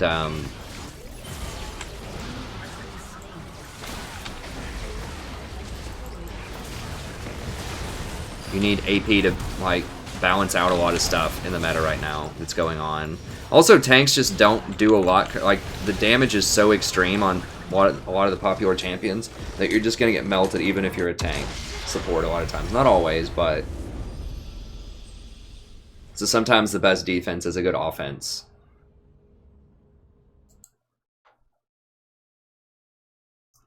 What would it take for Alistar to be good? Either they give him back that half a second on the Q, which is probably not going to happen, or they lower the trigger time on his Stampede thing to like 2 seconds. So his little whatever thing that proc stuff, make it 2 seconds before it can stun. Because right now it takes 5 seconds before it can stun, because you have to get 5 stacks on it. Or make it to where the stun is longer. So, like, if you actually get all 5 stacks and you level up that skill or something, it could get up to 2 seconds instead of just 1 second. That could be useful. Or if it could proc multiple times and have a lower cooldown. So if it had like an 8-second cooldown, so you could do it every time you engage, and there's very little downtime. and it keeps procking, and you get a proc every time you hit any champion. So right now, even if you hit 3 champions, you just get 1 proc. But if they made it to where in a team fight, you were getting a proc like every 2 seconds because you're hitting 3 champions, stun them, 3 champions, stun them, then that could help it out also. But he just had so many nerfs that it's just really rough. No, I didn't actually VOD that one. I did the one before, so that would have been an okay one, but whatever. That's fine. I have enough Malzahar for now. Like Alistar's identity used to be he was very reliable. So in lane, he can go even at best, or at worst, because he had a reliable heal that you could just spam, and it pushed the lane, and it, you know, kept everybody safe. So he was a tank that could deal with poke champions because he had a heal in lane. He could also engage really hard at level 2 and kill you, because a 1.5 stun at level 2 is very, very powerful, and it did a lot of damage, the WQ combo. But now it's only 1 second, and that's a big deal. Like, it doesn't sound like much, it's just half a second, right? But that's a lot. That's 33% less crowd control. So it's a really, really big deal. Even things like flash queuing them and then walking behind them to W and knock them back into your team is much harder to do correctly because you don't have nearly as much reaction time. So, yeah, he was safe, he was reliable, you could always get a good engage with him, and he was very, very tanky, so he could tower dive in particular very early, level 6, big-time tower diver. But now with only 50% reduction instead of 70%, once again, it doesn't sound like much, right? It sounds like 50%, that's still good, right? It's not. It's a lot worse. It's about a third less than 70%, 50%. I can't do the exact math on that, whatever. Maybe it's like I don't even, 28% less or something. But anyway, so that's the problem with Alistar. Now he doesn't have an identity. It's like he engages, but he's a lot squishier. He has a lot less crowd control. He's a lot less reliable with his heal and lane. I would just play Nautilus if you want to play that. Like, Nautilus is much more reliable with his ultimate. He has more crowd control. He's tankier. More consistently tanky with his W. There's just no reason not to play. I mean, Nautilus can get poked out by champions like Zyra, which is problematic, but you know, he's better at all-in fighting.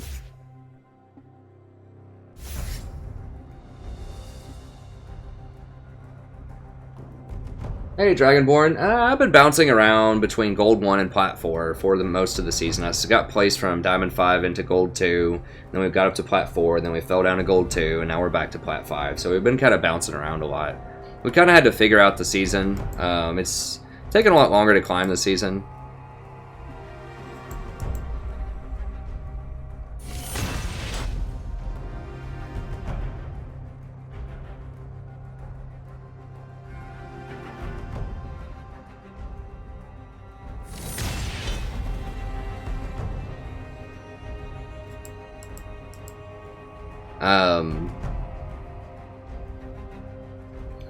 But yeah, and it's because of the autofill system. Like, you really have to take charge and be a reliable AP support right now most of the time, because there's a good chance that someone on your team is going to feed and have a hard time.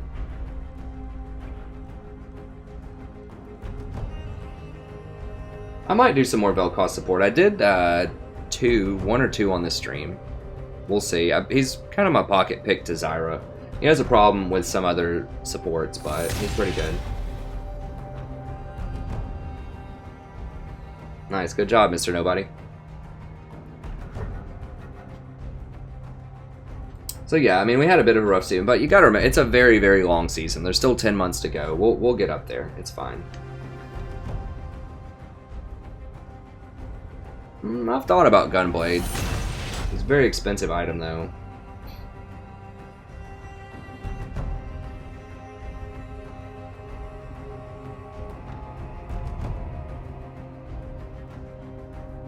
So I like tanky supports. I mean, Tahm Kench is probably one of my favorite supports of all time, just in the abstract.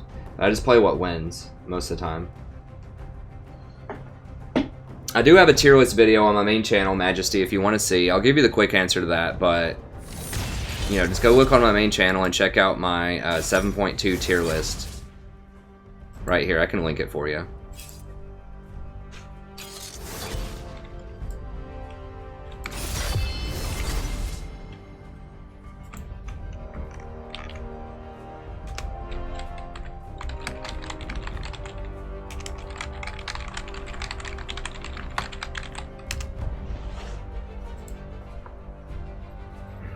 You guys want Vel'Koz again?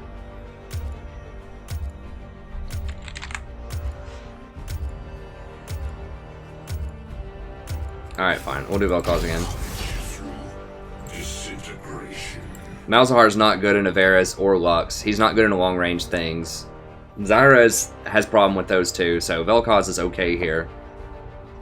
Not super in love with him, but he's alright.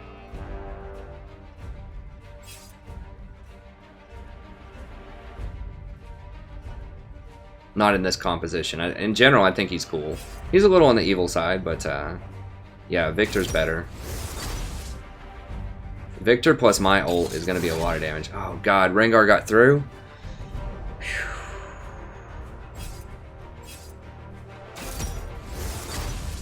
Well, that creates some terror matchup problems. Malzahar doesn't stop Rengar either, which is a big deal. I need to change the name of that page to Vel'Koz because I don't play Ziggs hardly ever anymore. I only played him a couple of times before. Alright, so we're just going Deathfire Touch. We're not going to go with that. We're going to go with this one.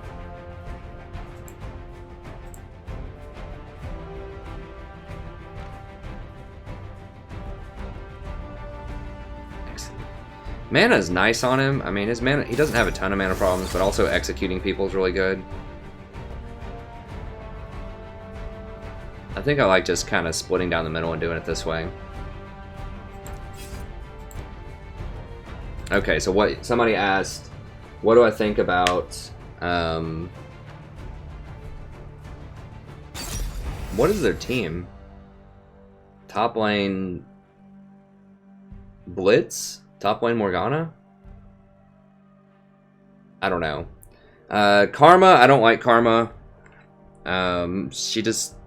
Like, she has a really good early laning phase. She has a lot of damage with her early empowered Qs, but she just falls off a lot later in the game. Her shield is very low, her base shield, compared to Janna or Lulu. I think it's like 190 or 180 when both of their shields are 240. Now, her overcasted shield, her empowered shield, of course, is more, but that's only once every 30 seconds or so you can do that, depending on how many Qs you hit. But I mean, it's okay. She has a stun, but it's delayed. I don't know. She just feels very lackluster in the mid to late game to me. I mean, she was good in pro play for a while. Because you could speed people up when Olaf was really into the meta. That's why she was good in pro play a lot, was because Olaf was so popular. Now, she would be good with someone like Hecarim, but I tend to like Lulu better if you want someone to speed up that's a premier support. Who was the other one? Leona? I don't like Leona if you're higher than low gold. I don't like Leona because she's really bad if she's behind. And, whoa, hold on. Oh, they do have an 80 carry. They just have a heal on Morgana. I don't know. Because she can be... She's really bad when she's behind, and she can get camped and killed quite easily. She's very easy to bait. And she's very, like, she gets countered by a lot of like, Janna counters are really hard if it's a good Janna player. I mean, Tahm Kench is good into her too. He's a rare pick these days. I mean, she's okay. If you like Leona, I recommend Nautilus. I mean, if you want a tanky engage support with a lot of crowd control, it's just Nautilus.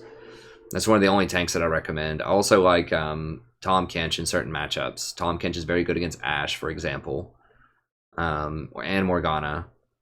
And Thresh, and he's good against Leona. So anything that has these like hard crowd control type of abilities, he can be good. But he's not good into Assassins, so you have to make sure they don't have something like a Kha'Zix or a Rengar or basically any jungler that people play these days. And that's why I haven't been playing Tahm Kench very much. He's just, unfortunately, he's not great into those type of junglers. It's much better against your Sejuani and Mumu type of junglers.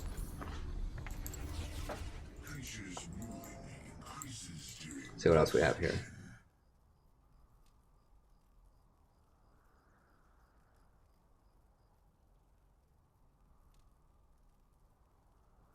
Hey, thanks Dockerby95. It's not just the stream here too, so if you like the stream, or even if you don't, I recommend going to check out my main page. I need to put up words. I recommend checking out my main page. I have a lot more. All my past streams are on there, so you can watch those. I have individual playlists, so if you want to watch a specific champion, like all Zyra, all Nautilus, all Malzahar, all Janna, Tahm Kench, Nautilus, I've got just tons and tons of videos on the channel in those playlists, so you can just find your favorite champions.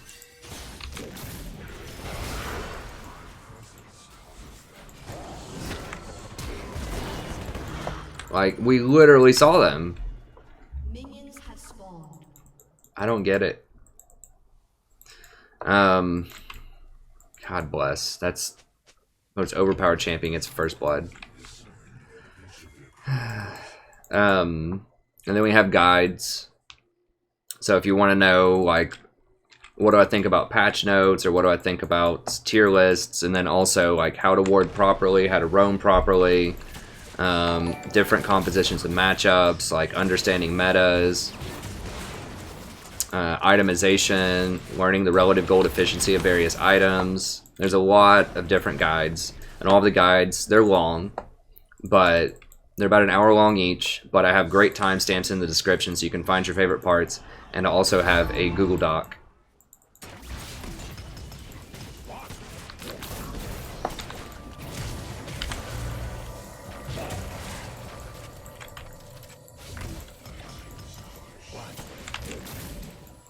I also have a Google Doc that describes what goes on in the video as well. So they're kind of like, think of them like audio books. You can really watch them while you are, you know, cleaning your house, doing homework, driving in your car. You can sit there and visually watch them too, but there's not like a lot of fancy graphics or anything.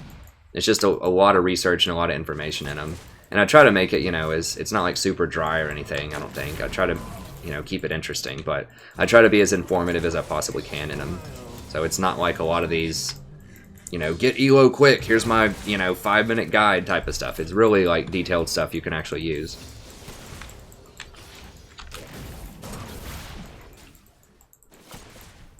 Okay, let me go ahead and VOD this. Hello everybody, welcome back. Today we're playing another game of League of Legends. I'm the Strategy Professor, doing Vel'Koz support again here. Viewers wanted to see another Vel'Koz support game. I figured I'd try it out. They had some long-range champions with Varus and Lux, so that's... Zyra and Malzahar aren't very good into that. So Vel'Koz is okay.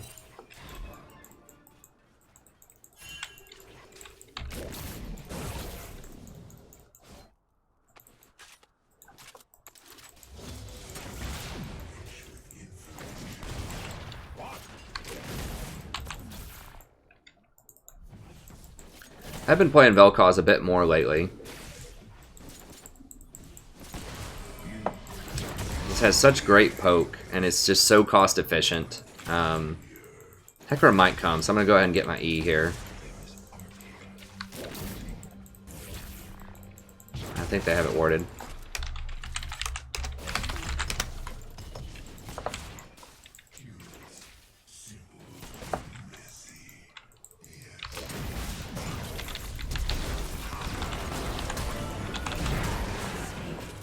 Damn it. Well. He barely got in my range. I do outrange him with my Q, but he hit me with like the very last pixel you could probably hit me with. So that's frustrating. I need to get boots early against Blitzcrank. And he's probably about to die, unless Blitz just missed a hook. Even... Dude, stop. Stop. Like, actually stop. You're losing the fight. You have no summoners.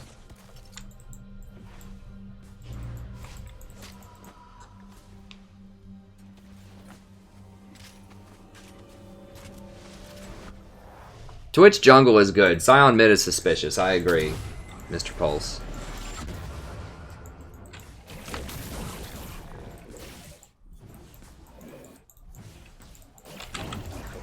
No, couldn't quite get it, unfortunately.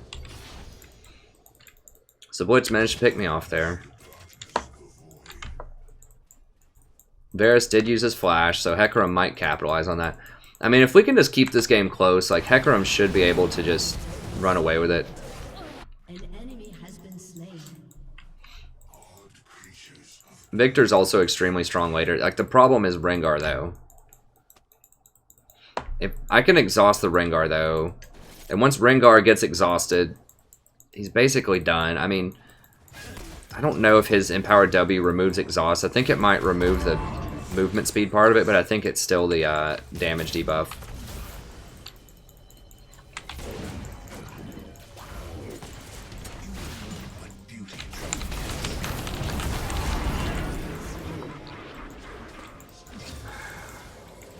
Yeah.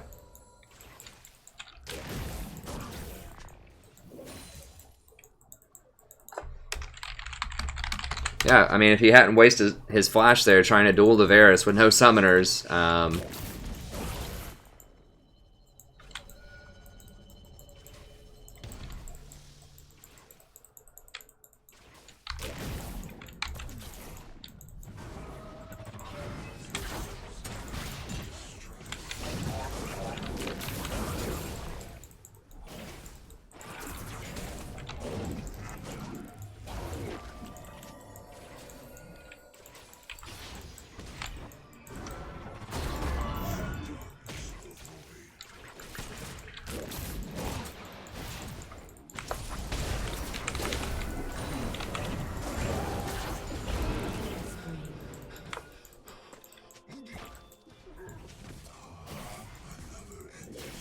this guy's getting hit by like every blitz hook.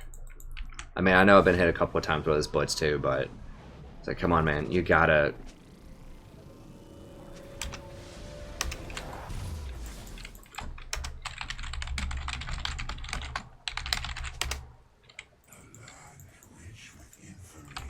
An ally has been slain.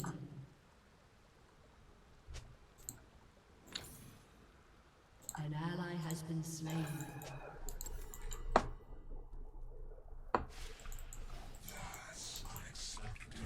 I know, like, people, the reason that people troll when they give up is they just can't admit that they're underperforming a lot of times, and so they just say, you know what, if I don't try or if I troll, that's okay, because I'm not really trying, like, I'm a good player, I'm better than this, I just don't want to be, you know, I'm just too cool for it, that type of thing. It's just unfortunate that people just can't admit when they screw up. They just have to find some other reason.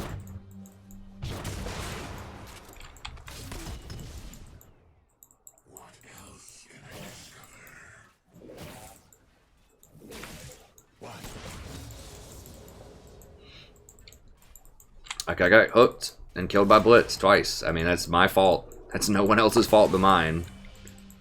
I should have. It's not the jungler's fault that he didn't come down here. He tried. It's my fault. Like, I could just easily not get hit by a Blitz hook. And this guy can't make the same kind of statement.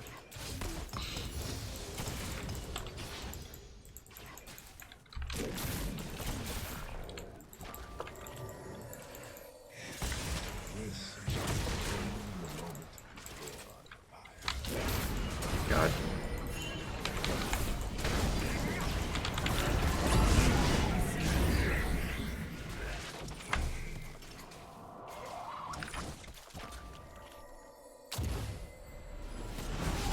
I mean, they are so far ahead at this point. We just can't do it without Hecarim. I mean, I know their jungler hasn't been here, but Hecarim really does have to come bottom at this point.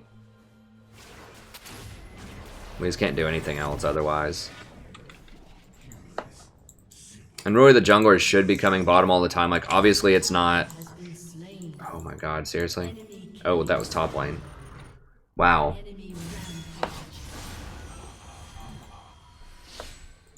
Obviously, it's not Hecarim's fault that we're getting crushed down here, but he...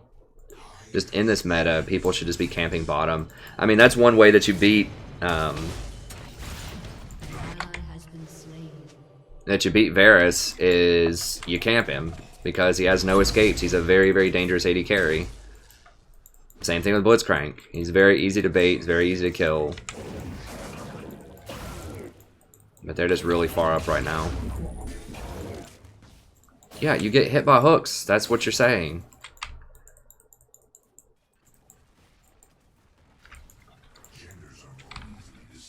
I dodged the hook. I got hit by a Varus ult. But yeah, they just... I just can't play up that far. I have to be like... I'm just gonna mute him.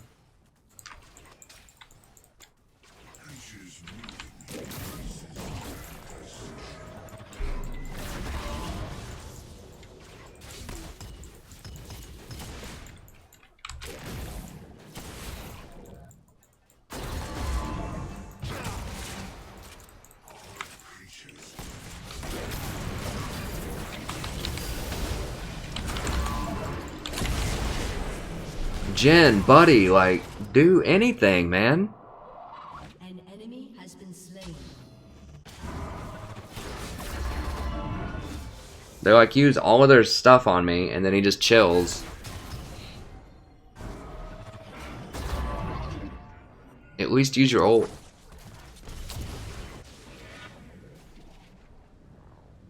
Well, they aren't full HP. That's the thing. Like, we have enough damage. Like, it's too late now for him to come down here, but...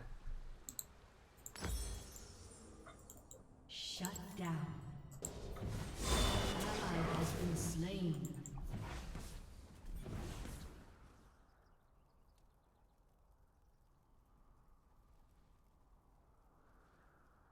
No, Zyra wasn't banned. People asked me to play Vel'Koz again, and I was a little reluctant because I don't like him in all matchups, and Blitzcrank is one where he's not amazing.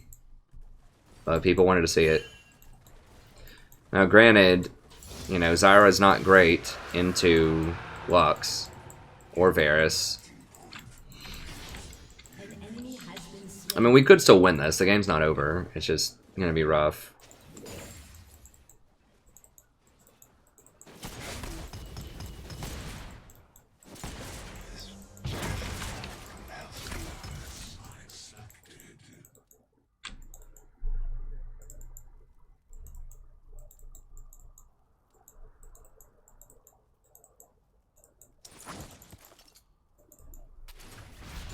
I mean, Heck at this point, it's difficult to see what Hecarim should do. I mean, he still doesn't have a lot of items. Hecarim still could come down here and kill him. I mean, the thing is, I have such high damage, even though we're behind, with my ultimate. If they could just keep things off of me and I ult, we can still kill them. But he should have been down here years ago. Like, this is a lane that's just asking to be camped. Like, they have no escapes. He's literally right here at golems, like, 3 or 4 times. Like, he's running up through the tower.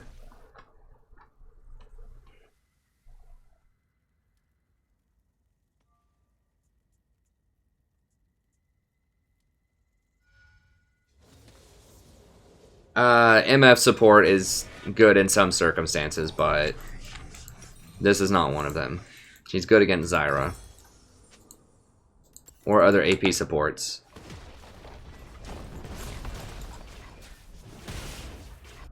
Your turret has been destroyed. But yeah, Hecarim should have been down here constantly. He is getting kills elsewhere on the map, but it's so easy to exploit Blitzcrank and Malzahar, or not Malzahar, Blitzcrank and Varus. The little squishy Vel'Koz is not that great into him, but he's great if people can distract. Seriously, get off me, dude.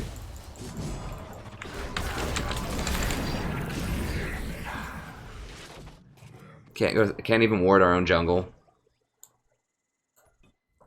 I saw them here and they didn't go here, so I should have known they were rotating down. Your turret has been destroyed.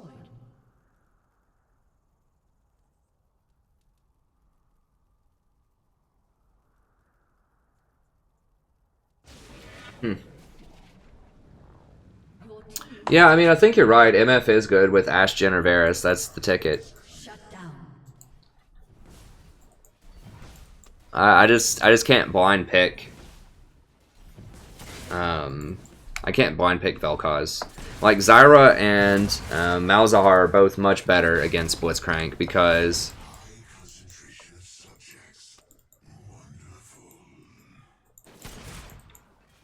Zyra's plants block hooks and Malzahar's minions block hooks, and he has a spell shield that blocks hooks.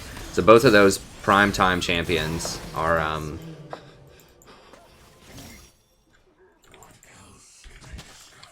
much better, which is why they're higher up the tier list, at least partially, than Vel'Koz. Vel'Koz is a pocket pick against Zyra, and I think he's good at that, but he has a lot harder time with some of these like super hard engaged champions. Enemy killing spree.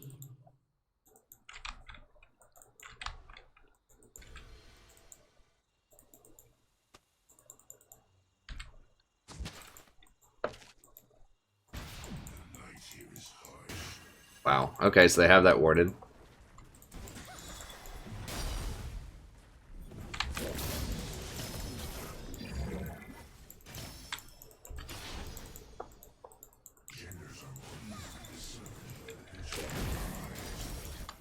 Blitz is going to be like around here trying to hook, so I need to be really far on this side.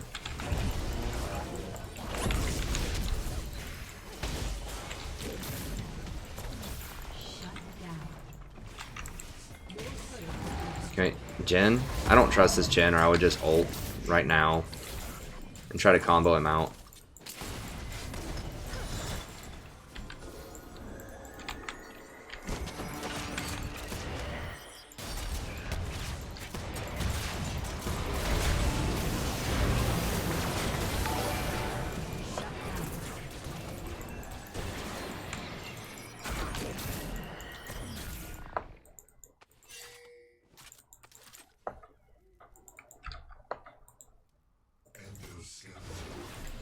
It is still possible to win.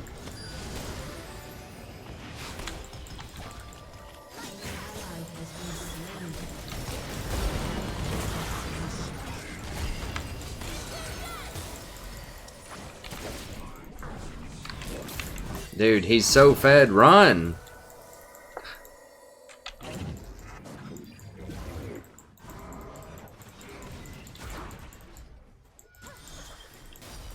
Jin's trying to sit here and fight this guy. It's like 20-0.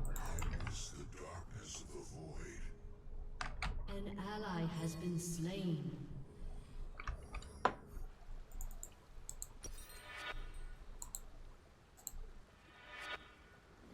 I'm gonna go ahead and complete the mask. It's just a more efficient use of my gold right now.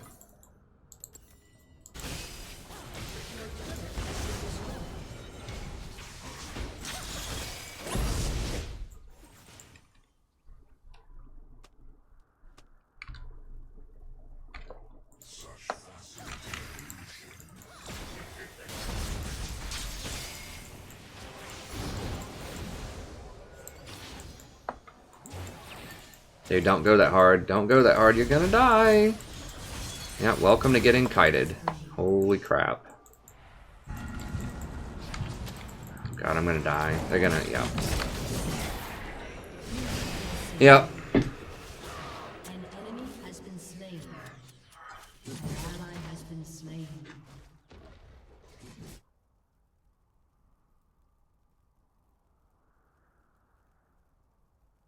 I think Janna's the best, Seth, of the ones that you mentioned.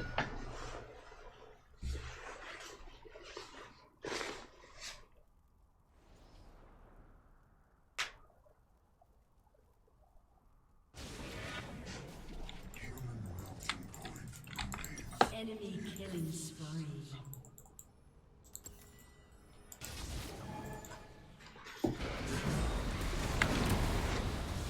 No, the plant should work that way in the first place. That's how they used to work. So that's fine. It is a slight nerf, but it's only going to matter like really early in the laning phase. Because they will still aim for people if there's nothing else around. It's just if there are minions around and you don't hit them with anything, they won't, you know, ignore the 3 minions in front of them and go for the champion instead. Does that make sense? Now the mask is still efficient, even if you don't have a lot of AP. God, he's gonna get me. I can't dodge it when I'm slowed by those ghosts. They're just too fed in this game, unfortunately.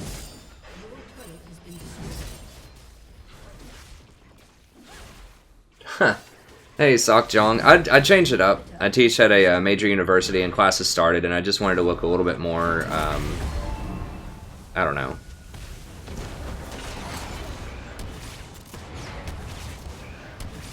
A little bit more professionalized for when classes started. Let's go for a book, because that's, you know, that's the only thing I can buy here. Yeah, so not going to do Vel'Koz anymore until I get more information about their team. I know people like to see him. He's cool. He's a novelty, but you can't pick him into those kind of hard engaged comps.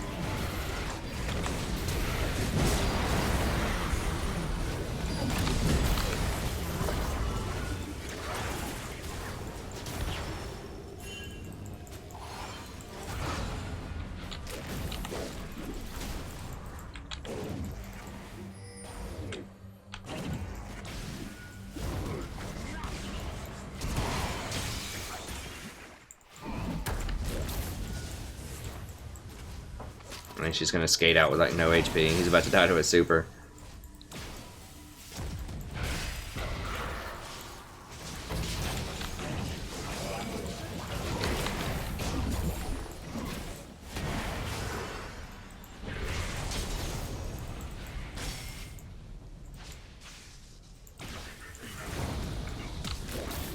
Oh my god. Wow. That is unfortunate. That's very tilting. 3 of them just like walked away with almost nothing. They're just such higher level than we are.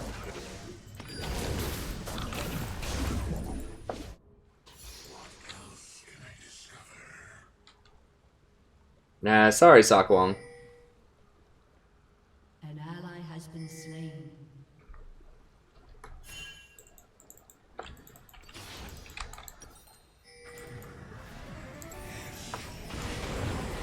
I'll get the beard back eventually.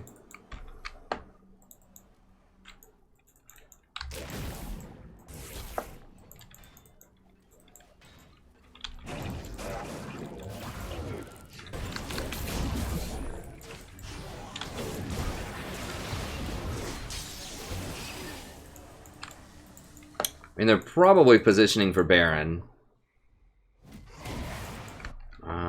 It's really dangerous to walk over here, though.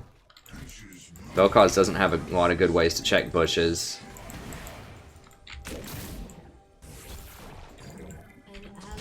Yeah, somebody was there.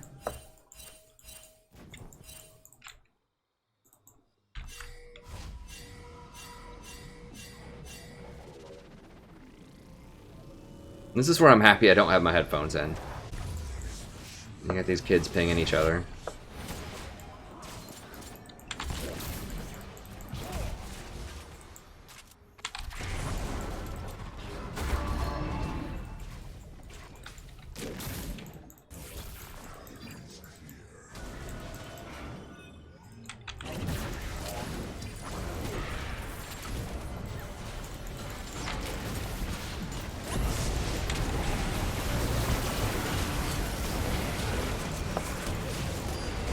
Really hard to turn.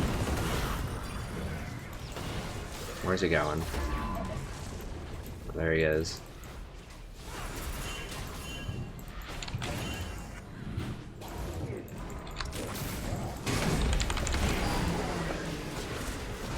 Gotta love that champion. I'm glad they changed his playstyle, because, you know, what they said with the assassin rework is maybe it was Kha'Zix, who's also really balanced. They said we don't want, you know, the one-shot tendencies anymore. We want there to be interesting counterplay to the assassins. And I think they've done a good job with that. I think Kha'Zix and Rengar are, you know, they don't really have an ability to one-shot people anymore, and there's lots of good counterplay to them. So, especially things like dropping pink wards to see where they are. I'm glad they implemented that in Season 7 for some extra counterplay.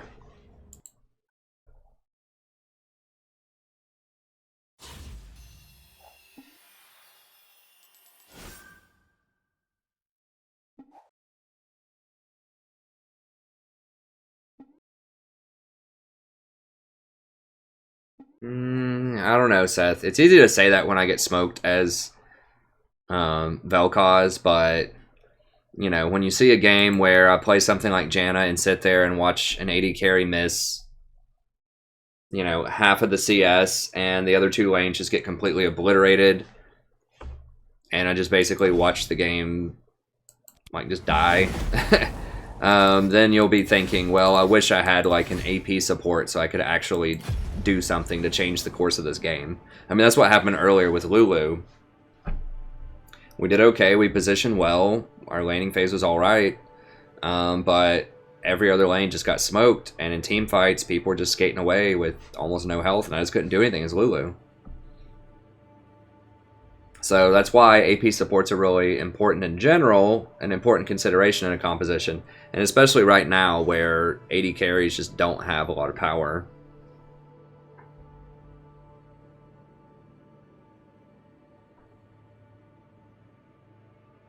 I don't know. I wouldn't recommend any AD supports other than Misfortune right now. She's very special because she has a very powerful, long-ranged AD carry ultimate, or AD ultimate. She has great lane harass, she has awesome range, and she's just really fast.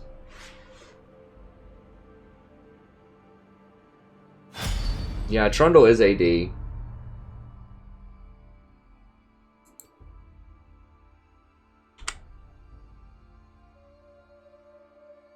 I mean, this is a stream, Darkerby. Yeah, so some of the videos that I release are usually from the stream. So yeah, there's a lot back to back.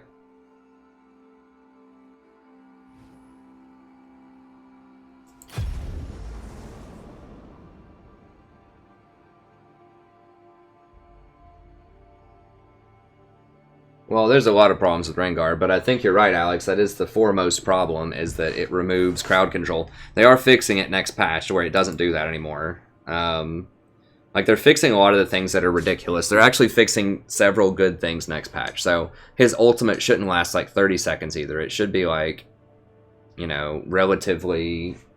Where did she even come from? My cat was over in the corner. You know, that he should have like 10 to 15 seconds or something to decide where he wants to go. He should not be allowed to just sit there and just wait for a perfect moment or run across the whole map and get free scouting on the whole map with his ultimate.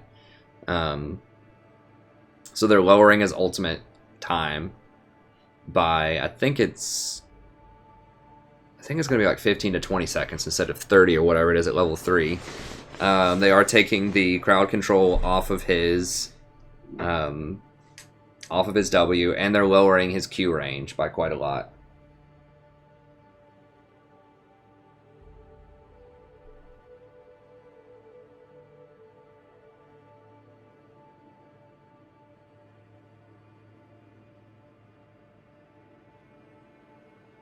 I don't understand Talia's support. I don't know why that would be good.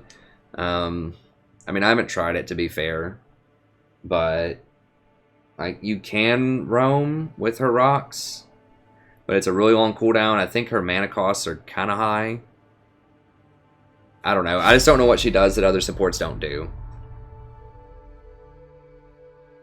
I mean, she could be good. I don't know. I haven't seen her. I haven't tried her.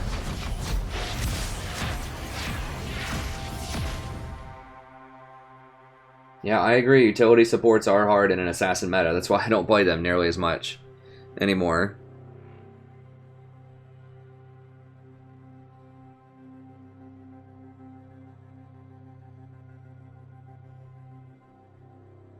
You can carry, like, carrying just means winning the game. So if you have like a Vayne or something and you're a Janna and you keep the Vayne alive and she wins the game, that's carrying, because you're peeling and keeping her alive. So carrying doesn't always necessarily mean that you have an AP support. It's just in this meta, often that's what it means. But, you know, last season I carried real hard a lot with Janna and Tahm Kench. So it doesn't necessarily have to be high damage things. It just means that you're having a large impact on the game and you are a major contribution to the win. That's what carrying means. That doesn't necessarily mean a lot of damage. Although right now, like I said, because of various things, AD carries being really weak, you've got autofill, so almost always someone's going to feed in one of the 2 lanes that you have. People are picking all AD champs, like this game, we've got an AD top and an AD jungle. That's super common.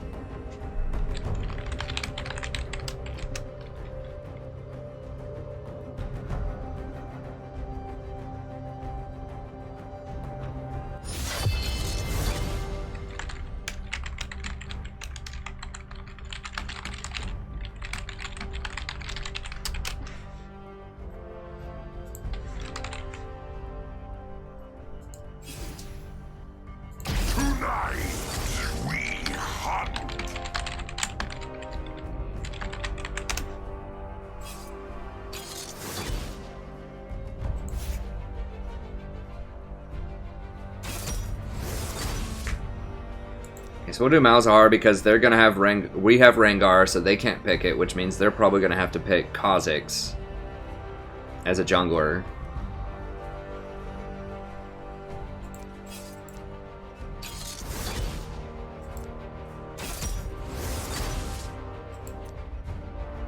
Oh, not Deathfire, not Deathfire.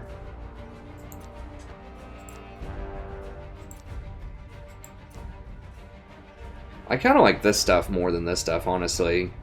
I think I'm gonna... I mean, the extra damage is nice, but the extra move speed, health, and particularly the extra exhaust is really, really good. Yeah, so they got Kha'Zix. Which Malzahar is pretty good, like I said, into Kha'Zix, as long as he doesn't get Quicksilver Sash, and a lot of people still don't get that often, so...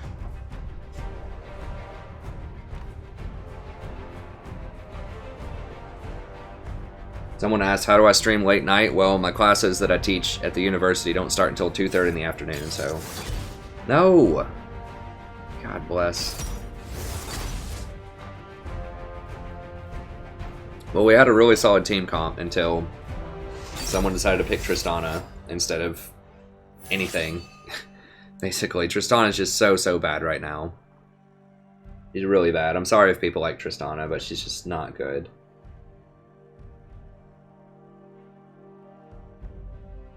Hey, thanks, Dave. I appreciate it, friend.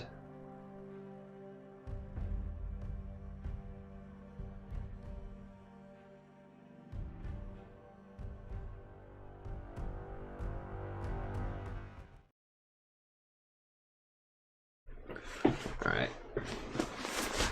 I'm gonna grab a drink really quick and I'll be back.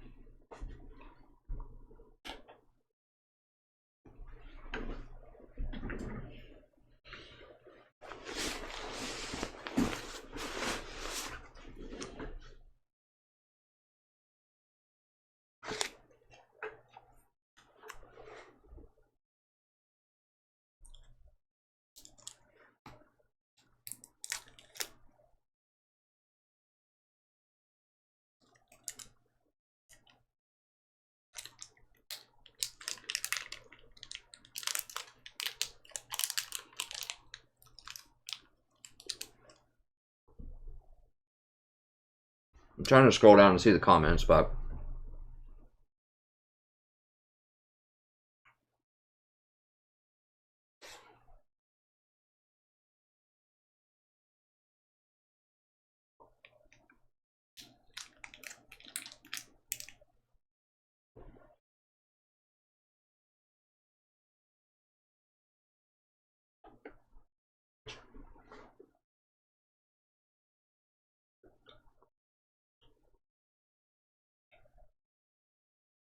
I think that's right, Alex.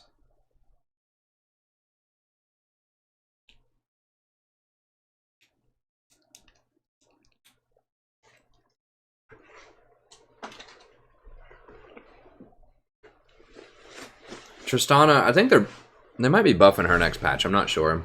But Tristana's bad for a variety of reasons in the current meta. So she has very short range early on. She does get more range as the game goes on, but games are much shorter now than they used to be. And it's just a lot more important to be impactful early on. She doesn't really have poke. She can throw the little bomb on people. It doesn't do a lot of damage unless you auto attack them a lot, and it's pretty close range. She does have an attack speed steroid with her Q, but you need to put a lot of points into it for that to be effective, and it doesn't give you anything else. It's just attack speed. And she doesn't have any other kind of on-hit effects, so she doesn't have any synergy with anything else in her kit. And she has like a W, which is like an escape, but it doesn't do anything except for escape. Like you can jump on someone forward, but you should almost never do that. And it's on a pretty long cooldown. So her kit's just a mess. It just doesn't make a lot of sense, like what she's trying to do. Like Caitlyn has the long range, she has the seed, she has zone control with her traps, she has good burst damage with her traps and a net to escape with.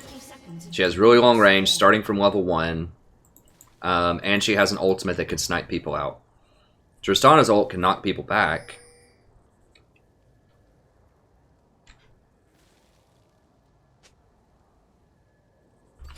Which is okay, it's just once again that doesn't synergize with anything in her kit. So it's like Jinx. You know, has longer range. She can pick people off. Minions have spawned.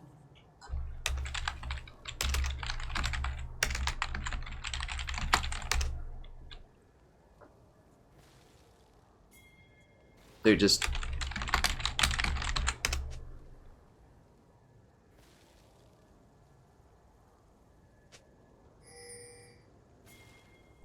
Just wait on them to walk through here, man. They're gonna walk through. God bless. They're gonna flash over this wall right here. I'm calling it right now. They're gonna get away and flash this wall.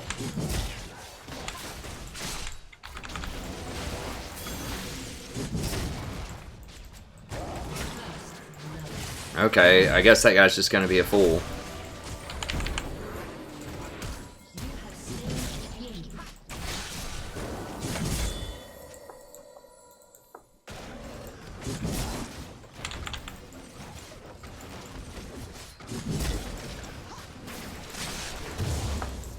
There we go. Okay, well, it worked out better than I thought it would. So that's why Tristana is not as good. She just, her kit's just a mess. Like, there's not a lot of things. Like, she does take towers quickly with her bombs if you're ahead. So that's a redeeming factor about her, but so many champions that are better, that just scale better. Like Vayne and Twitch both get extra 80 damage off of their various abilities. They're just, like, their kits just synergize a lot better with what they're trying to do. Like with Tristana, it's like you get Hurricane, but you don't have any on-hit stuff to proc. You get attack speed, but once again, you don't have on-hit. You don't get free AD to go with the attack speed. Whoa, what?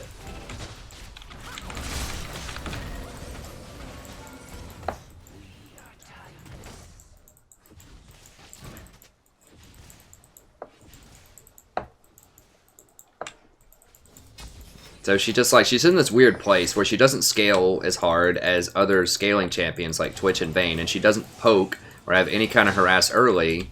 She just doesn't have a thing other than kind of taking towers, but that's, you know, there are champions that do that just about as well as she does. So...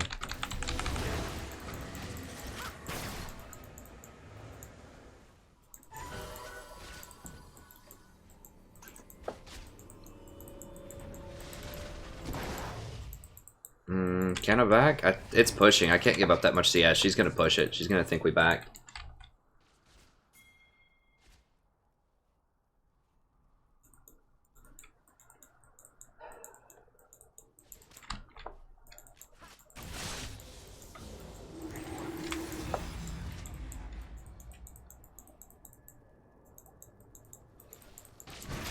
I could have maybe gotten away with the back. I don't know. Obviously, I would like to back, but I wasn't sure, just Kate didn't push it quite as fast as I thought she would.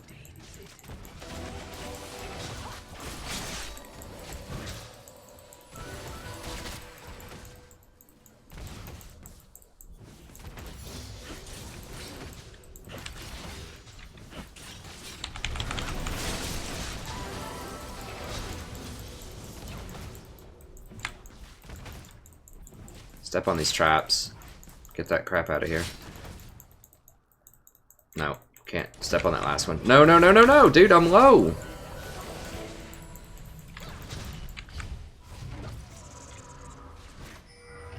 This is not going to end well.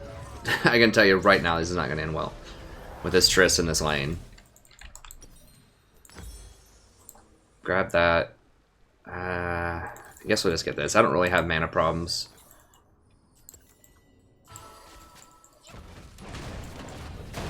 Dude. Oh my god.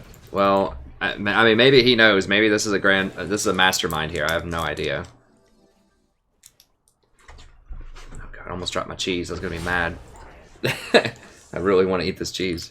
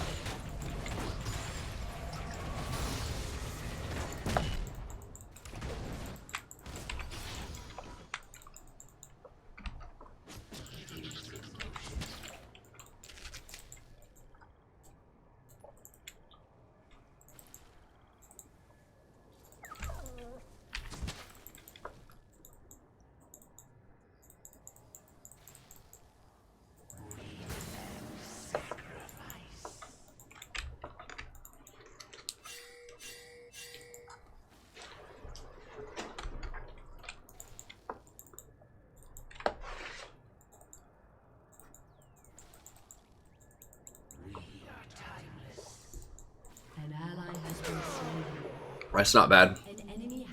No, they did get an assist off of that, though, so even though she pulled a kill out of that, they still, you know, were the bigger beneficiaries there.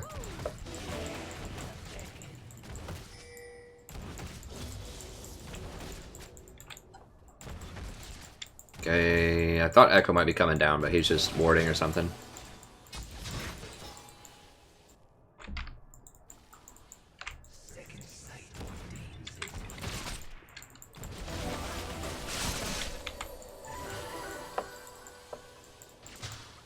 Sona's pretty annoying to go into, but when I hit level 6, we should be able to kill her, I hope. An enemy has been slain.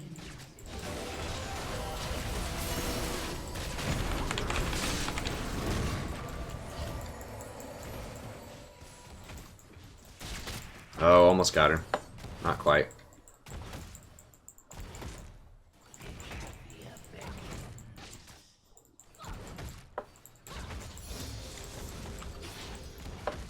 Always level your W first. I've seen some people leveling E. Like, I think Red Mercy recommended E. Don't.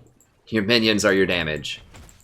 Your minions are your damage as support, Malzahar. I think he missed the memo or something on that. I do love Red Mercy, but that's just, he's often wrong about support stuff, which is understandable because he doesn't play support, so.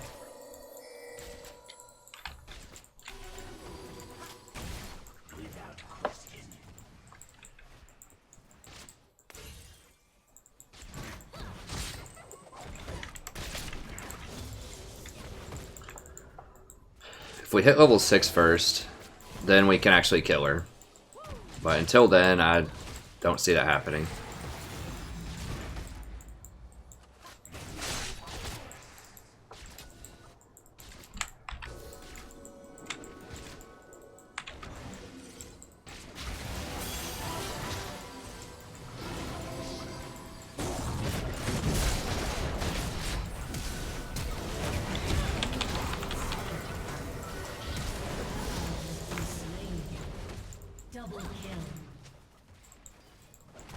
How the heck? I guess red buff burned. Are they? No, Kha'Zix could show up. But we do have a cannon minion here.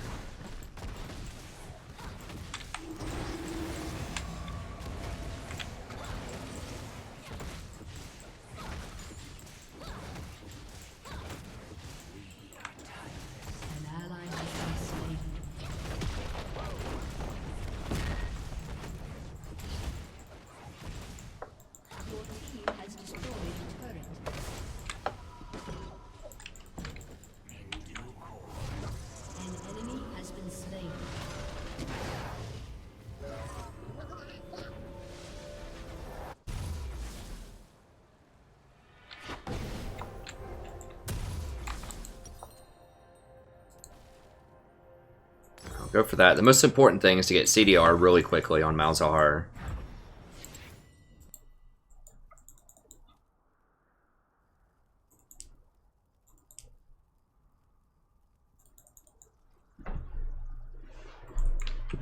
I mean, you could even rush Abyssal, technically, on him. Wouldn't be awful.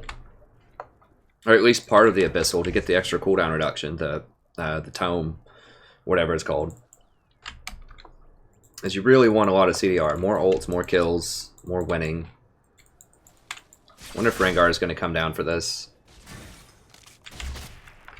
Yeah, Rengar wants in.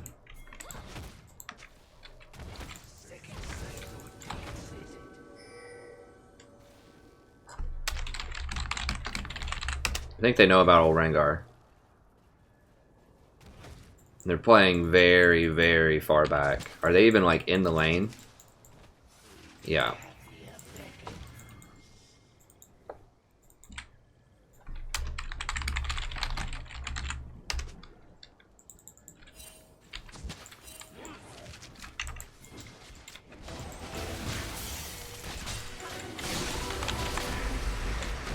What the hell? God bless. This is what I'm talking about with Malzahar. Like, he's sitting right here. I ping it. I say, I'm going to fight at the pink. He pings it.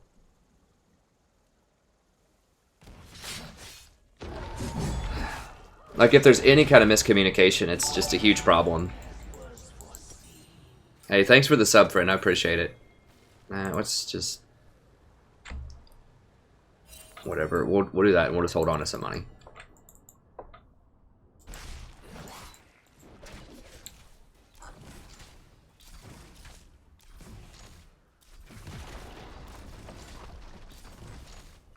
Tristan meth. So I shouldn't have done it. I mean, that you can't do risky stuff like that. Like Rengar, I thought Rengar was on the same page, but he's not. You gotta save it for more reliable things.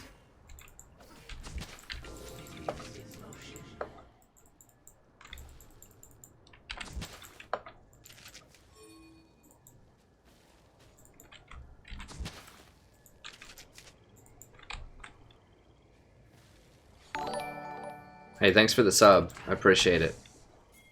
Welcome. Welcome to the classroom.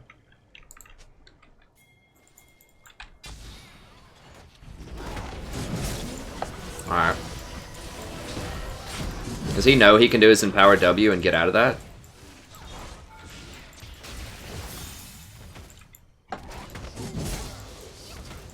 Maybe he just didn't save it. No, Caitlyn. Welcome to Season 7. Home of the camp bottom lane every game.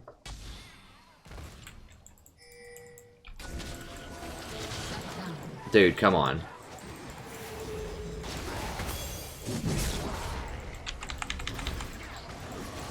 They just put a ward there, like they're gonna know.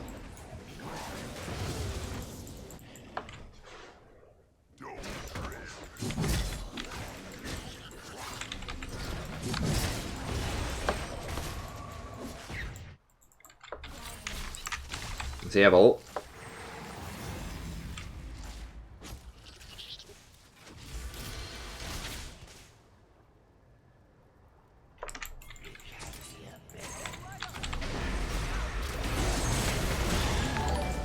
There we go. Hey, thanks for the sub, friend. Yeah, I think a lot of Malzahar is patience. I just need to be more patient and just don't try to force things too much.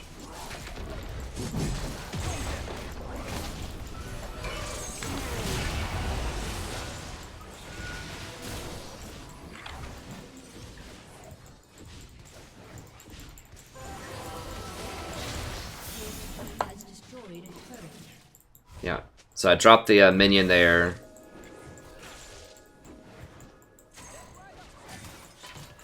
In order to soak one more tower shot, and they gave us just enough. I think this is going to be bad. Yeah, it's bad.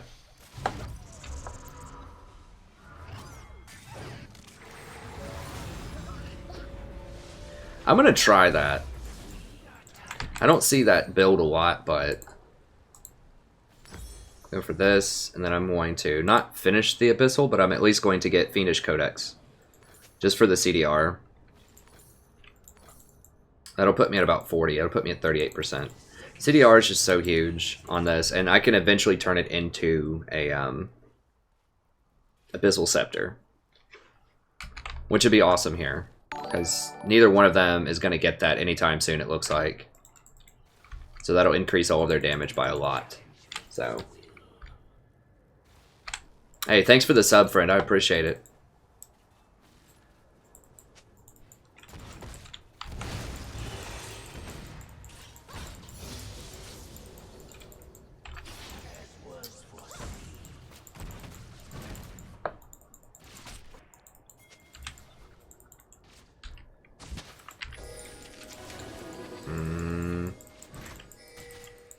No, wait. We don't have vision of anybody else. He can't really do that.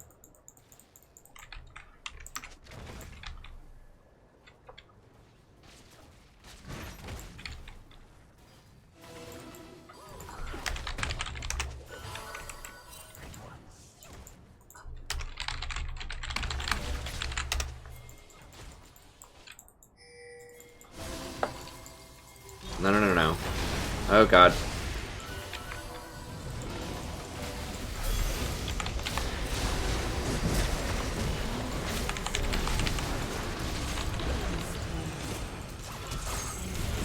Notice how I grabbed the Kha'Zix because he's the biggest damage threat right now. She's gone. It's fine.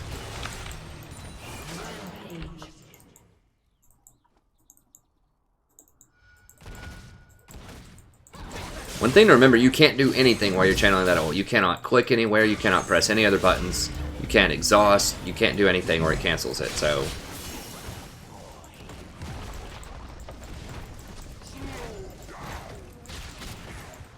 As soon as it hits a new melee minion, I'm going to drop my minion, put more tower damage in. Okay, let's get out.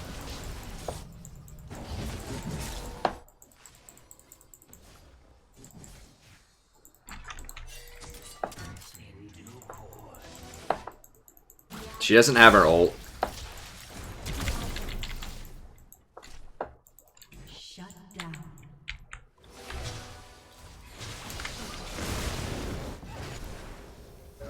Well, they get 1 or 2 towers because you decided to get greedy, Rengo. I mean, we're ahead, but we haven't won yet. Your turret has been destroyed. You really can't give away free stuff.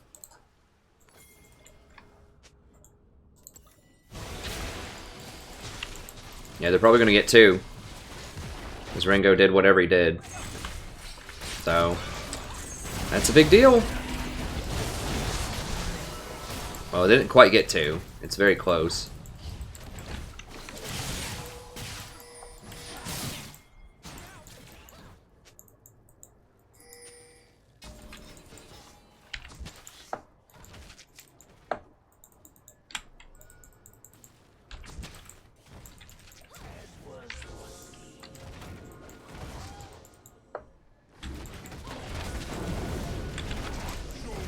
You want to save at least 1 minion when you're doing stuff like this. You don't ever want to use 2 unless you're going all in.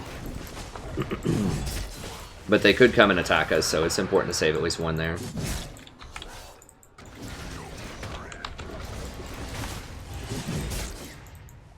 Can't move, getting like 5 million lag. Okay, there we go.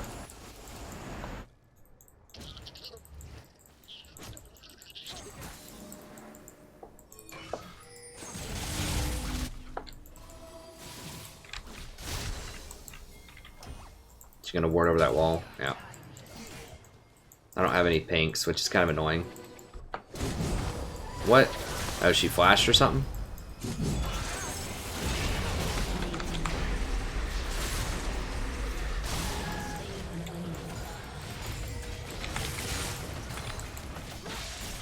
An ally has been slain.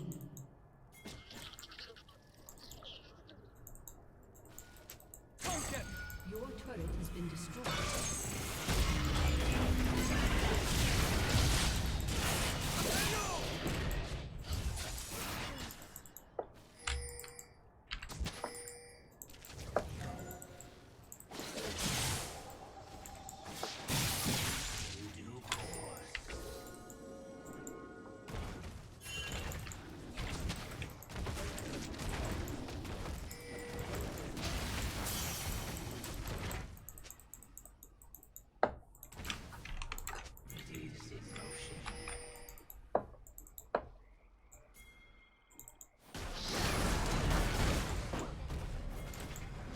I'm not gonna go hunt him down. He can kill me.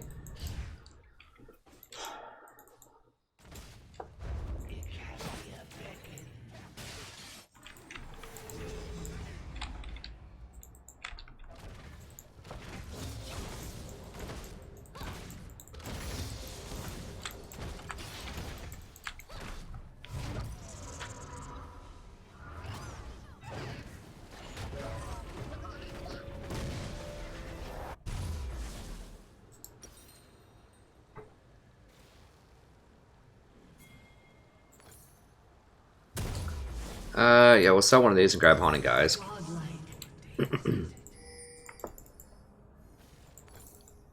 Double kill. I think rushing Leandri's first is better. I mean, Rylai's is good. The utility is nice, but you're giving up so much damage by doing that. Leandri's is just an astronomical amount of extra damage. Destroyed a turret. With the penetration and, of course, the extra health. Shredding.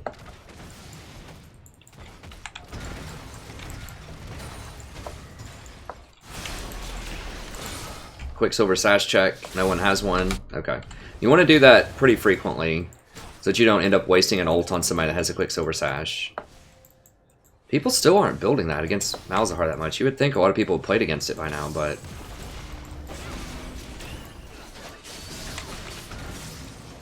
I mean, I have gone up in ELO quite a bit since I played Malzahar a lot before. I was getting paired with, like, you know, mid-silvers and low golds, and now I think for the most part I'm getting paired against, like, mid-golds.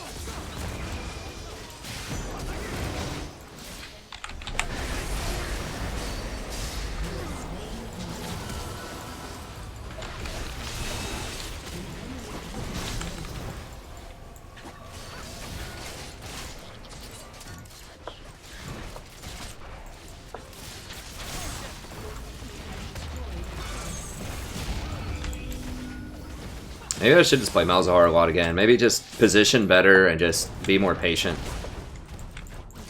Just be more realistic about what's possible. Oh my god. I'll reiterate, it's not worth trading if you're ahead. Because that, not only does it give them gold to get them back into the game, when you could just shut them out, but now we're in kind of in timeout mode, right? Like, we have to wait on her for 22 seconds before we can do anything else. Really. I mean, we might be able to get bottom tower, but it gives them a lot of time to recover. They get an extra minute of farming, an extra minute of chance to breathe. You know, what if they were just about to rage out and one of them was about to quit the game, and then all of a sudden that person just got a kill, and they're like, you know what, I guess I'll stay in the game. And then they end up winning the game.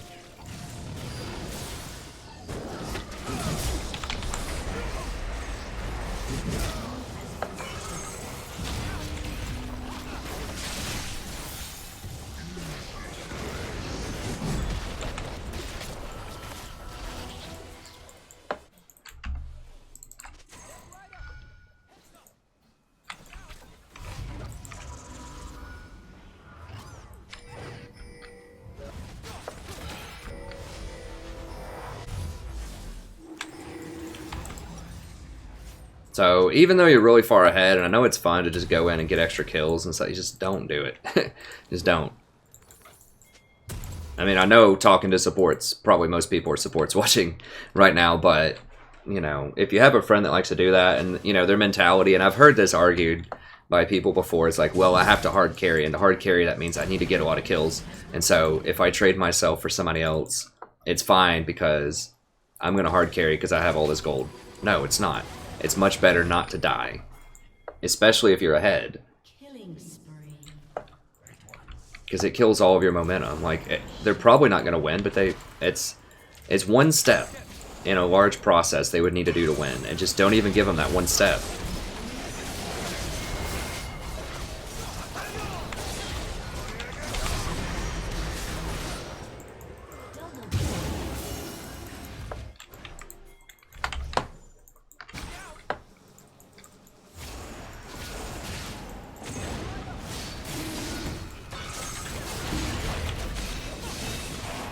I'm going to use both of them here, just because I know we just killed them and they're not going to come contest it, so that's why I can use both minions right there.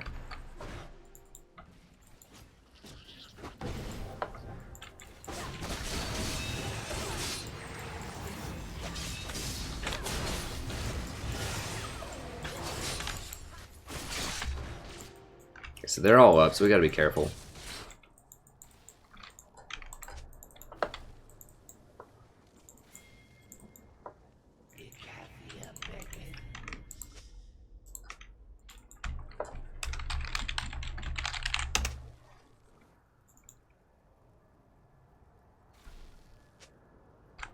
Yeah. If people like to do that, if they think that trading is good, you just need to explain.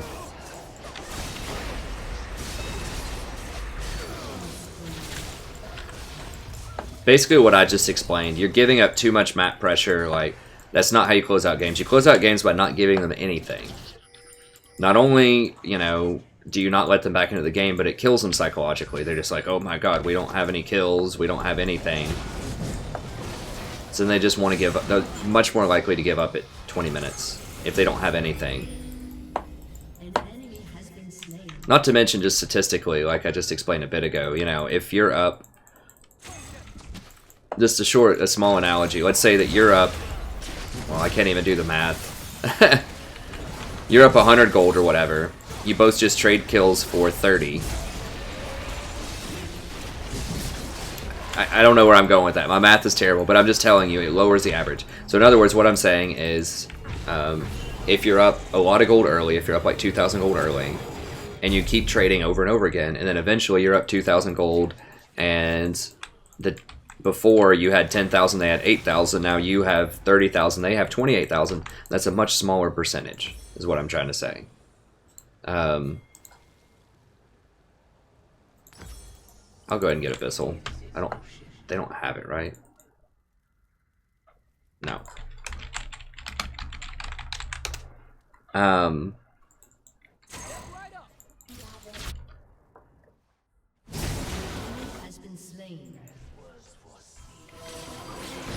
Yeah, that's a much smaller percentage. So, you know, this is why you need to snowball your leads and take advantage of them early, because they're not going to matter as much later. Also, the first couple of items are more important than the fifth and sixth item a lot of the time. You know, like your biggest power spikes are on your first like 2 or 3 items, and then throughout the game you do get stronger as you get more items, but proportionally, you know, once again, it's the same thing. If you have, you know, 80 AD and you get a BF sword, well, that's going from 80 to 120, so that's an extra 50% AD. But if you get an extra 40 AD and you already have 250, well, that's a lot less. So you don't want to give them those first couple of items. But the main one is momentum. Like, if someone's dead and down and out, especially AD carry, then you have to stop. You can't do towers, you can't do dragons or barons, you can't do a lot of things. And that just gives them time. You don't want to give them time. Well, I could have got him there, maybe. I can't rotate around.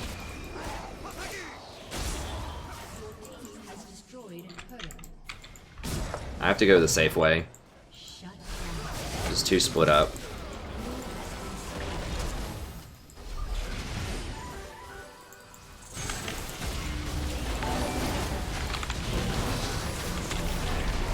Oh, damn it. I got hit by the Ori ball right when I did it. Damn it, I jumped right into it. That was stupid.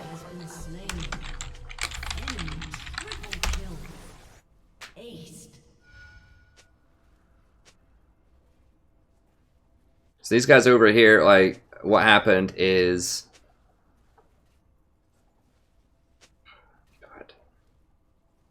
they split over here, and we got cut off. I can't rotate over there, because they have this wall right here. And so I had to run all the way around here, so I was really late. That was just awful. And then they get to fight us over this wall, where I can't hit them back. Now, a lot of that was my fault, because I flashed into where Ori ulted, like, immediately. So that was bad, but, like, you're giving them a chance to fight us over the wall and pick us off separately. It's really bad. Like, we haven't won this game. I've lost games like this before.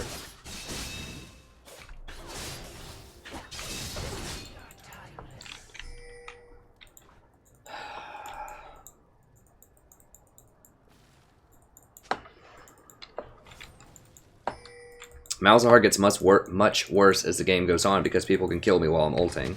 and there's going to be more team fights. Like, you want to close out the game fairly early if you're Malzahar. Like, you want to be able to pick people off. Ally has been slain.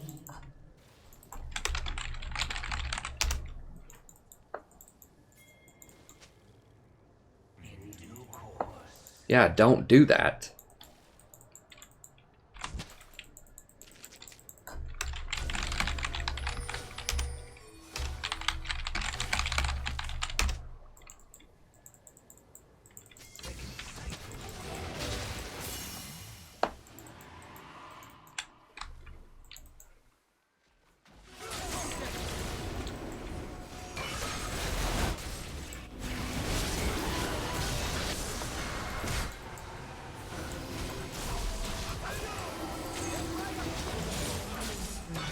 Dumb as hell. Get out.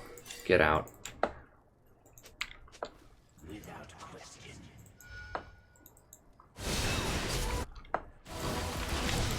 An ally has been slain. An enemy is unstoppable.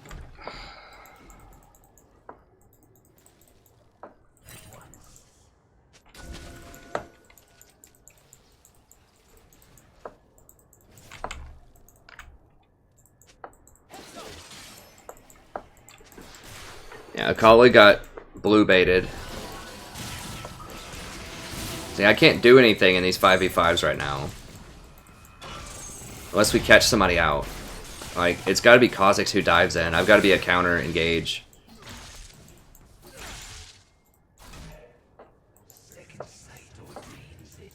An enemy has been slain.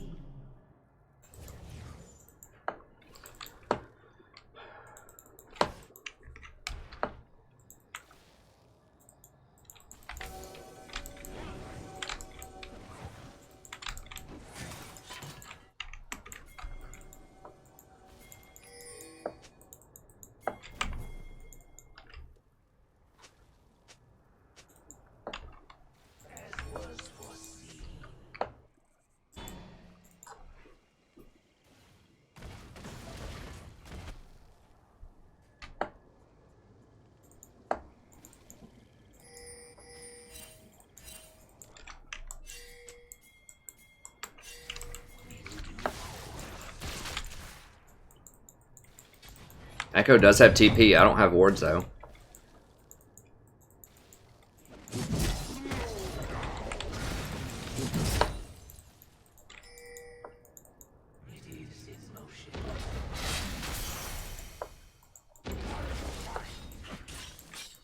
It's Caitlyn traps, which is so obnoxious.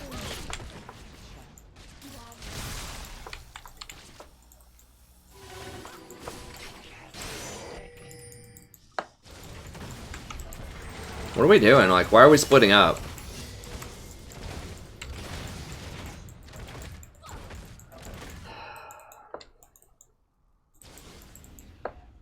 We should just go get Baron at this point.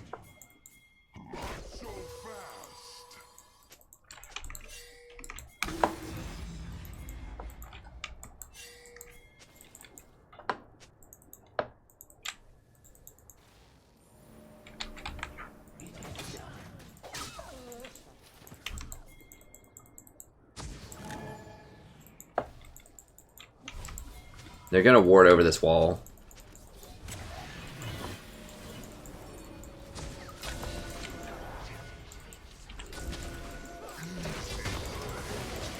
Last Echo backed. Well, he's got teleport. Okay. I don't have any wards though, that's a problem.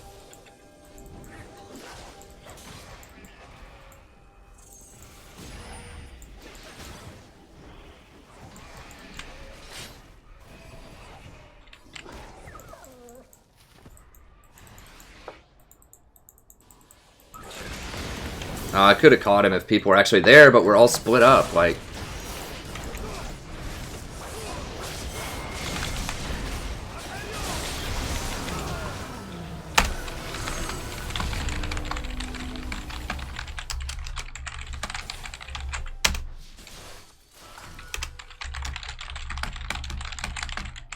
Sorry for the profanity. Malzahar, like...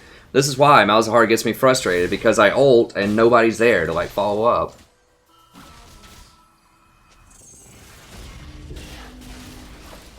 and then they just knock me out of it and kill me. And I've been saying to group and to win for like how long? Like 20 minutes? And these guys keep playing around, and we're gonna lose this game where we're up like 10k gold.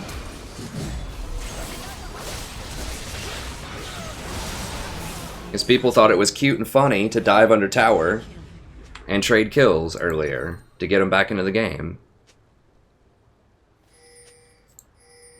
Like, oh, LOL, traded kills. Like, no, it's not funny. I actually do want to gain some elo, believe it or not, because I'm playing ranked.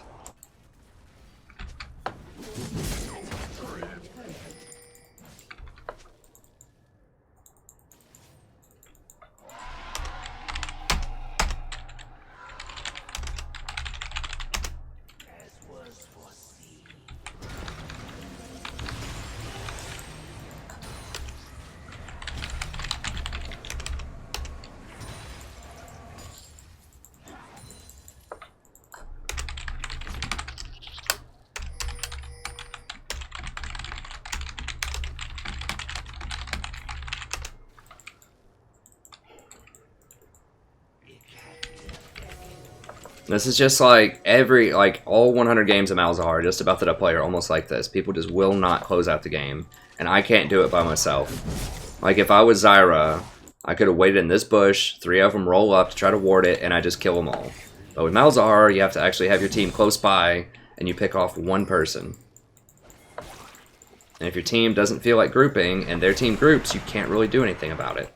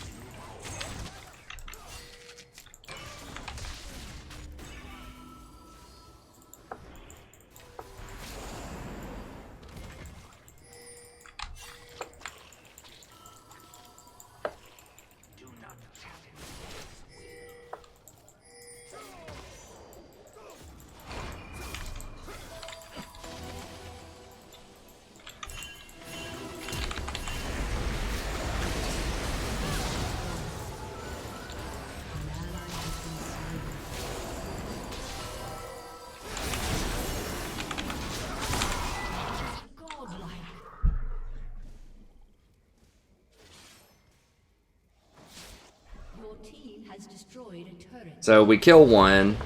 I guess they got an inhibitor out of it. We could have just straight won the game though, if they just quit splitting.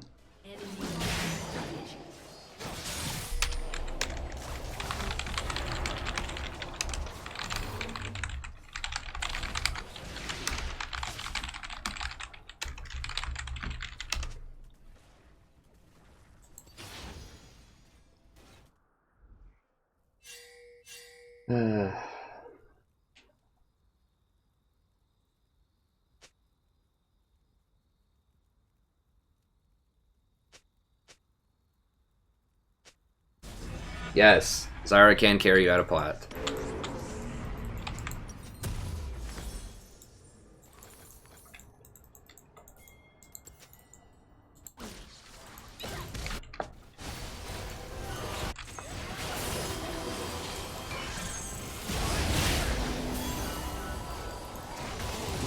Who's dead? Tristana, we gotta wait.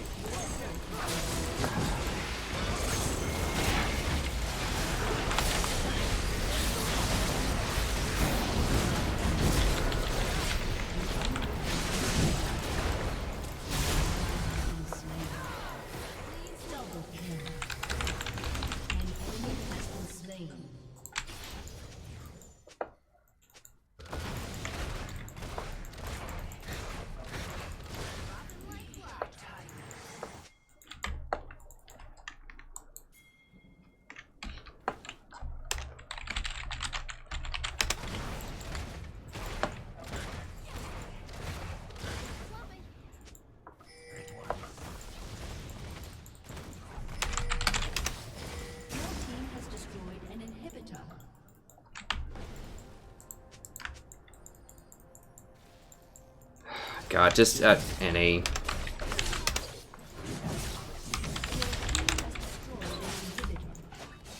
I don't. Are we gonna have time? I don't know if we have time or not. I guess we probably do. Oh, that's bad. No, no, no, no, no. You're not gonna get it.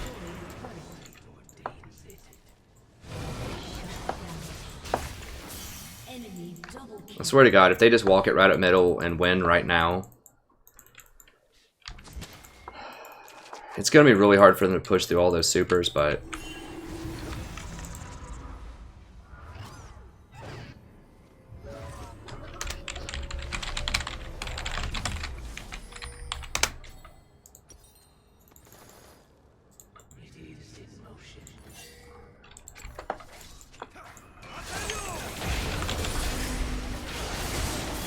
oh, we got a QSS now. Okay. That's cute.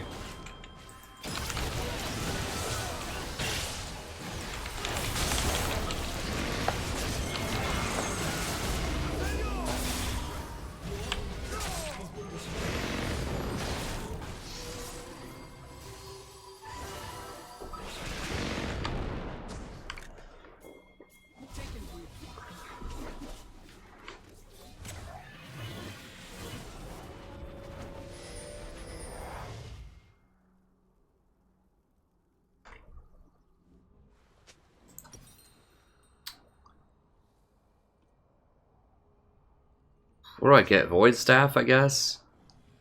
I'm not gonna have time for that. I was gonna sell this and just get a needlessly large rod. An ally has been slain.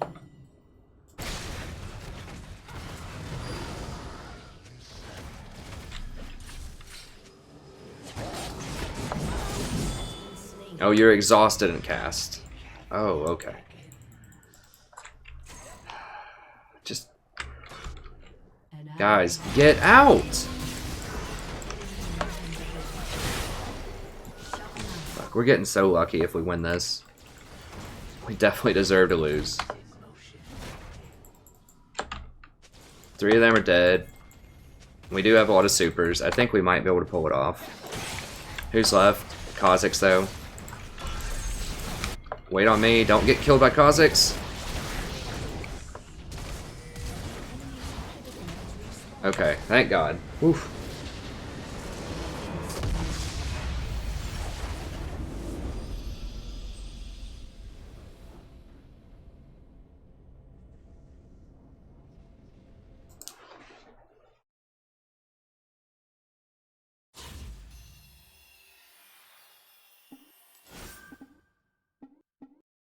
Ugh, gosh.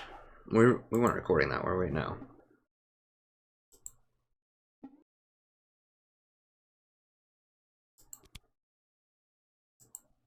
So yeah, that's that's frustrating. The Malzahar is definitely better early in the game. Like, it's so hard to find picks at the end and just get your team organized to do stuff. He's great in the mid game, though. He's awesome on ganks.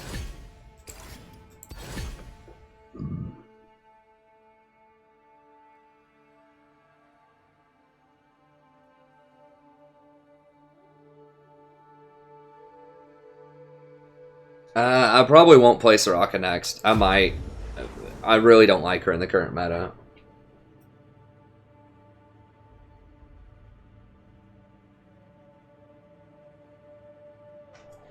I mean, I know Soraka can be good and she can win a lot. I just don't win a lot with her. I just feel like I don't have enough control over the game. Like, I'm just putting my fate in the hands of my teammates, just hoping they do well. I mean, she's better if they nerf some of these assassins in the next couple of patches. She might become a little bit better, but the problem is you can get focused out and killed so easily if your teammates split up and don't peel for you or cover for you. I'm not going to play Leona. I can't, dude. I can't. I know people like Leona. I can't win with her past low gold.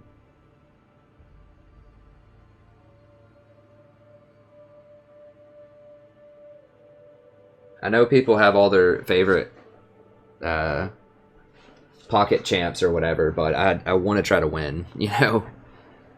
And I can't do it with Soraka. I've tried it. I try Soraka. I know we have a ton of Soraka fans. I've got 2 videos up on the channel, I think, of her. It's just really, really hard to find spots to play her.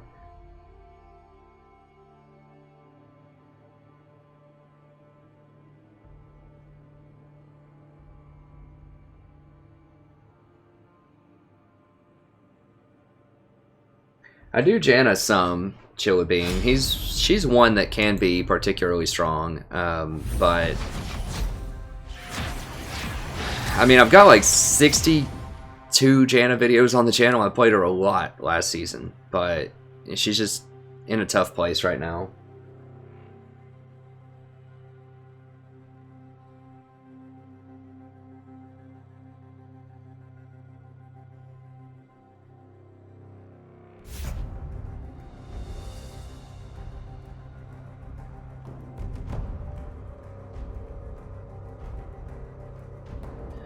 I mean, Sona in some spots, it's very, very dependent on their picks, though. Like, if I'm 4th or 5th pick, sometimes I can pick Sona. But, well, Mr. T, I mean, that's all I can tell you, buddy. I just don't win a lot with her. And I don't...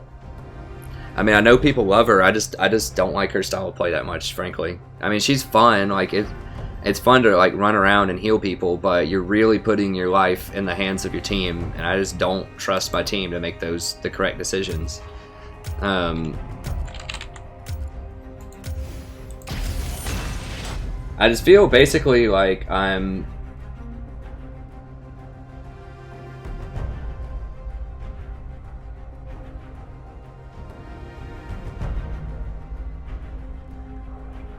I don't know. I just feel like I just don't have enough control over the game when I'm Soraka. I do play her some, and she is fun, but not in a meta where everybody picks Hecarim, Kha'Zix, and all this other... Like, if they start picking things like Sejuani or Amumu, and, you know, Caitlyn's the AD carry... Like, I even played her... I played her a couple of times on stream over the last week, and it's like, even in matchups where it was a great Soraka comp. Like, they had very low damage, they had no assassins, we had some great tanks, we could heal. We just got murdered because people made a lot of mistakes in the early game, and I feel like I'm spectating the game, like I'm watching the game when I'm Soraka most of the time.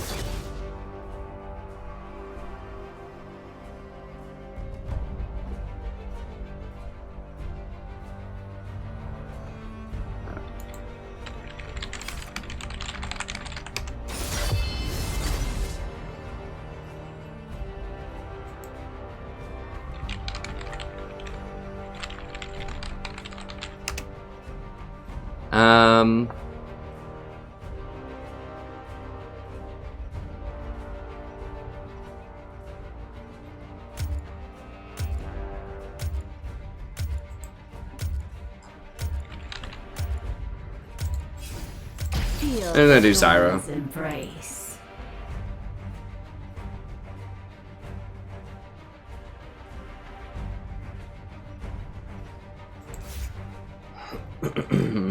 I was kind of wanting to do Malzahar again for Akali, but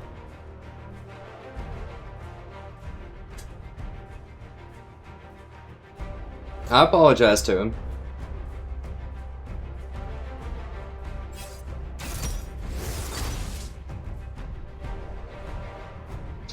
Thanks, Frank.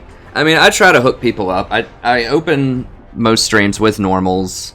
I do have a stockpile of other videos. Like, I have some Lulu, I have some Nami that I'm going to release here soon. Because I do play those on stream. People just don't see them a lot, because I only play them, like, once every, like, you know, 3 streams or something.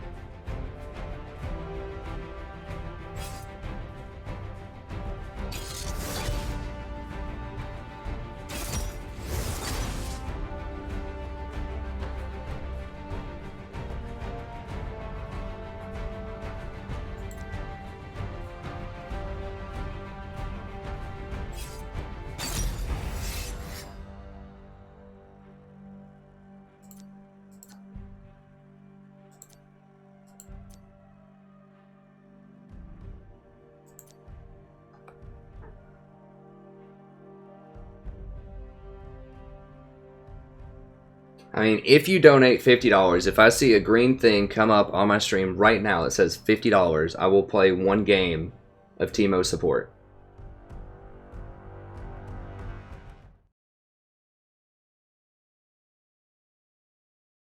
I will lose that 18 LP for $50.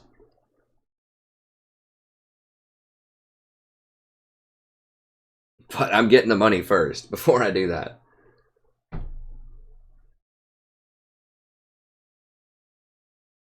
No, I'm not doing new support.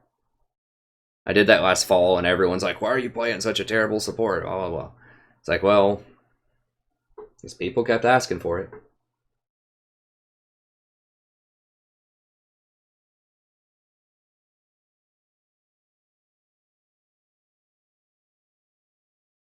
Yeah, I'll do it in ranked.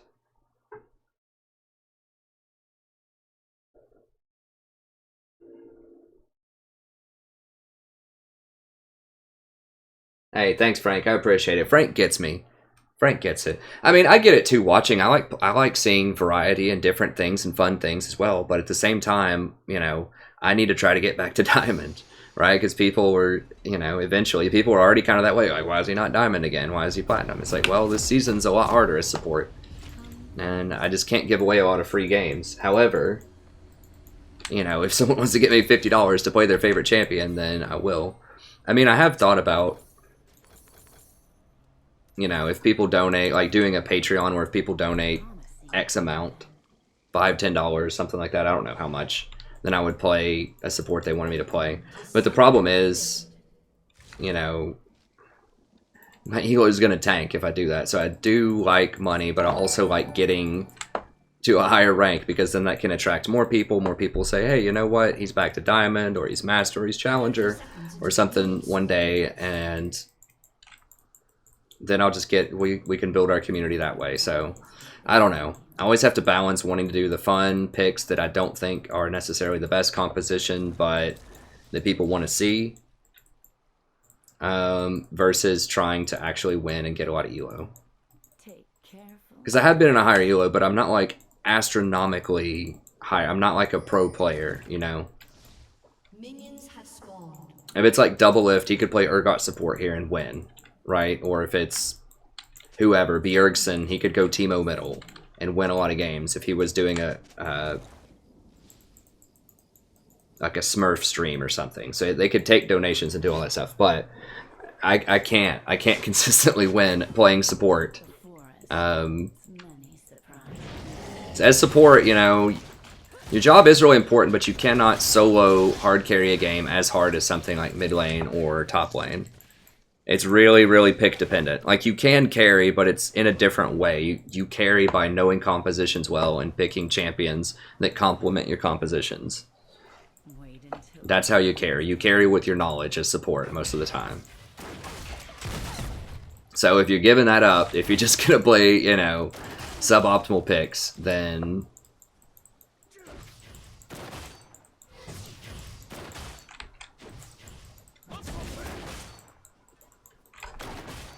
did someone actually donate?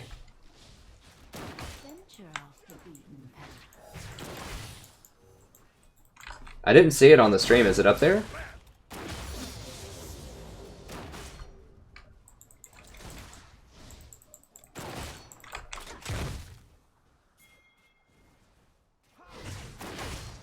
Where is it? I don't see the green. Like, it comes up with a green notification if you donate on the stream.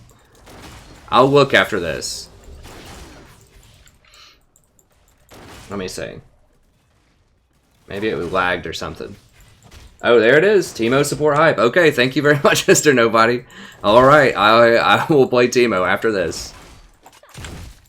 Yeah, it didn't show up on the chat, but I see it in the I see it now in the Streamlabs. Alright. I will play the support Teemo. I'll just tell my team, oh god, I meant to pick Tarek or something, like misclicked. And we'll see if they play it out. That way they won't just like automatically like quit and think I'm trolling.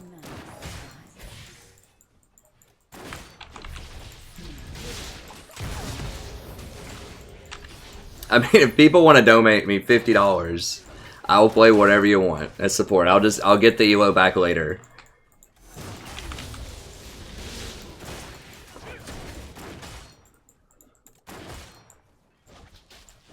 We can win. I mean, Teemo's not the worst thing someone could draw up as support.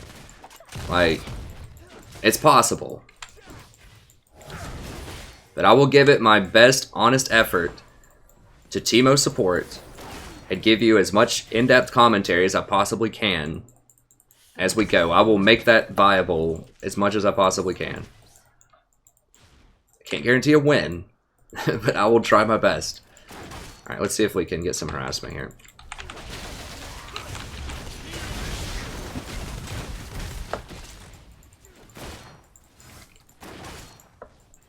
Who got that? Malphite, that's fine. Wait, Malphite's a jungle? What? Or... What?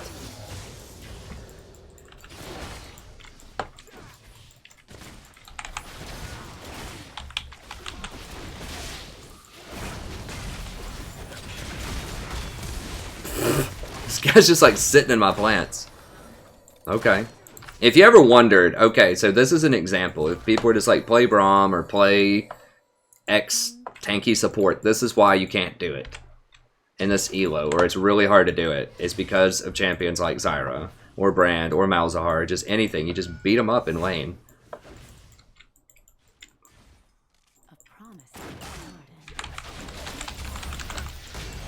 Like, all they can do is just walk around and look at me, basically.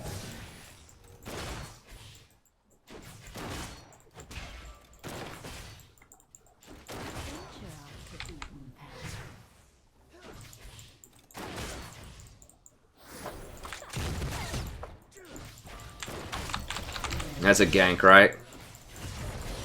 Where is he? Oh, he's top lane. Why was Ezreal running at me like that?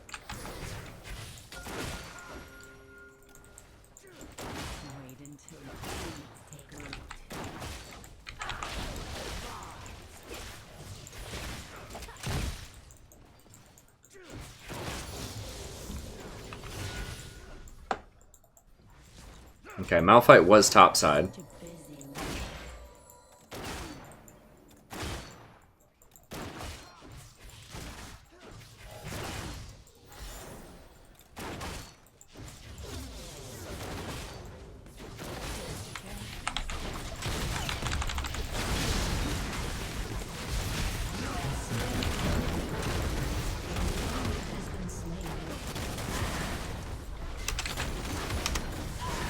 Nice. And GP was on it, man.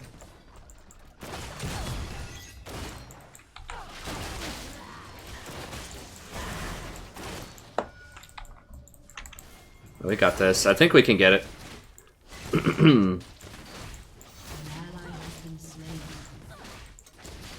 Getting first tower is more important than Wind Dragon.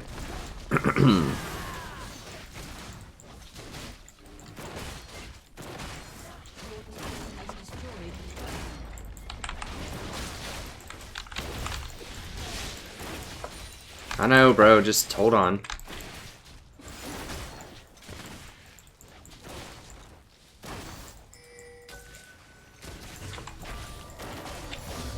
Hold on, bro. They're up. Like, okay, I'm coming. Just...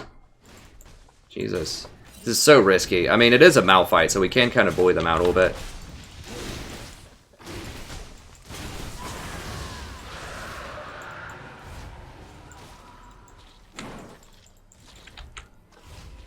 Like, if that was a Lee Sin or something, we would not be able to do that.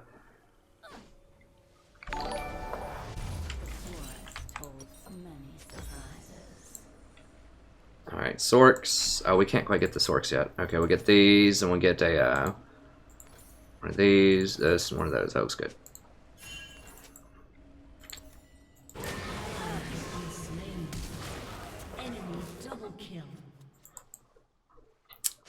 Yeah, it was a fail. An ally has been slain. Hey, Chu Hao Wu. Thanks for the sub, friend. Okay, so next game's gonna be Teemo for everyone on here. If you've ever wanted me to watch me play something unusual, Mr. Nobody really wants me to play Teemo support, and he donated $50, so I'm going to do a Teemo support game. Things aren't always what they seem. And I will love it. I will love it. Actually, well, I mean, Teemo's fun. I don't mind Teemo.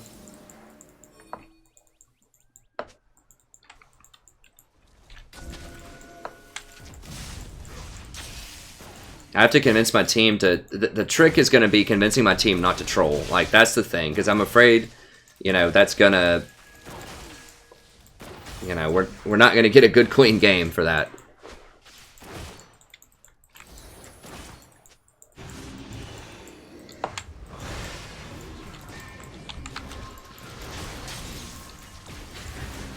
Okay, we got rid of that. We got to watch out for his ult, though. Now, tanky supports are kind of annoying in that I can't completely kill them if I jump out of a bush at them a lot of times. Sometimes I can.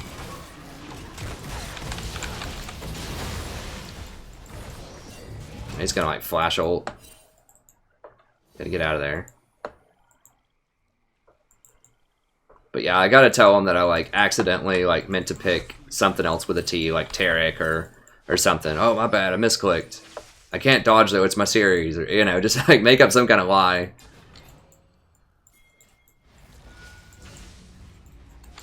Things aren't always what they seem.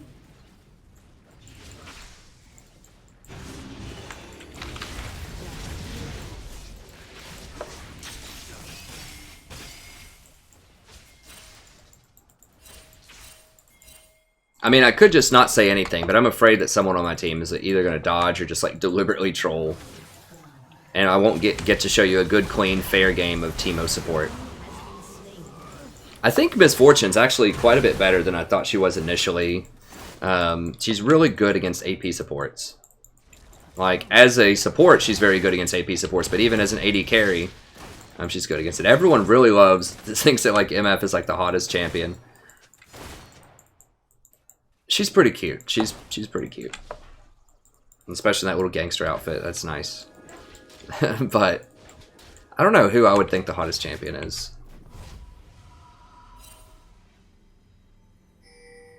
I mean, Miss Fortune is up there. She's definitely up there. Probably Tom Kench, actually. I can't even say that with a straight face. But An enemy has been slain. Come closer.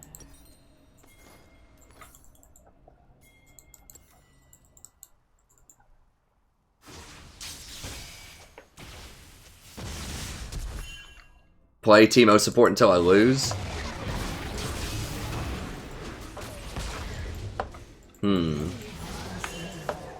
Well, that wasn't part of the deal, but, you know, if people want to see that, maybe.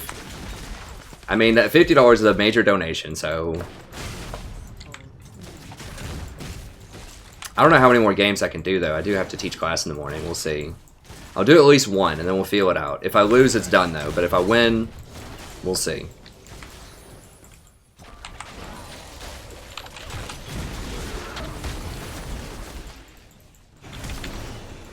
Alright, gotta flash that or I'm dead.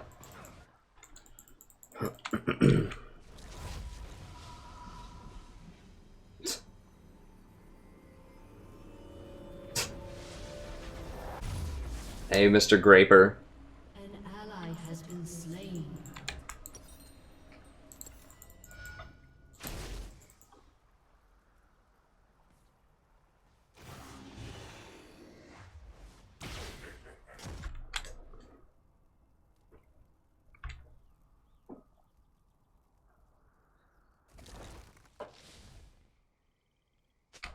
So Heh. much more to see.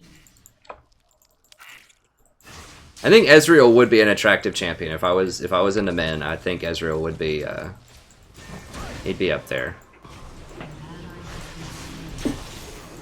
Or Braum. Braum's my kind of man. Well, we're actually, how are we losing? What's going on? An enemy has been slain. I mean, we're losing kills. We're winning map pressure by a lot. But okay, I'm coming back down.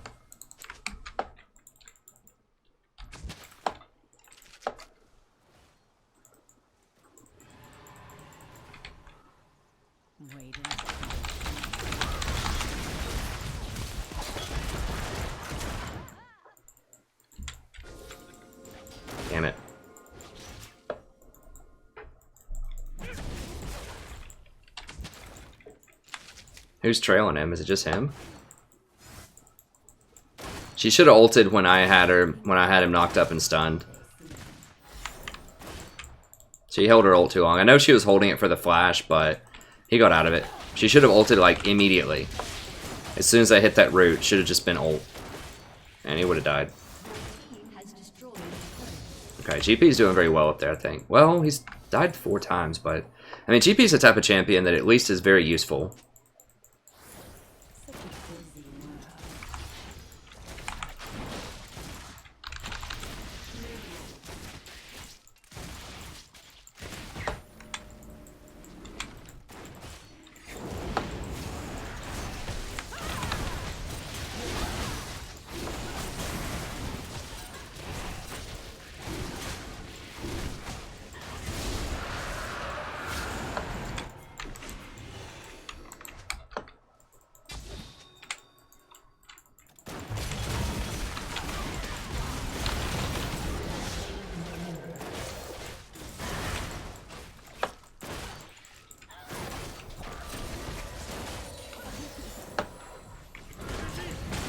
Whoa, what?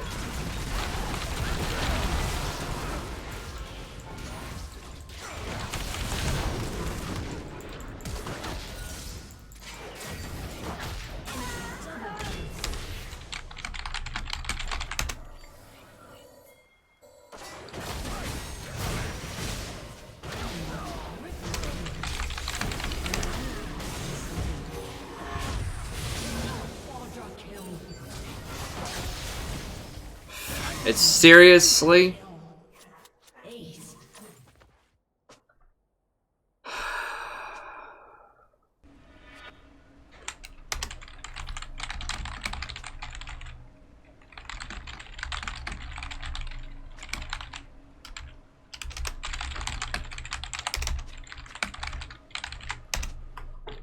Just a harmless flower.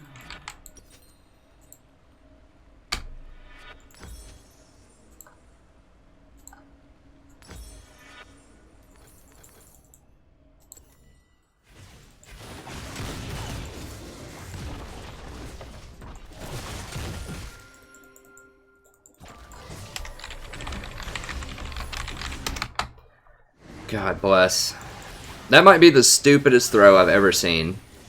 Vi dives a Malzahar with a Braum standing right next to her under their tower at like 14 minutes into a game with an Akali that's rotating down.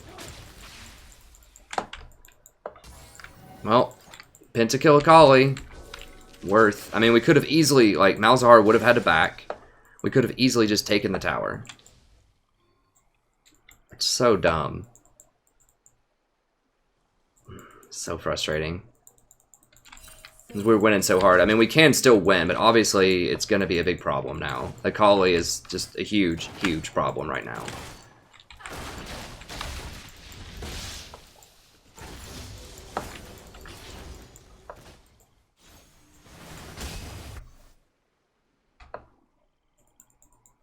It was Vi's fault. It was 100% Vi's fault. I mean, Gangplank should let it go a little bit more, but it was 100% Vi's fault.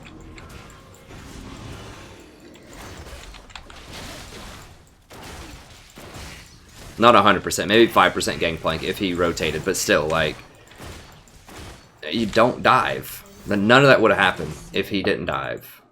If she didn't dive.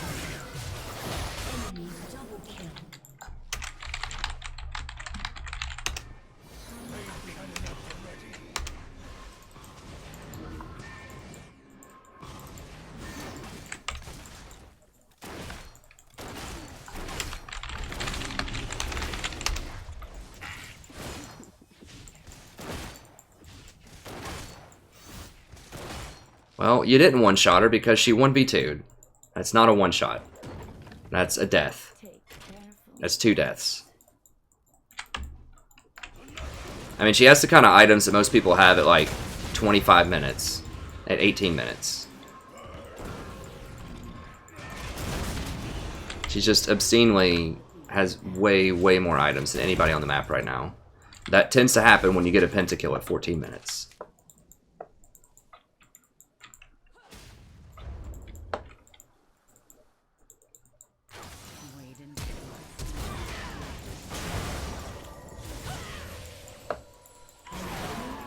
Okay, we got him.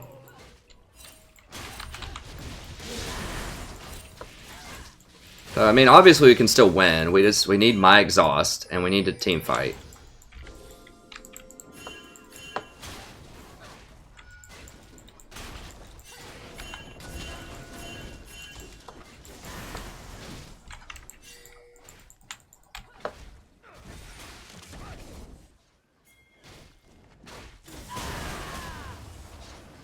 Whoa, what?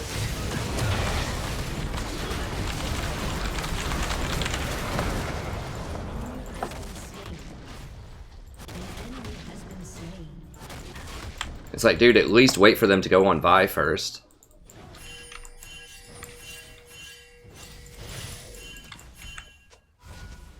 I'm probably dead.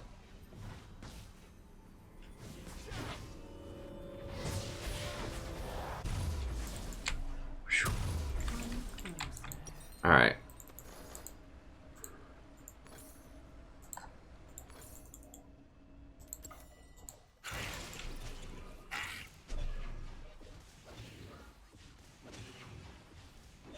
Energy. Nice. Careful steps.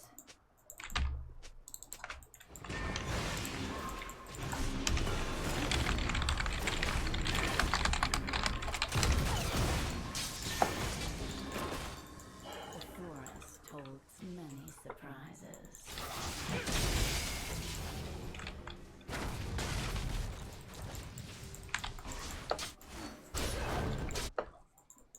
Holy crap, she's level 13 also. And he's gone. An ally has been slain.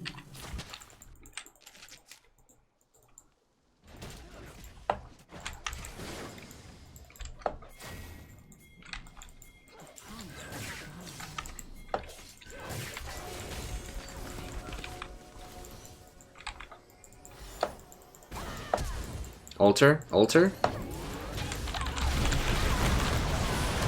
Okay, we got her.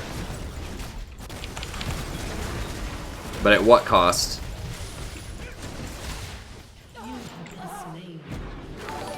I'm really surprised that all of them stopped doing dragon to come save her.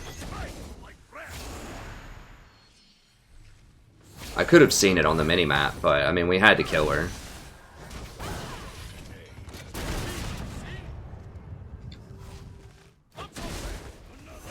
Well, they did stop doing dragon, so I mean, they did get 2 kills. It was like 2 for 1, but we saved the dragon, basically.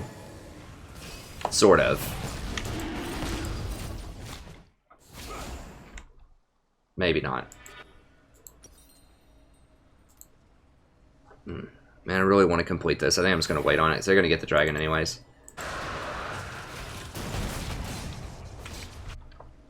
Hey, thanks for the sub, friend.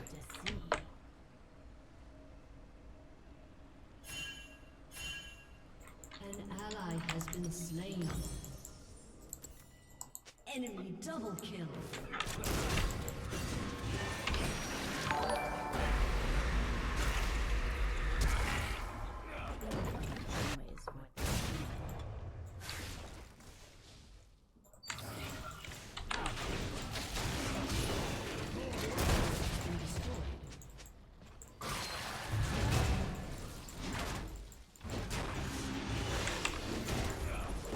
Vi just keeps going in.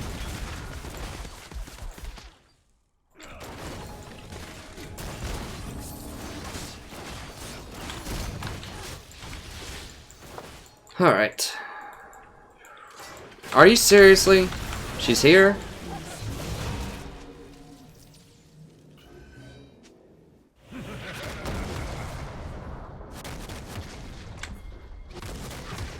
So he decides to ult then, instead of when I actually have her CC'd. That's alright. I mean, alright, I gotta start just looking for her in random places around the map.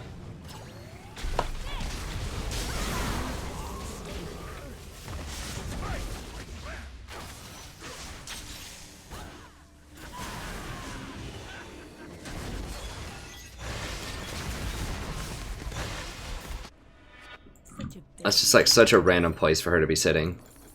There's no objective there.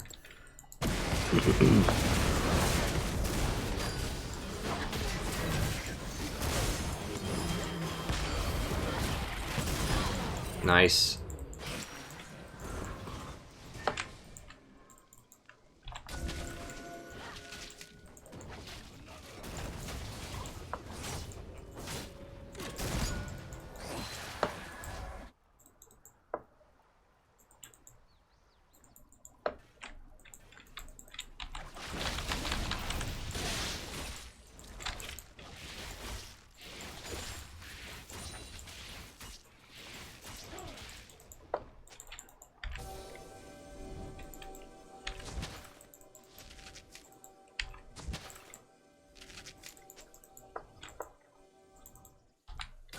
Promising God. I'll rain fire upon him.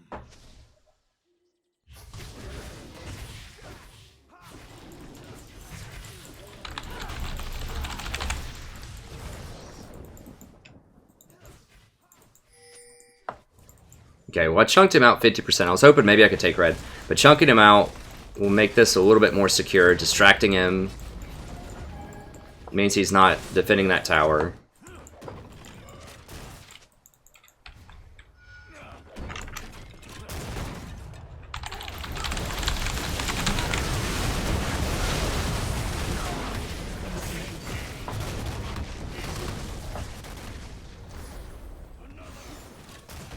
How did she... Who warded that? I just swept it when I went down here, so who warded it in between then and now? I didn't see anyone walk through here. I guess Ezreal. When Ezreal walked down here, he probably put a ward right there. On his way down, I just didn't see it. It's frustrating. So I thought I had all that nice and clean. But yeah, it had to be him, because he was the only one that walked through. I didn't see him stop off, so I guess he did it while he was walking. We'll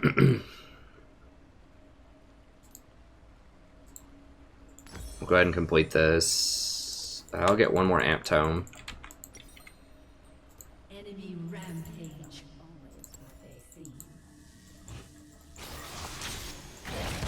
Ally has been slain.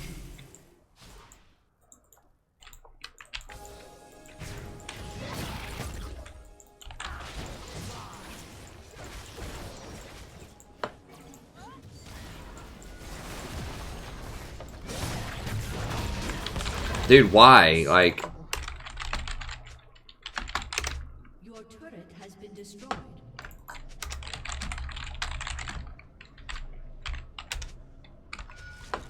So much more to see. the guy, like, engages onto her. It's not even like she caught him out. She, like, literally engages onto her.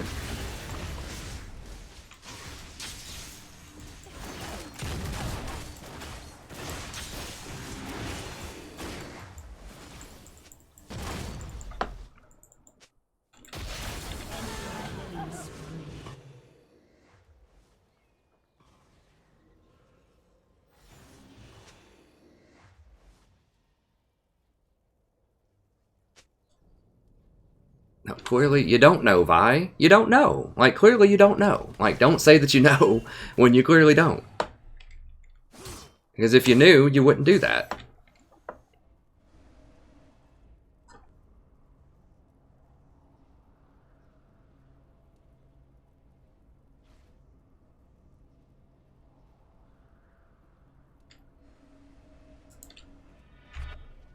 Wait until my seeds take root.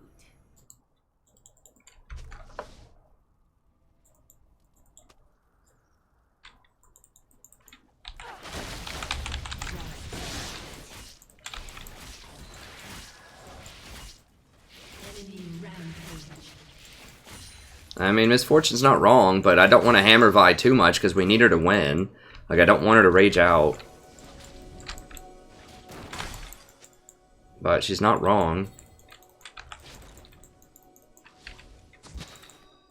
I can't even get wards. Hardly. Okay, that's as much as I can get.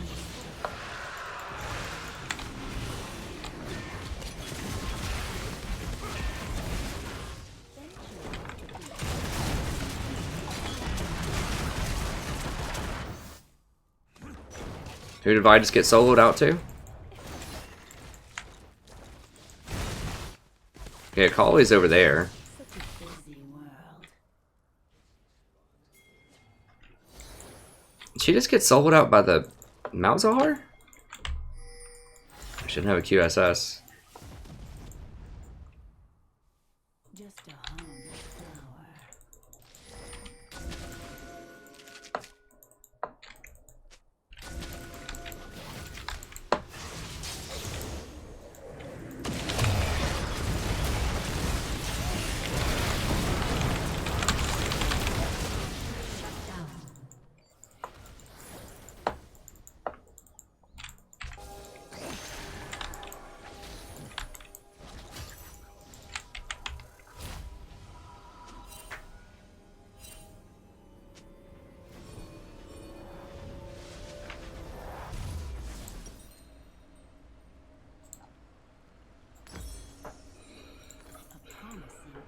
flower. Give me a couple more. I'm gonna need a lot of these to clear out all those wards in our jungle.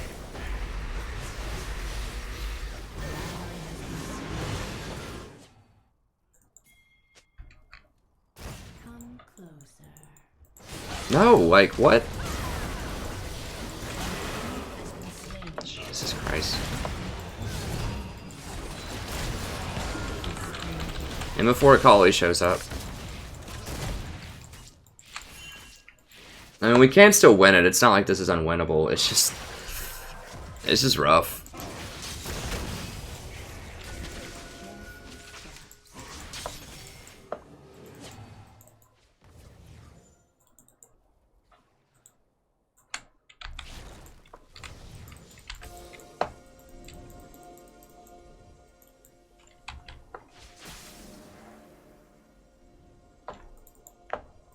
Now we finally got a clean jungle here. Venture off the beaten. Be ready. Shut down. Oh, 21 and 5, Akali. Such a busy world.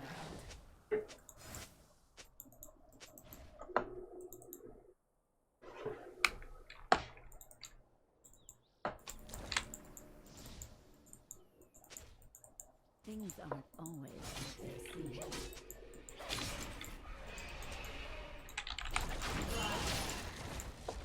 That is actually pretty dangerous. She could have this warded over this wall. They need to be careful.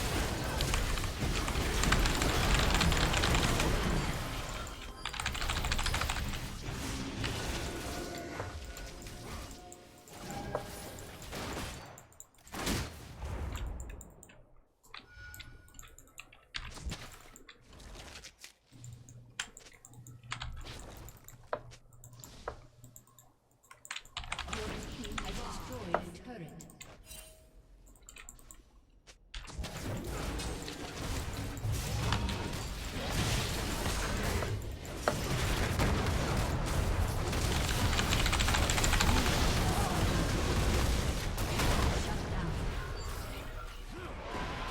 No, they got it. We did get a couple of kills though.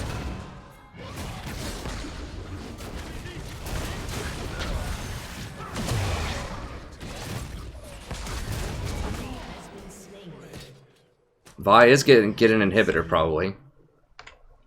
So we've got that going, I guess. Your team has destroyed a turret. No, she's not. Nah.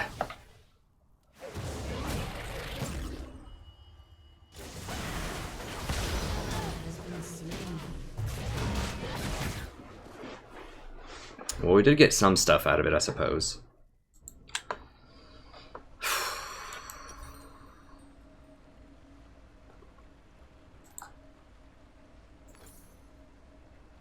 So much more to see. Oh, nice. Thanks, Chase. I appreciate it.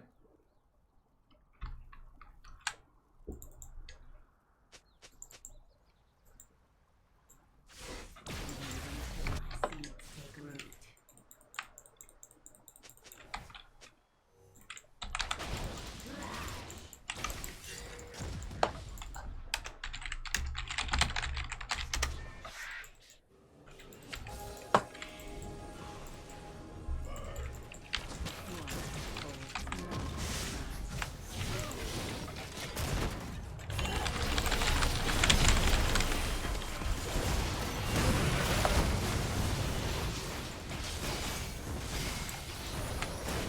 Got a GA and a Zonya's. God bless.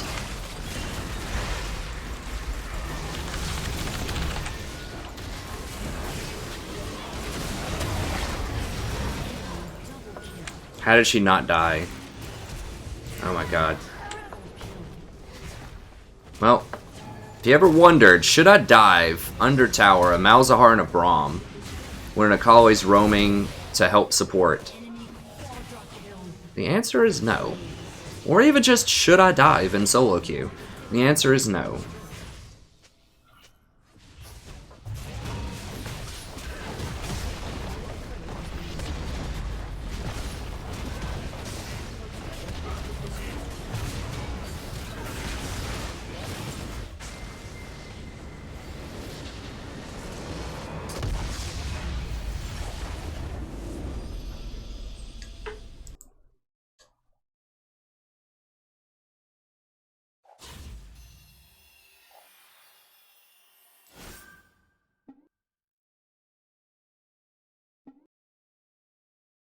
I'm not reporting it. I mean, she's just dumb. That's not reportable.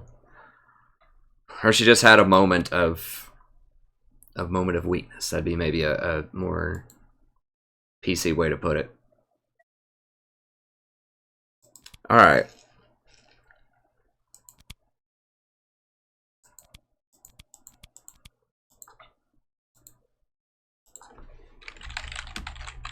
Let me look up Teemo really quick. See what his numbers are. See how I want to build him.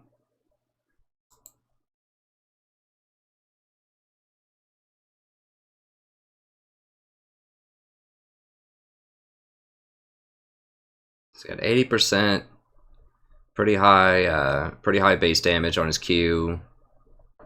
Pretty low range. I thought it used to be 700 range. I guess they changed it a while back.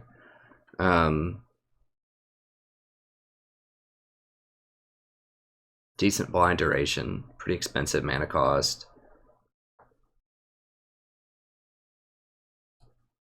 Move quick. Cooldown's the same at all levels. Damage gets pretty high. That's your 1-pointer, I think. Get a little bit of extra movement speed. Active. Toxic shot.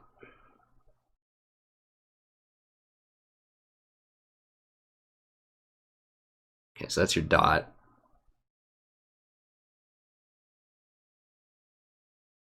On hits 50.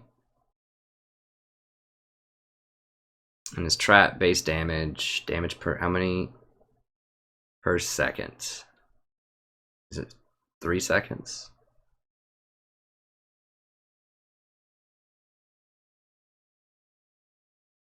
Four seconds. With a decent ratio.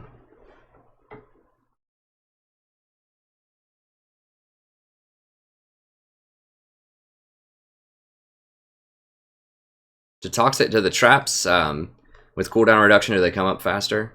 It's all about those traps. Alright, so we're probably going to max Q as support. We'll probably max Toxic Shot second. I mean, the thing with Toxic Shock is you can't really... His auto attack range is like 500. So you can't get in that many autos without getting hit back a lot. At least with this Blinding Dart, if you do it fast enough, they can't hit you back.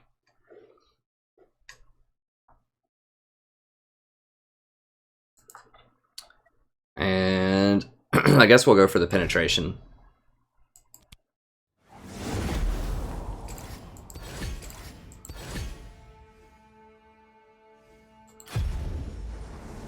I don't know, his... Oops, clicked on something weird. His AP is pretty good on this. 80% is pretty good. What is his ult AP is only 50%. That's really low, actually. So maybe I should go with the flat penetration. Because that's really low. This is pretty low. 40%. Yeah, I mean, his percentages are pretty low. This one's good, but the rest are low. So I think I will go with my Zyra page for the flat penetration.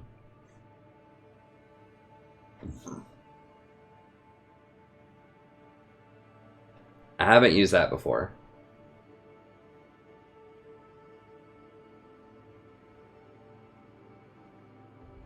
Now, I just explained why I don't want attack speed. And why that doesn't work in the bottom lane, I don't think. Because his attack range is 500. So you can't just walk up and attack people because they're going to have longer range. Like when Teemo's used in the top lane, when he's actually good in the top lane, is when he's against a melee champion that can't hit him back. And he can abuse him. So you can just attack him, run away, attack him, run away. You can't do that to something like a Caitlyn in the bottom lane. They almost every AD carry, with the exception of Lucian, is going to have a higher attack range than you. And there's going to be another support, which is probably going to be a ranged attacker support that can also hit you back. So the attack speed thing is, I don't think that's the way to go with support Teemo. I think you need to go for just max penetration, mass AP, and just use those shrooms. Try to catch people out with the shrooms in the jungle, or try to secure objectives with the shrooms.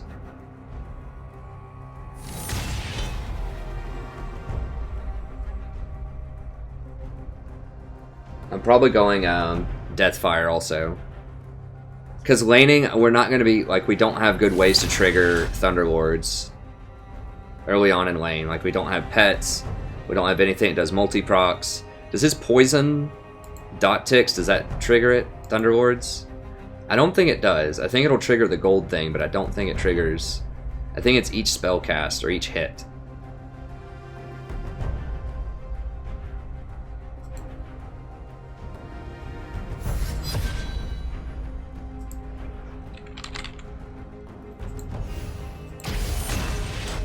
Okay, so we'll do our Zyra page.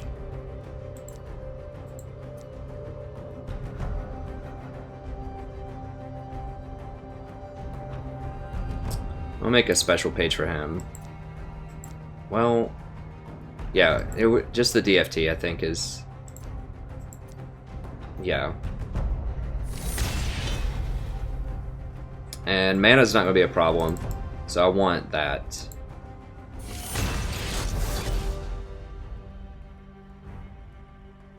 We'll see what we're up against. We might do Fresh Blood. I think I want to use him as a zone control kind of burst mage.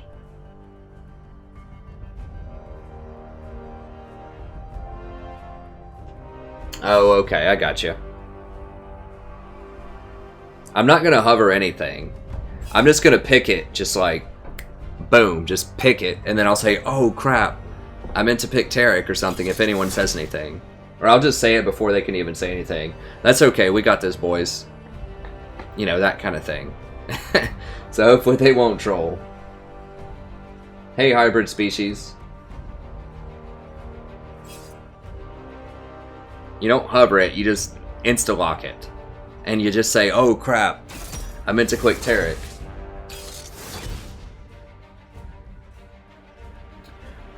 Yeah, I might need to do a, like, a Morellonomicon or something eventually. I don't know. Yeah, I'll VOD it. I'll VOD it when we get in there. Thanks for reminding me. Someone legit paid me $50. Mr. Nobody legit paid me $50 to play a Teemo support game. I will VOD it. Okay, we gotta do this quick.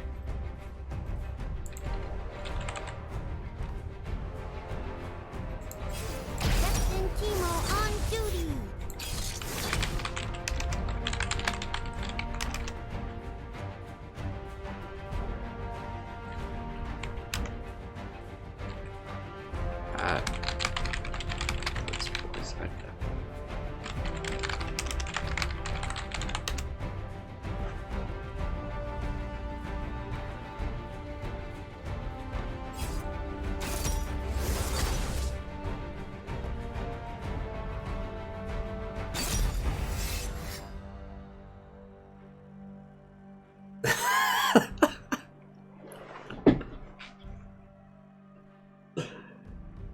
Oh, I'm lying. We're lying.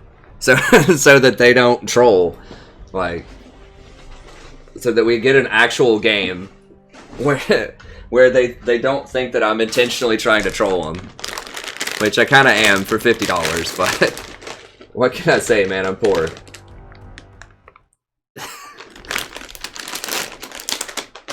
No, I don't have a Teemo skin. I haven't played this champion in like 4 years.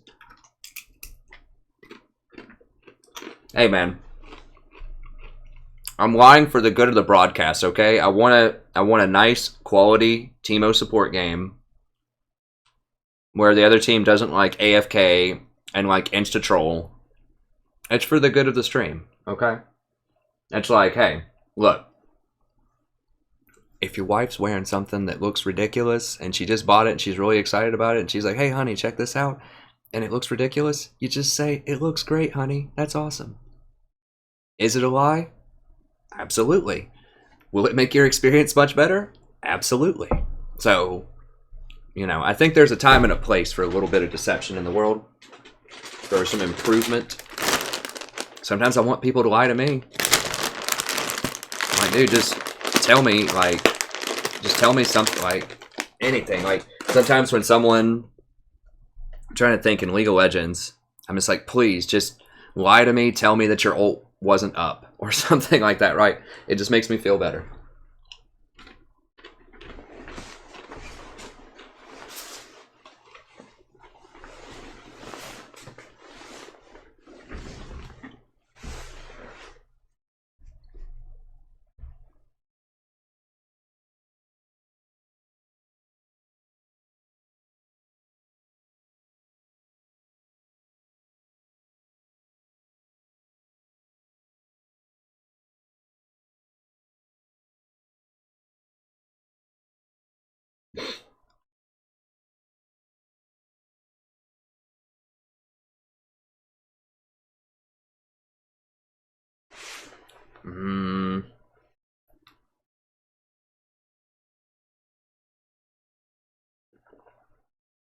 I'm not really a believer in attack speed, Teemo. I mean, I understand the concept. You blind, and then you can get in a couple of auto attacks, but I don't know. I feel like the most dangerous Teemos that I've seen are the ones that go things like Leandri's Torment, Luden's Echo, or something like that, and then someone hits a mushroom and they're just like dead, or it does like 80% of their health.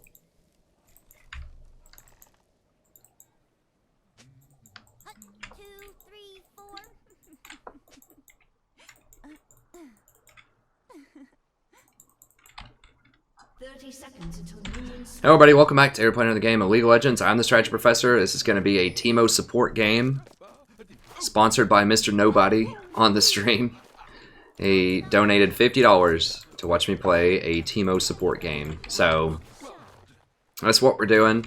I've had people debating, you know, what I should build in chat. I don't know. People want me to build attack speed. I'm just not a huge believer in attack speed because you don't have a good on-hit. Like, yeah, your poison does a little bit of extra on-hit damage. Like, up to 50.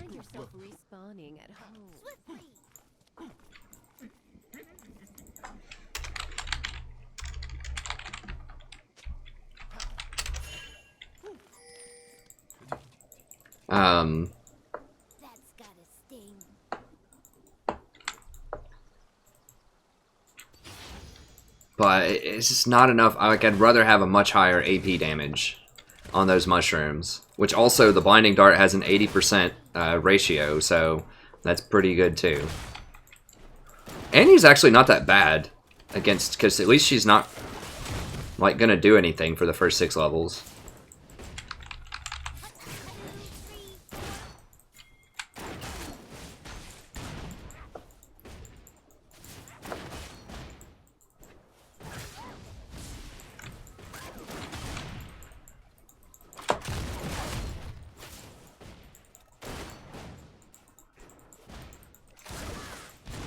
Ugh, God, Ziggs. I don't know why people quit playing him in the bottom lane. I still think he's ridiculously good.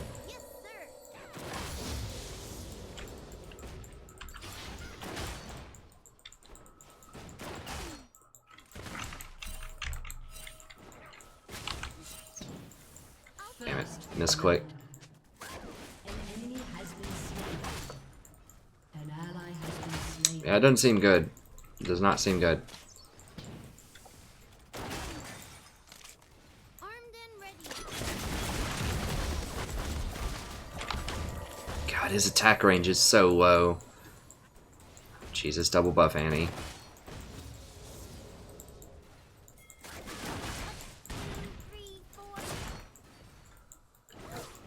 Is this a gank? Why was he up so far?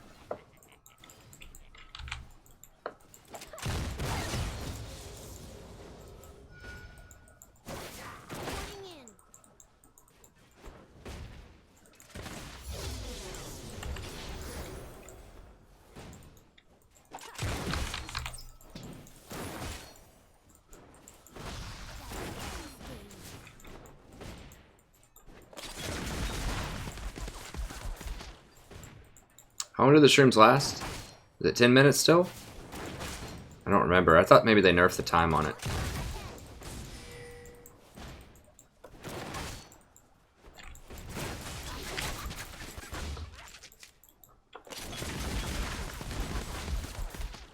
God, I really wish I had some kind of poke right now for this Annie. An enemy has been slain.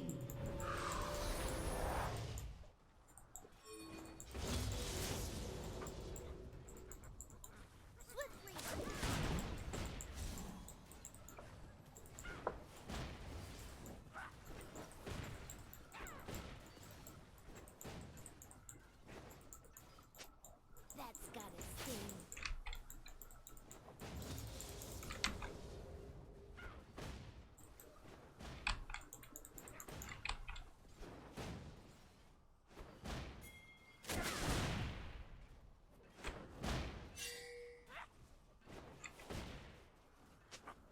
Reporting in.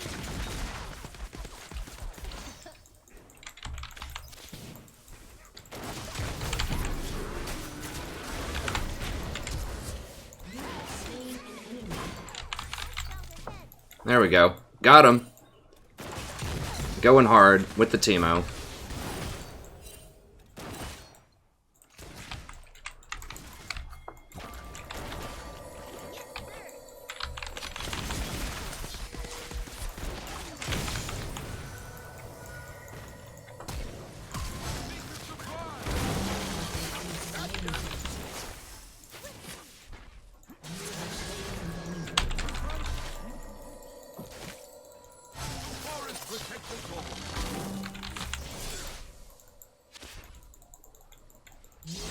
Really? Had that poison not kill him?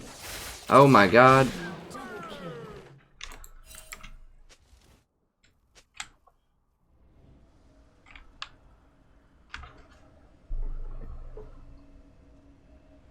I thought the poison was going to burn him out. He had like 2 HP left. Armed and ready.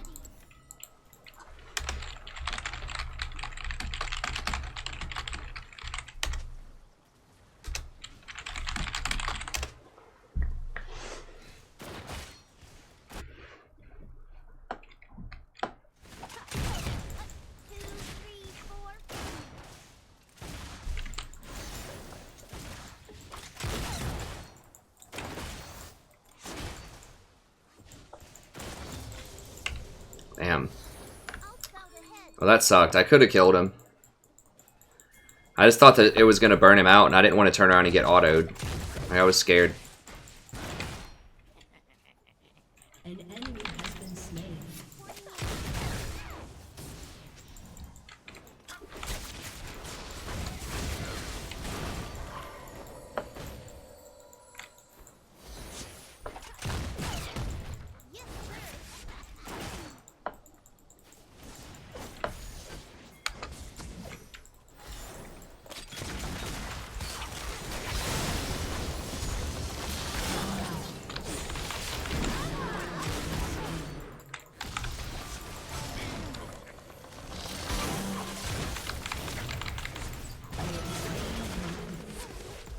Enemy double kill.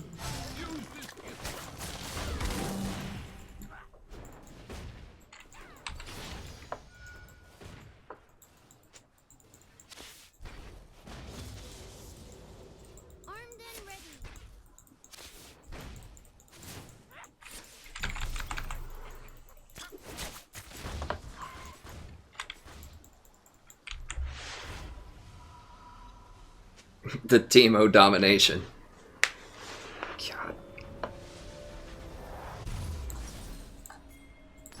We're going those Sork boots.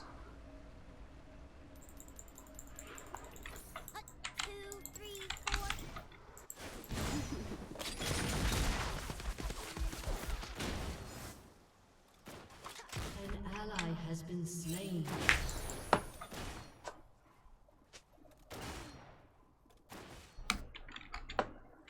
I'll scout ahead.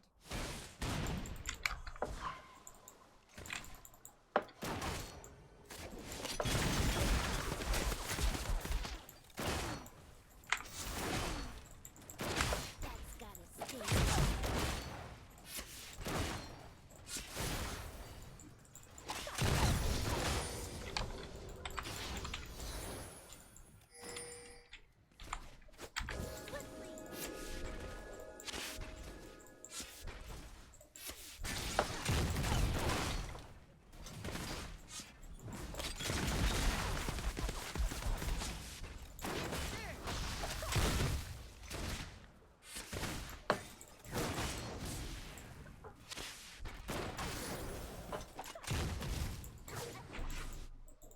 An enemy has been slain.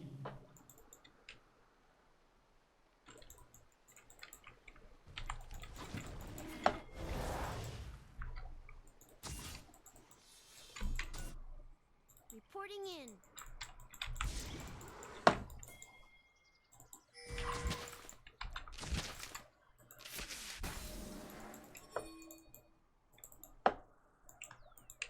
Armed and ready.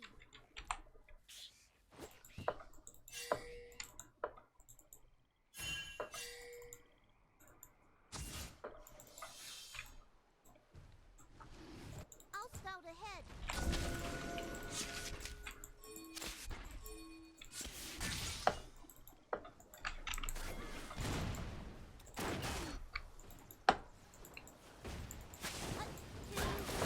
She goes to clear my pink, we can go on the Ziggs. And she's level 6, so we gotta watch out.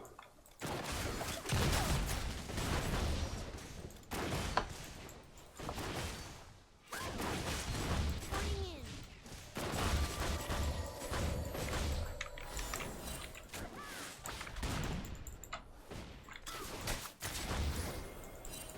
I'm not walking up to that. Hey, thanks for the sub, friend. Okay, can we get him? An enemy has been slain. Yes, sir.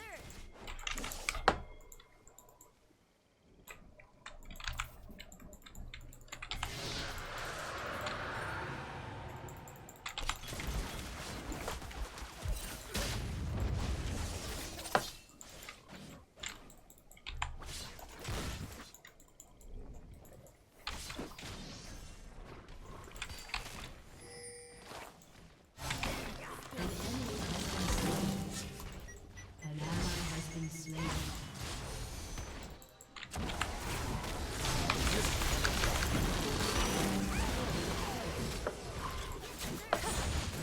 You have slain an enemy.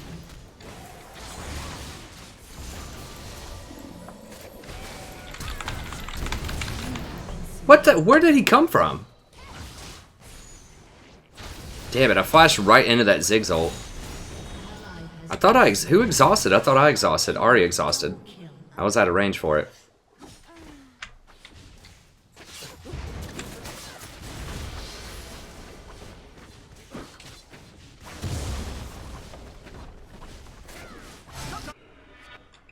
Reporting in. Shut down.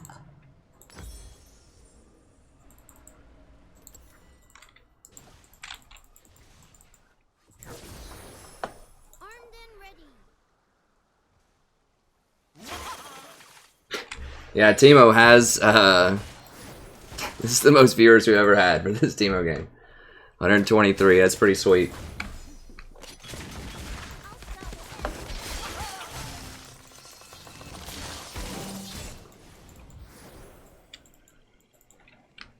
Where'd he go? Oh, there he is. Swiftly.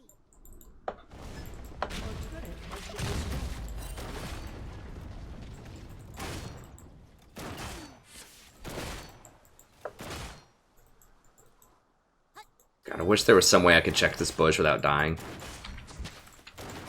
Gosh.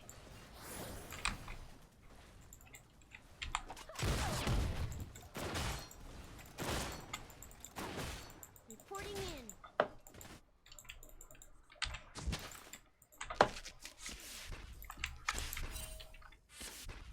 An ally has been slain.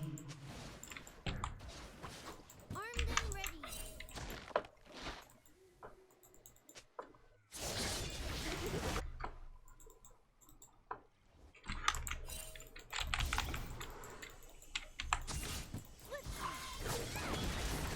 Enemy has been slain.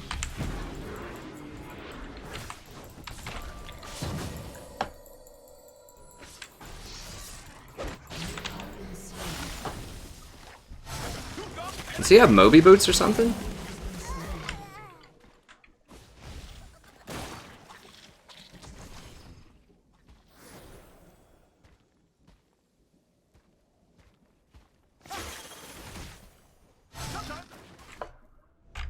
How did he catch up to me?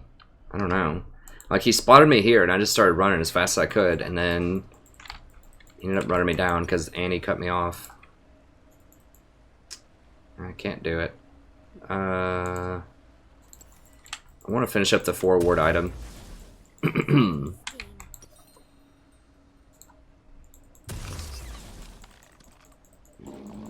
Daisy.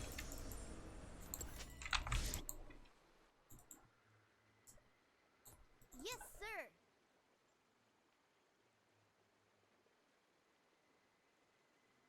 sir. Thanks, Andrew.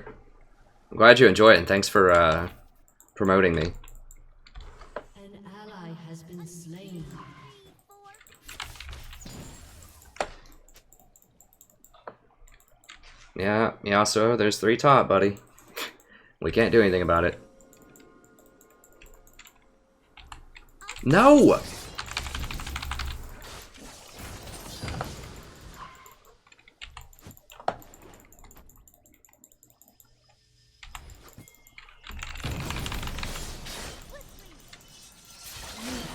God.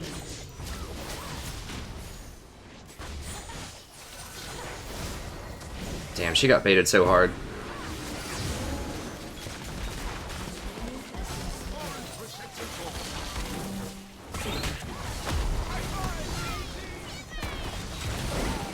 There we go. Got him! Burn out, you piece of trash. I don't think he's going to. Dang it, he might get away, actually.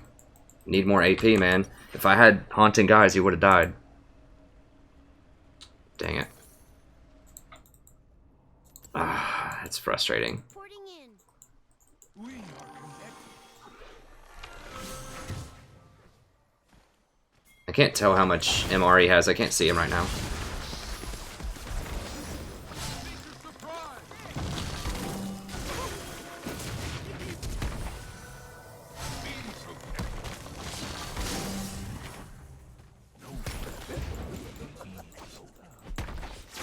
He's gonna pop up and kill her. Probably.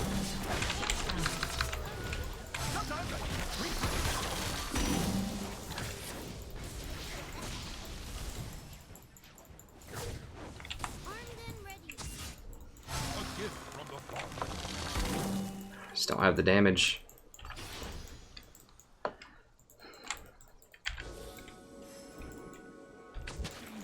Your turret has been destroyed.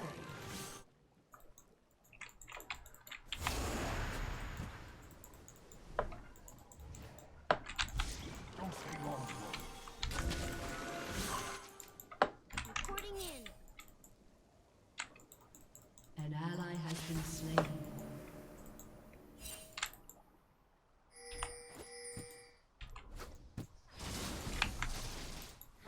Hut, 2, 3, 4.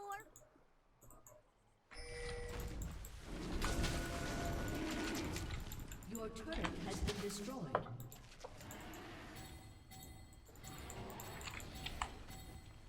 Armed and ready.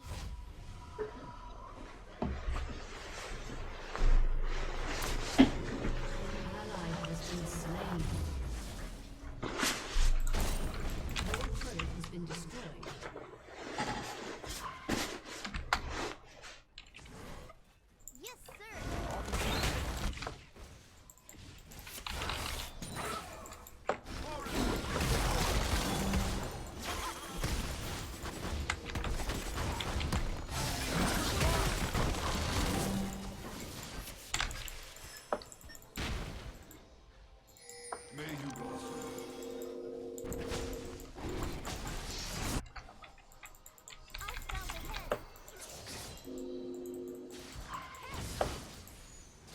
He's gonna jump over this wall and try to get me. Probably.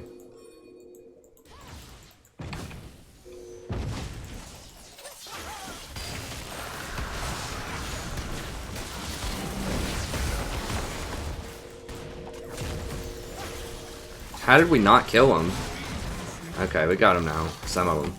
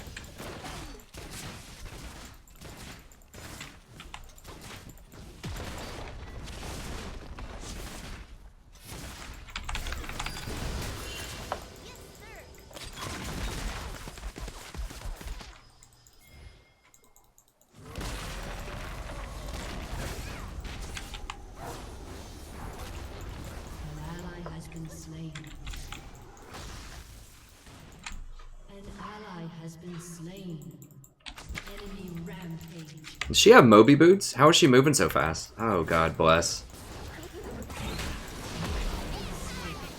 She has Moby boots and Wind Dragon. It's so troll. Yasuo, we can't help you, buddy. You gotta 1v1.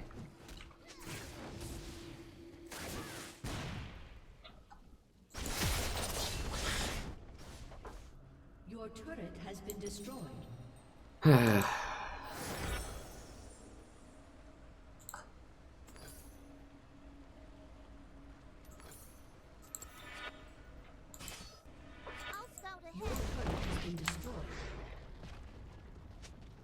An enemy has been slain. Oh god. Crap. I was looking over at the chat.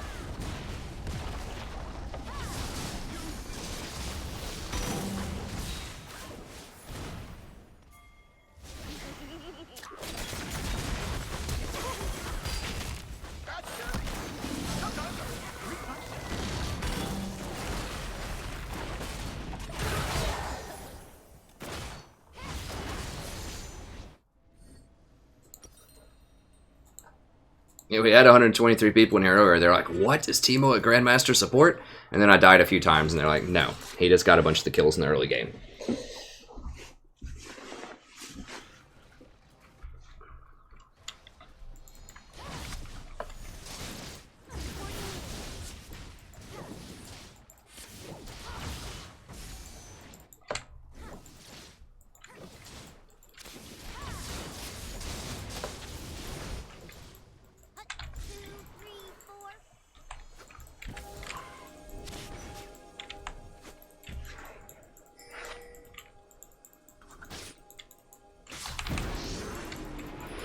God, I just can't do anything. Like, if I get caught out, I'm just so dead.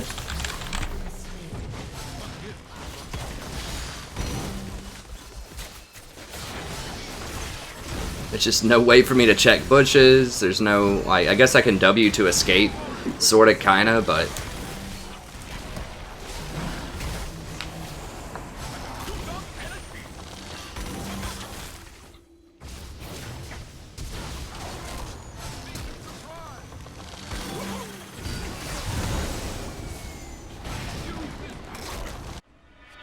Enemy killing spree. 2, 3, 4.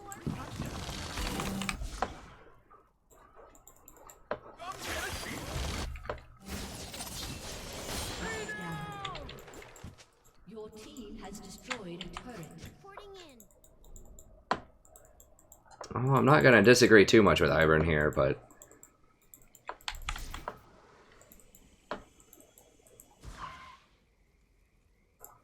I'll scout ahead.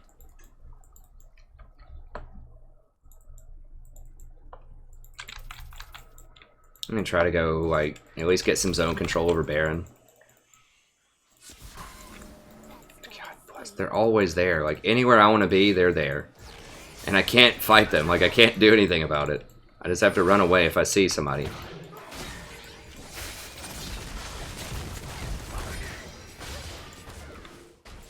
What the hell? How did they do that? Why are the raptors after me?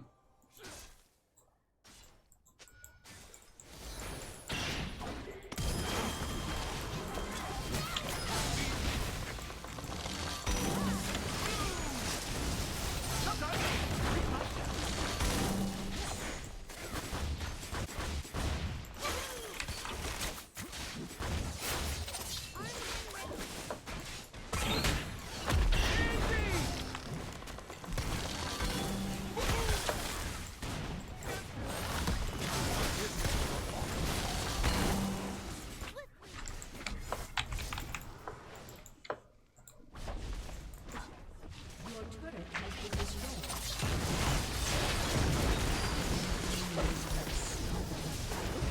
Now, Gabriel, don't get confused about this. Teemo support is awful. Like, don't play Teemo support unless someone's paying you $50 to do it. Like, he's basically got 500 range on everything. Like, his mushroom, I mean, his mushrooms are okay. Like, I get, you know, there's a situation where he could be alright. This is not it. Like, maybe if you're against, like, a pushover lane, like a Thresh or something, you can auto him out. But his auto attack range is 500, which means against most champions, you can't get up there and get that close. Your turret has been destroyed. As you can see right now, especially in an assassin meta, I just can't do anything. Like, I can blind Shaco or Talon, but I'm really just delaying the inevitable a lot of the time. Down. Porting in. Double kill. So of course I'm grateful for the $50. I'm doing the best that I can, but I want to be clear. I do not recommend that people play Teemo support in ranked. That's gotta sting. I'm having, you know, having fun with it, but it's not. You're gonna lose elo if you start trying to do that. I'll put it that way. So if you're okay with that, then knock yourself out. But don't, you know, think the strategy professor recommended this and go telling people, I lost a lot of elo. The strategy professor recommended Teemo support, and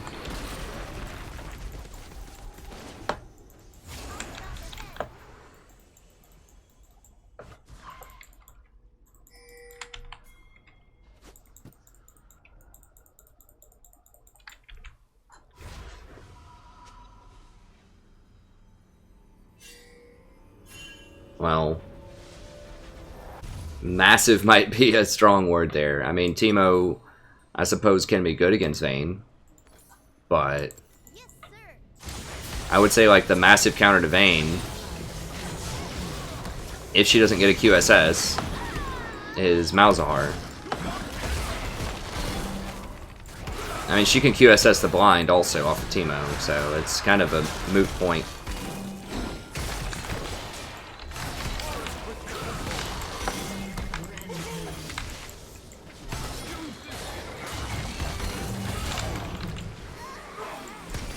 Okay, let's do this.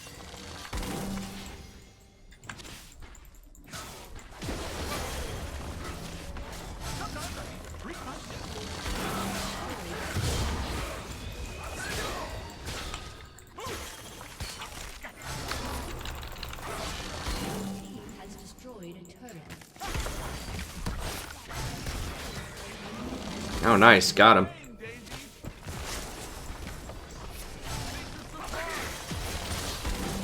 Like, if you have time to set up in the mid game,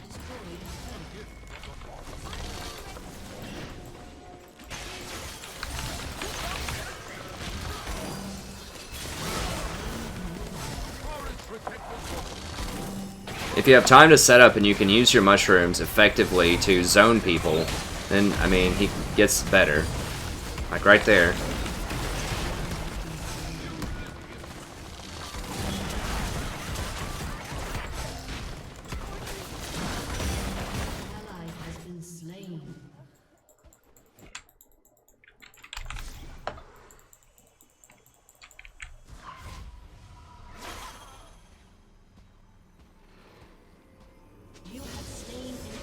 Got him. I mean, he's fun. I'm not gonna say he's not fun to kill people and just like imagine them like pulling their hair out of their keyboard.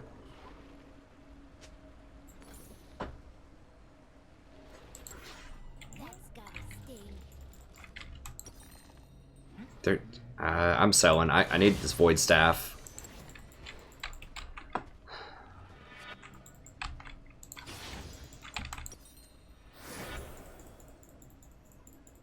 Like when we're prepping for Baron, it's gonna be really good. You know, later on. That's what he does. He zone controls, right? So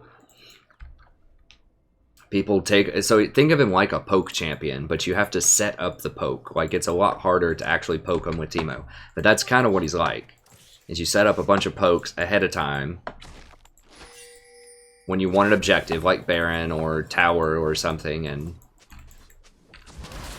I think that's the best way I've seen him used.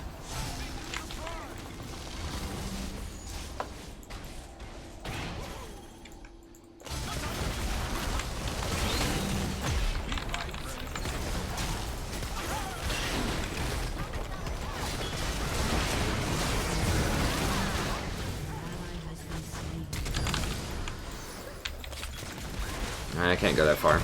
Dang it. She flashed the same time we did. It's unfortunate. Yasuo is hopefully going to round up this Talon. Then we'll ring around the Rosie over there. An enemy has been slain. An ally has been slain.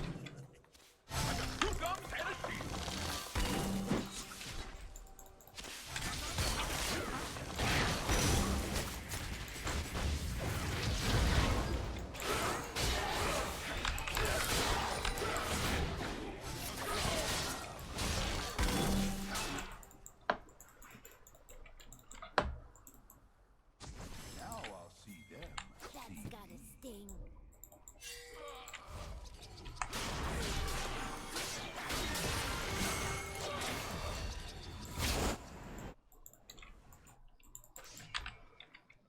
Yes, sir.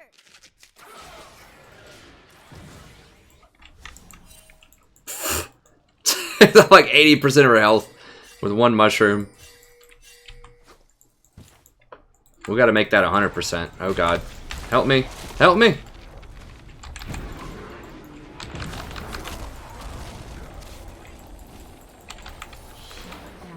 Yeah, they got me.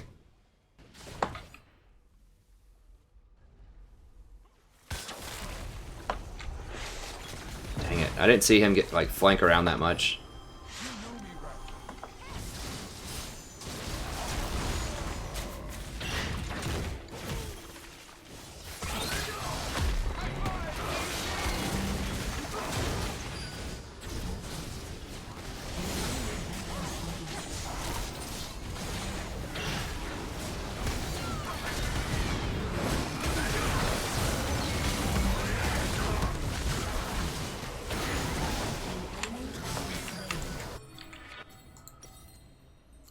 Where's the... Kill. Your inhibitor has been destroyed.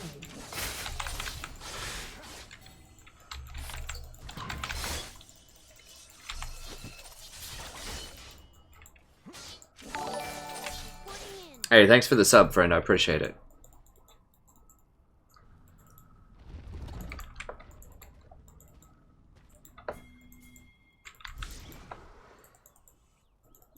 Hut, 2, 3, 4. I'm not going in that jungle.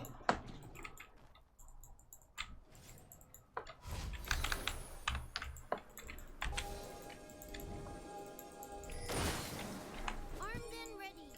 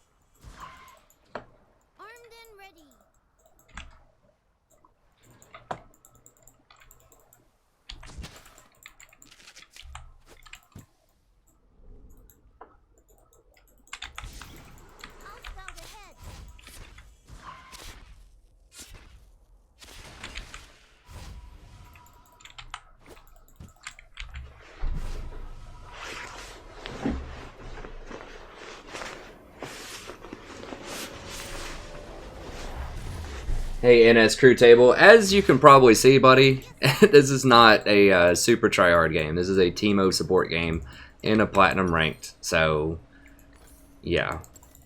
And it is an 8-hour stream, so it's not going to look perfect all the time.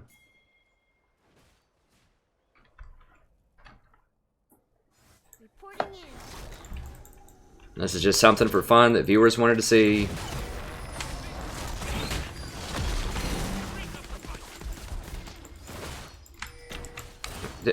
Yeah, Shaco or Talon, one of these little jokers is over here. Backdoor antics.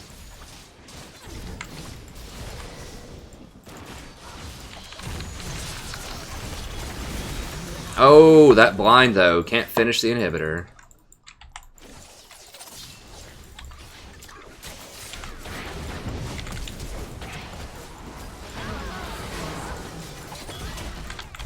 Inhibitor has been destroyed. Shut down.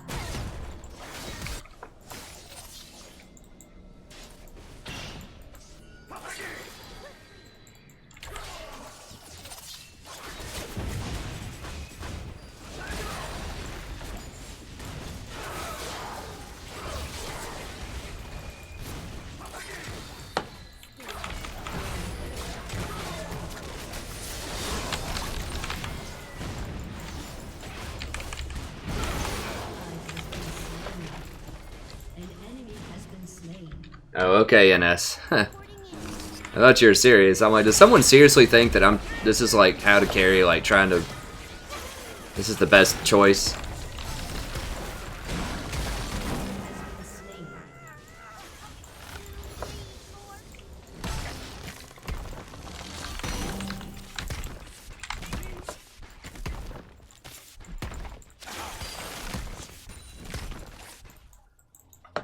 Yes, sir. Well, we got 3 inhibitors down, so we're gonna have some problems here.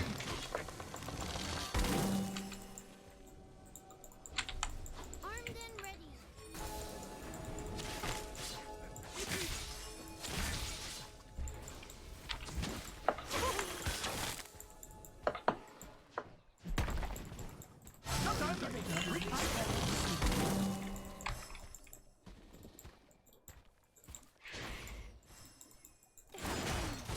I wish Q was a skill shot that you could actually check bushes with. That's the biggest thing, is that Teemo doesn't have any skill shots, so it means you can't check bushes. It makes it very hard to check bushes.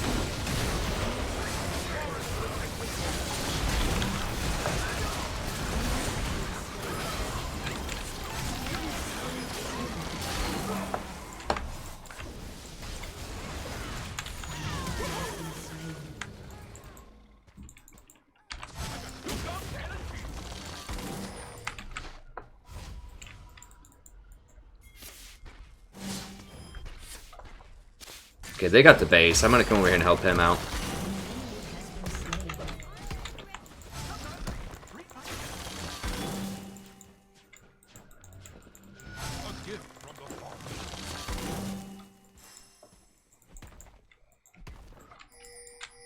That's gotta sting.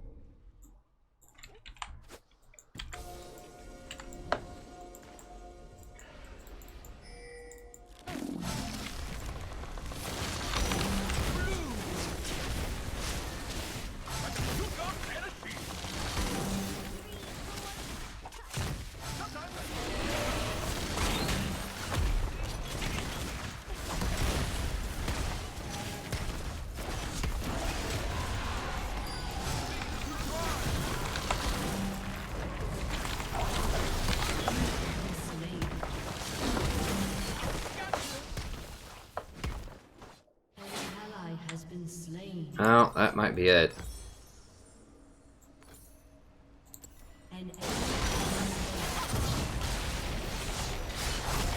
Those shrooms, though, are kind of keeping people in the game. Like that shroom right there, and then walking this one right here busted a bunch of people. So this may have saved the game. We'll see.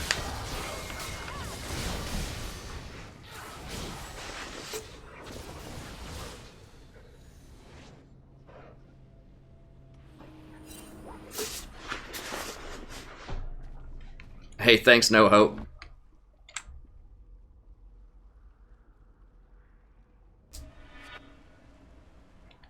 That's gotta sting.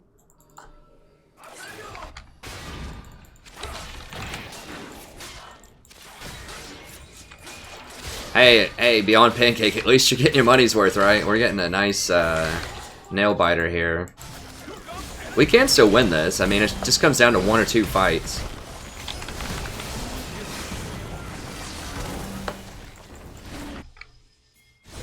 As long as no one backdoors us, I think we can maybe pull some of this off.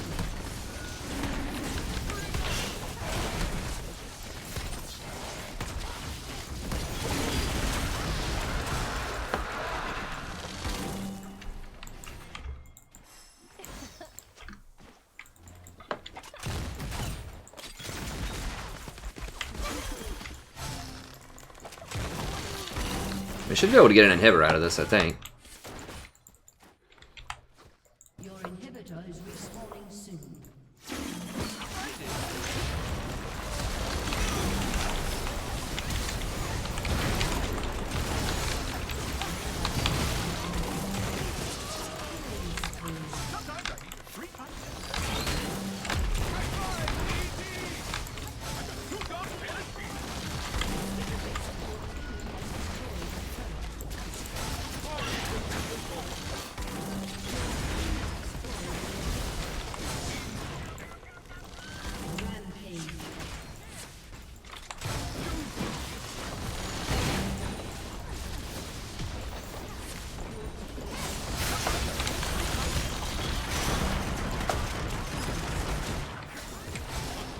Can we do it, boys, for Beyond Pancake? Can we do it? There you go, Beyond Pancake. Got you that win. $50 worth, baby.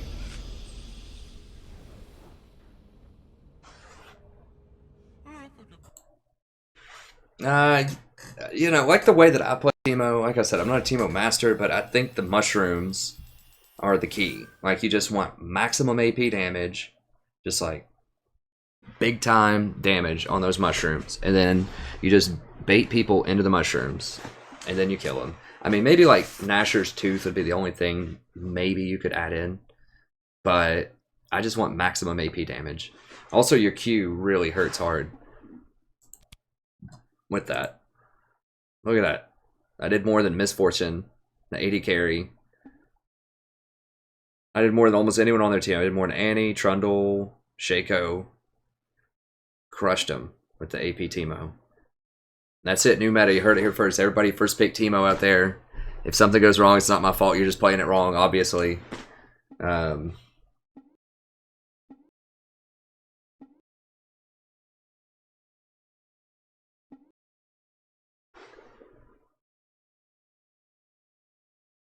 I mean, NS, if you watch the first of this, I'm not sure if you're still joking or not, but if you watch the first of this, I had like the first 4 kills or something of the game, I think. I mean, they crushed me in the mid game because they just have assassins. Like, that was a really bad comp to go into with Teemo. Like, they have a lot of poke and a lot of assassins. He's good against Trundle, but he has a hard time against Shaco, Talon, Annie, and Ziggs.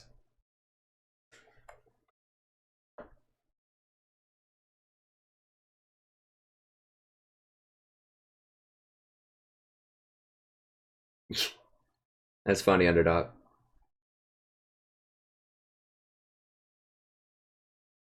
Yeah, Alex, if you get Teemo supports in your game, just tell them that they heard it from the professor. They said it was all good. Flat choice Teemo was the ADC. Yeah, I mean, those shrooms hurt. Going AP also with your Q is a lot of damage. I mean, 80% on that Q is quite a lot on the blind. Those guys were pretty chill about like me being Teemo support. Everyone kept it together. All right, I'll go ahead and I'll end the VOD there. I'll read some more questions on the stream, and then that's going to be it for the stream. Unfortunately, I have class tomorrow, so I can't be up too late.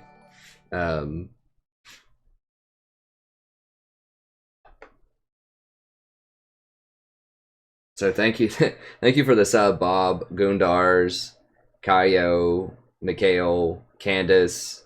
Thank you all so much for the subs. Now, I hope you're not subbing just because of Teemo, because unfortunately, I don't play Teemo a lot. Like, this was a special thing that Beyond Pancake sponsored, a viewer sponsored for $50 for me to play Teemo. So I don't play him all the time, but it was fun. He is fun. You know, if I could maybe be enticed to play him again at some point with some monetary motivation, but typically I don't play Teemo a lot. He is a lot of fun. Like I said, I think that his strength, if you seriously want to try him out as support, I think it's zone control. That's what he does. So he's very short ranged. He doesn't have a lot of poke, but he does have zone control. So if you're trying to get barons, if you're trying to get dragons, towers, things like that, you're trying to stop flanks, those mushrooms. I mean, you saw, what did I have? I just had a Rylai's Void Staff, or not Rylai's, Leandri's Void Staff, and it took that Annie, it knocked off like 80% of her health, one mushroom. And I don't think it's an exaggeration to say that those mushrooms saved the game. After we almost threw it Baron, because they walked into two of those mushrooms, multiple people, then they couldn't finish the game because they were so low. So I think the mushrooms did save the game at the end. It was, a lot of it was kind of off screen, but I just saw those health bars.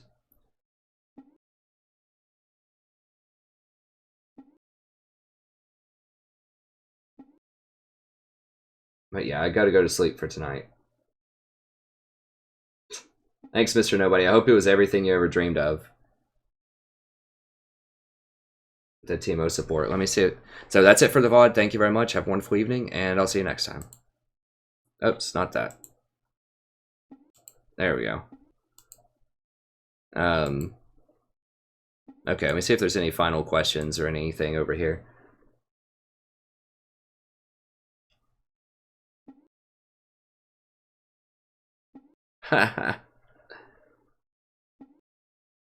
Hey, I will play anything for $50. I'll tell you that right now. If you give me $50, I'll play in it. One game, whatever you want, $50. I'll play it. I mean, if people are interested in stuff like that, if you want me to play unorthodox things that are really weird, I mean, like I said, I try to spice it up, but I also try to, you know, gain elo, and, you know, I try to respect the other people in the game as much as possible. I know they want to win.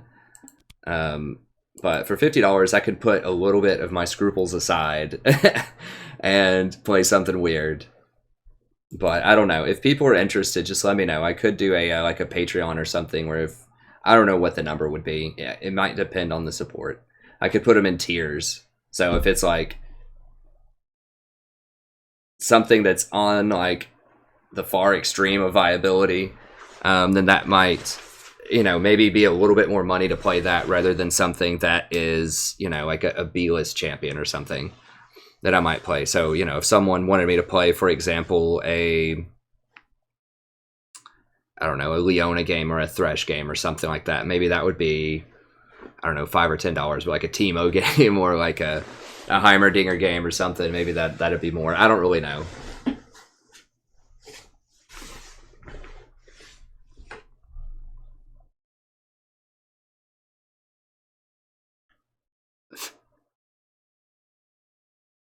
Yeah.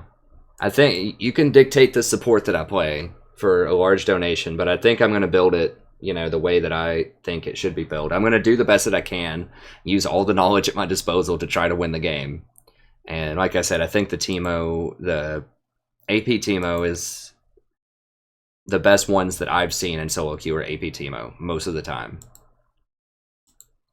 So anyway, so I'm glad I could bring you guys that experience, guys and girls. We did hit the most views we'd ever seen on the stream. While we did that, I think we got to 123, something in the 120s. So that was awesome. People probably saw the very beginning. They're like, "Oh my god, this guy's gonna hard carry this crap. What is this?" They saw me like 4-1 in lane, and then, you know, as I started dying some more in the mid game, they're like, "Oh."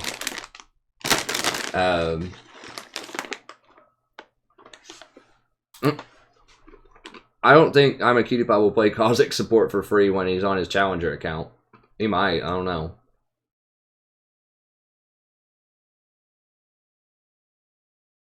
There you go, Underdog. I mean, yeah, if people want to sponsor unusual supports, I could think of a system on Patreon or something for that.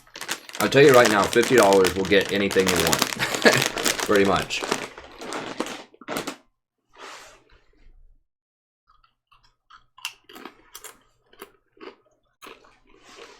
That's a lot of money for me. If my wife ever figured out that I turned down $50 for not playing a champion in League of Legends, you'd probably smack me across the face.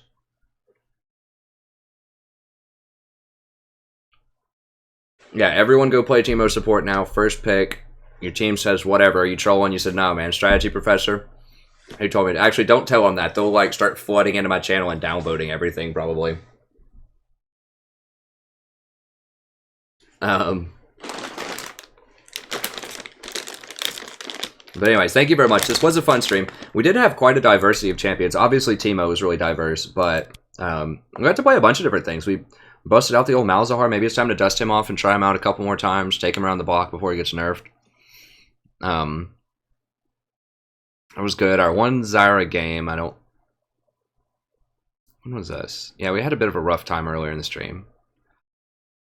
Yeah, we lost the Zyras. We lost the Lulu. Lost with Vel'Koz, unfortunately. But Malzahar did very well today, and Teemo did well. So, it was good. I think we ended up about even. It's close. We're just kind of floating around in mid-plat 5. We'll get back up there.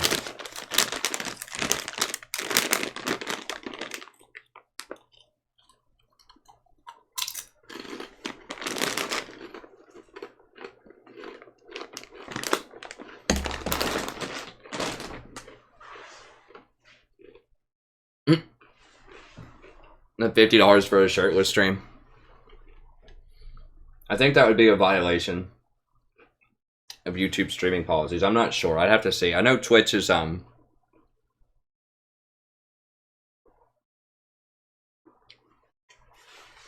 Twitch says Twitch is like getting a dress code.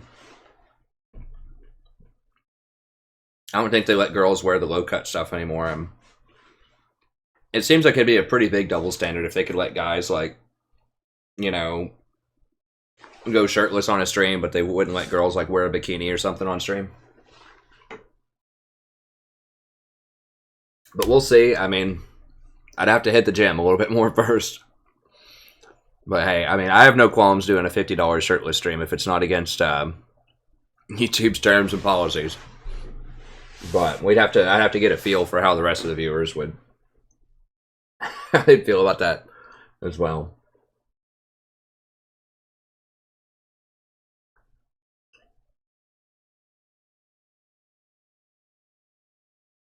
I agree, Underdoor C. Anyways, that's going to be it. Thank you very much. I'm glad we could end on that. That's a really fun thing to end on. Like I said, it's not for all the time, but, you know, I can see a universe where there would be some matchups that could be good in, or at least viable in, that's fun. It wasn't that bad there because we could shut down Talon and Shaco with the Q. It was a little rough at times, but we pulled it through. I think that the zone control late game, once you get your Leandries and your Void Staff, and especially Ludens after that, you just start... If anyone steps on those shrooms, the fight's done. It's like getting hit in the face with like a 3-item Varus arrow or something. You're done. You got to stop the fight. So, anyways, thank you very much. Have a wonderful evening, and I'll see everybody next time. Which, next time is 8:30 Eastern Standard Time tonight.